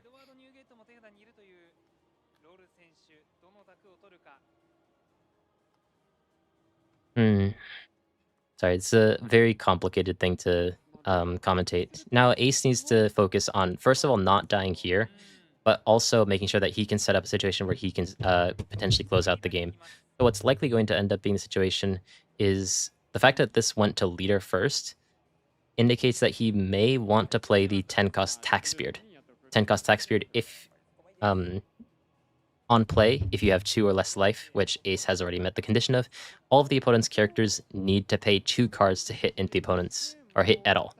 So, despite Ima having this massive board, because he only has, or they, only have 5 cards in their hand, will not actually be able to hit with all the characters should they want to, and probably doesn't want to anyways, just because of how many, what's it called? How much counter and how many cards Ace has in his hand. Yeah, plays down the Tax Beard, leaving the characters on the board because even if they attack, it's going to be a much bigger penalty for Ima than it is going to be for Ace. Ace starting to find a pretty good spot in this game right now because Ima just doesn't have very many cards to their name. But finds the 3rd Gorose. So potentially, if the game goes on that long. I am surprised, though, that the Ima didn't block with the Mars the turn before, knowing that the Tax Beard was likely to come out with them not hitting into the 6-cost Nasajiro. But still, Ima may be able to play out this game for another 2 turns. And with 2 turns, if Ace doesn't manage to play more defensively, although it is very possible because he has a 2nd Tax Beard, this may start to become a bit rough. So though I think this 2nd Tax Beard may be very important because stopping 2 entire turns from Ima is going to be very devastating. A nice thing that you can also do in this situation, which I will point out, is assuming that you don't die, which in this situation he's not going to die, but it is a bit scary. You can attach 8 dong to your leader. Because he has the +1, it becomes 13. You go 13, is it 8 dong? Sorry, no, 7 dong to leader. You attach 7 dong to your leader, hit for 13 plus the +1 from your stage, and then with 3, just play out the 10 cost as a 12k, and then pass. And then the next turn, if the opponent doesn't play a 2nd Tax Beard, although that's likely going to happen, so something to consider, then you can hit with all of your characters and a 12k from your Gorose, because you can just leader effect this Peter away. Then you can have activate effect and then just get a massive board. But seems like he's going to go for a different plan, as he started with a 7k. Oh, 8k, because of the +1 from stage. Seems like. Oh. And is probably not going to be going for that plan. Yeah. Decides to counter that out. And whoever the 2nd player was, which I think this was a... Oh, sorry. The announcer just said blue-purple... Not blue-purple. Red-blue ace versus black Ima. Red-blue ace won. So if Ima wins, then the team still has a chance. If ace... Oh, no, sorry. If Ima wins, the tournament's over. If ace wins, then the team still has a chance. But...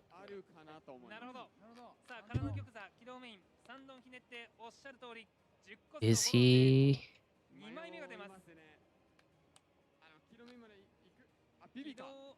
Okay, yeah, he's doing the same play though. Actually, this is quite nice, isn't it? Because by hitting at 8k, I don't know if the ace needed to be so afraid as to not block with the new gate, but by doing so, he's made it so that the ace has used more counter, and also still has to deal with this active Tenka Gorose on the field. So roundabout, it's been the same as what I was mentioning, but actually ended up getting more counter in this way because of the way that Ace played out that turn. Also gets the extra blocker on the turn, which is going to make this turn a lot more safer. So now, if the Ace doesn't play the next 10 cost Tax Beard, then Ima is going to be in a very good spot. Unfortunately, though, he does have the 10 cost Tax Beard, so we do have to consider that. But he is at 0 life, so this 10 cost Roger can be the death of the game next turn.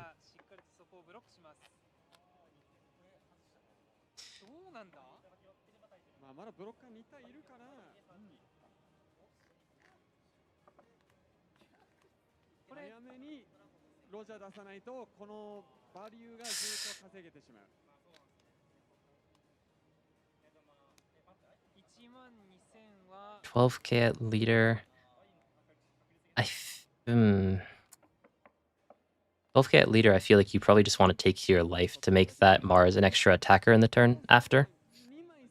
But this is all under the assumption that the opponent doesn't play a second Tax Beard. The second that... Oh, he decides to block it though, which is better for the play that Ace was going to do next. But Ace still probably just going to play this 10 cost Tax Beard, I would imagine. I don't think that there's anything really better to play. The 4 cost Marcos don't feel like they do too much in this situation that the Tax Beard wouldn't. But potentially feeling like it's not going to be enough in the face of all of the characters that are already on the board. Is not going to play it though. So not going for it is probably just going to go for the double Marco then to just try his best to lock down the board. Doesn't have a counter event in his hand, but potentially maybe able to find one off of the 2 draw plus leader effect from the Marcos, and also potentially just leaving it up as a bluff to make Ima potentially just go for the 10 Gorose and not try to go for the board. Well, okay, so this game is going to decide everything because Now or Never has won 1 game, and Habamari Kaizokudang have also won 1 game. So whoever wins this is going to become the winner of this championship. Now, Ima needs to set up a situation where 1, they don't die, and 2, they win next turn. And I don't think that that's impossible, given that Ace's hand is slowly but surely being whittled down. But Ace does have Roger in their hand, and for sure that's going to be the play next turn. So Ima needs to be very careful about how they play out this turn because they don't have any more counter events in their hand, meaning that these attacks to leader will actually be very scary. Still though, with having 3 life, you only need to probably defend a few of these attacks to actually survive, but all of these small attacks on the field with the small hand size of Ima are going to be pretty scary. Still, potentially, depending on how Ima plays out this game, or how this turn plays out, may end up winning right here. That's Ace trying not to lose it right now. I think a lot of this will come down to the draws from Marco.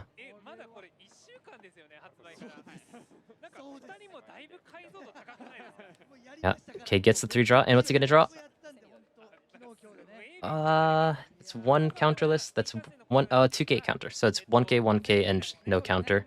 Maybe not really what he's looking for, but it is counter nonetheless. He has 1 extra Marco on the board.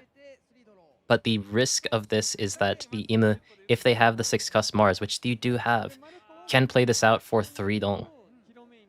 So potentially, if he decides to go for lethal, which I don't think you necessarily need to, you could play out this Mars for 3 dong and hit really big with these 2 attacks and try to break through with that. But I think that that's far too risky, and Ima doesn't need to go for that play. Decides to counter this attack out, uses leader effect, and now, because this Peter is gone, this Gorose, which previously was 7k, is now 12k. And this 12k is going to be blocked by Marco, and what's going to be the draw? 1 card, 2 cards. Picks up a 2k and a Marco, so 2k counter again, but still from those Marcos was able to pick up 4k counter. I don't think, in any case, I don't think Ima should go for game at this point, but I don't think Ima is necessarily in a bad position either to just use the activate main of this Gorose to try to stall out the game for one more turn, hoping to finish out the game the turn after that. Because Ima has 3 life right now, it's really tricky for Ace to actually break through, even with that 10 cost Roger. なるほど。おそらくそうだと思います。五老星が全てトラッシュから出ました。 And here it comes. Yeah. Ima just needs to survive for about one more turn to be able to finish this game, and the game will be over. And it seems like they may be afforded that time. The important thing here as well is that if the Ace can force the Ima to use these characters as blockers, then maybe he can survive for another turn. But さあ改めて盤面すべて Ace is starting to run out of time.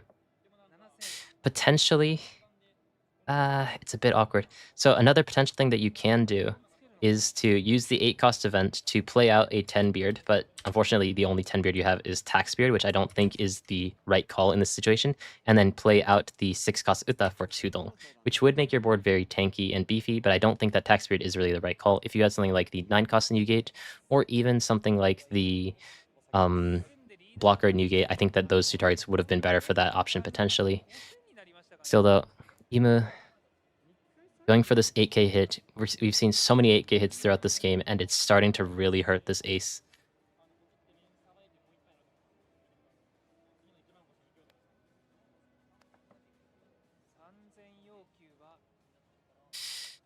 Yeah, oh, thinking about it.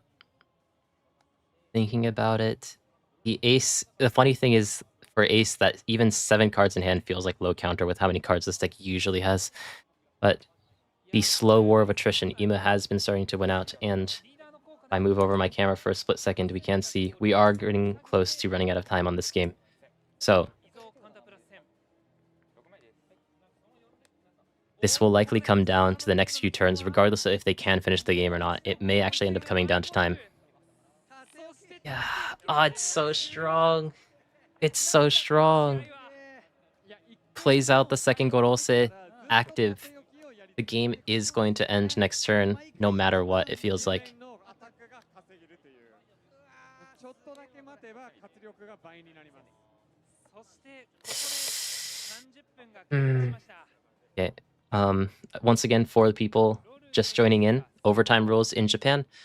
Ace is the player going first, so he has 1 extra turn.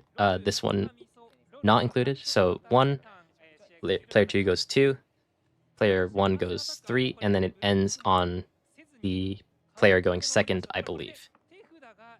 Maybe, oh, sorry, maybe, hold on, let me read that one more time. Yeah, 3 extra turns total. Oh, goes for the 8 cost Newgate turn. And is he going to play out the tax beard? Plays out the tax beard.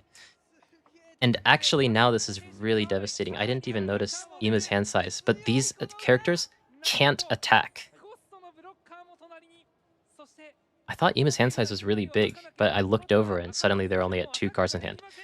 But Ima can't attack on this turn. Because it's not that you need to pay up to 2 cards to attack. It's that if you want to attack, you have to use 2 cards. Which means that if you have 0 cards in your hand, you cannot attack. Which means that despite Ima having an outstandingly powerful board, all of the characters on the board are 7k, even this one technically, they can't get through. So Ima just going to leader effect away the Peter because it just doesn't matter. Now, at the very least, this Gorose is 12k if he does want to go for lethal, and that may still be an option. With only 4 cards in his hand, he could potentially just attach 2 dong here, no, attach 1 dong here, 13, attach 4 dong here, 15. Maybe 14-14 is better. Yeah, I think you could go 14-14 and try to just break through with that. And I think that it should go through, considering the counter in his hand. Because it's Ace, you can never really count that out. Is Ima going to go for the turtle play, or is he just going to try to break through with the few attacks that he has? Oh, sorry. I'm sorry, guys. There's a blocker on the field. My fault. Let's ignore that.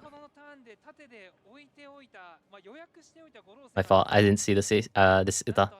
So, what that means is that Ima is going to have to probably play another turn. Yeah, sorry guys. It does a blocker. We haven't seen this card in a little while.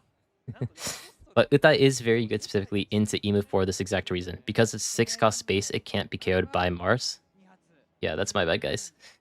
So what likely has to be the play here then is to just attach Samdong to leader.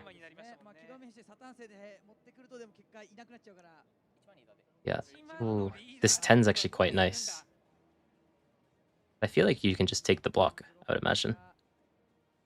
But I wonder if you actually end up hitting with the 10-cost Gorose. I don't think so. Like, you could technically... I don't know, this is just a very awkward turn. It's very difficult to actually play this out.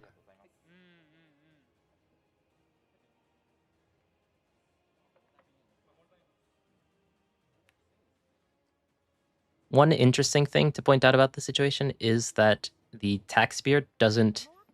It's not an effect on the entire board state. It's an effect on the characters that are already on the board. So therefore, if you play something like Nasujiro, a rush character, straight to the board, then that character isn't affected by rush beard and will be able to attack without being taxed.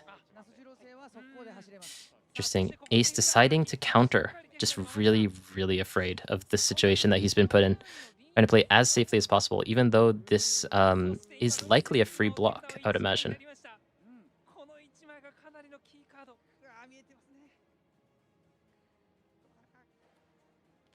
Is he?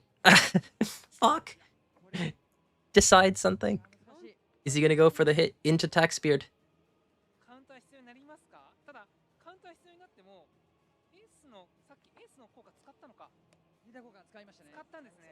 Okay, he's going for the 12. Cuts 2 cards. And now he is forcing the block, but it is only a block from the 6-cost Uta, which was played for 2 cost. And is now going to use the Gorose effect to play out the cards. Now he is going to go down to 1 card in hand. But thanks to Saturn and thanks to what should be a block from Topman, Warcury will be able to get 2 cards back. But as we see Roger in Ace's hand, he will not be able to get that block off of Warcury.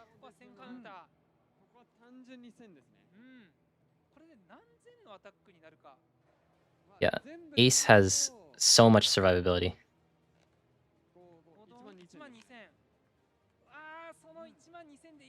Oh. Oh wait, is that how that works? Hold on. Am I misunderstanding how tax speed works?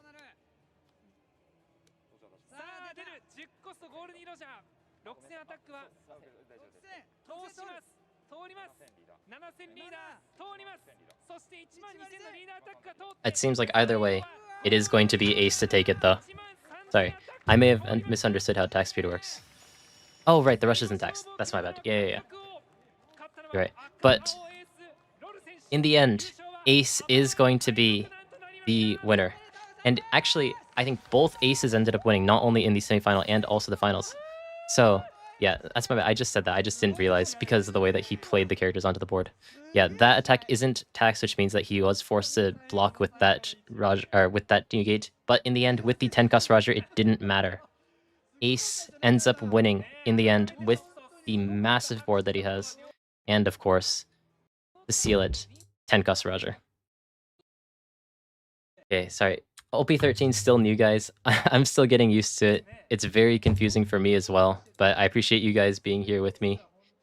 Ace really clutched it on the end, playing probably minimum 3 or something turns on 0 life, but with all of the cards in his hand, all of the tax spears to slowly delay the game and eventually build a board that's strong enough to win with 10-cost Roger. Ace and his team was able to win it. Now, this does also mean that Emu did win because it's a 3v3, and there's an Emu right next to him, but that Emu did also lose to Ace. So, conclusion may be that Ace is winning into Emu. It's still too early for me to tell how good the matchup is for either side. From my testing, it has felt relatively 50-50, but Ace was able to win that matchup just now, despite going first, which generally seems to be the death sentence.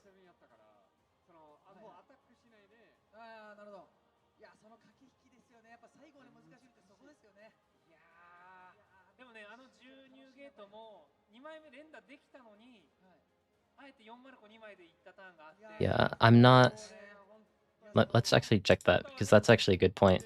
Did he have lethal? Oh, hold on. Did he have lethal here?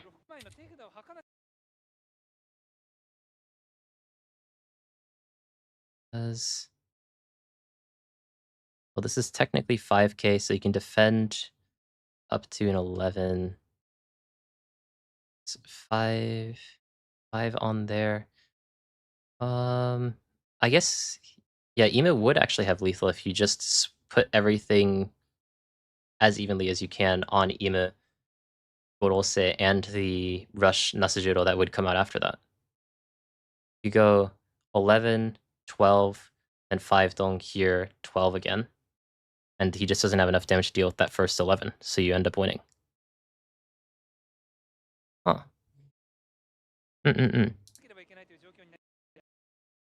Let's hope that he doesn't watch the replay then. Good call from chat though.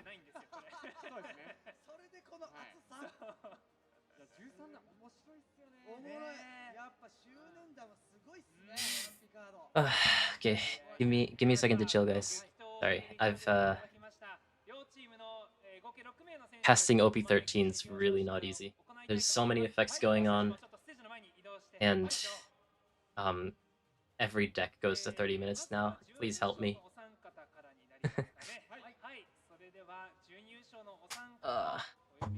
Yeah, Ema definitely had it in the end, but it's very complicated.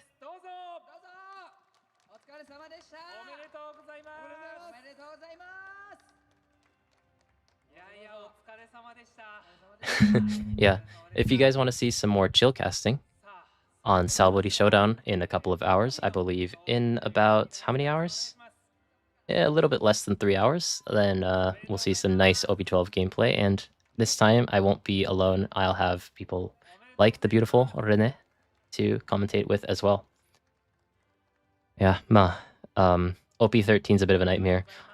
It's very difficult to play, but the power level is also very high too. So it's one of those things where a lot of people are going to, it's going to be very polarizing. A lot of people are going to love the difficulty, a lot of people are going to hate the saturation. But yeah, thank you guys for tuning in. I don't think we're getting any more, oh, we're not even getting any mic sound from him either. But thank you guys for tuning in. Make sure to like and subscribe if you haven't. I'm going to try to put out more videos soon. I've been taking a bit of a mental health break. It seems like we just got product releases cursed. But thank you guys for tuning in. I really appreciate you guys. I'll see you guys in a couple of hours though, so that'll be chill.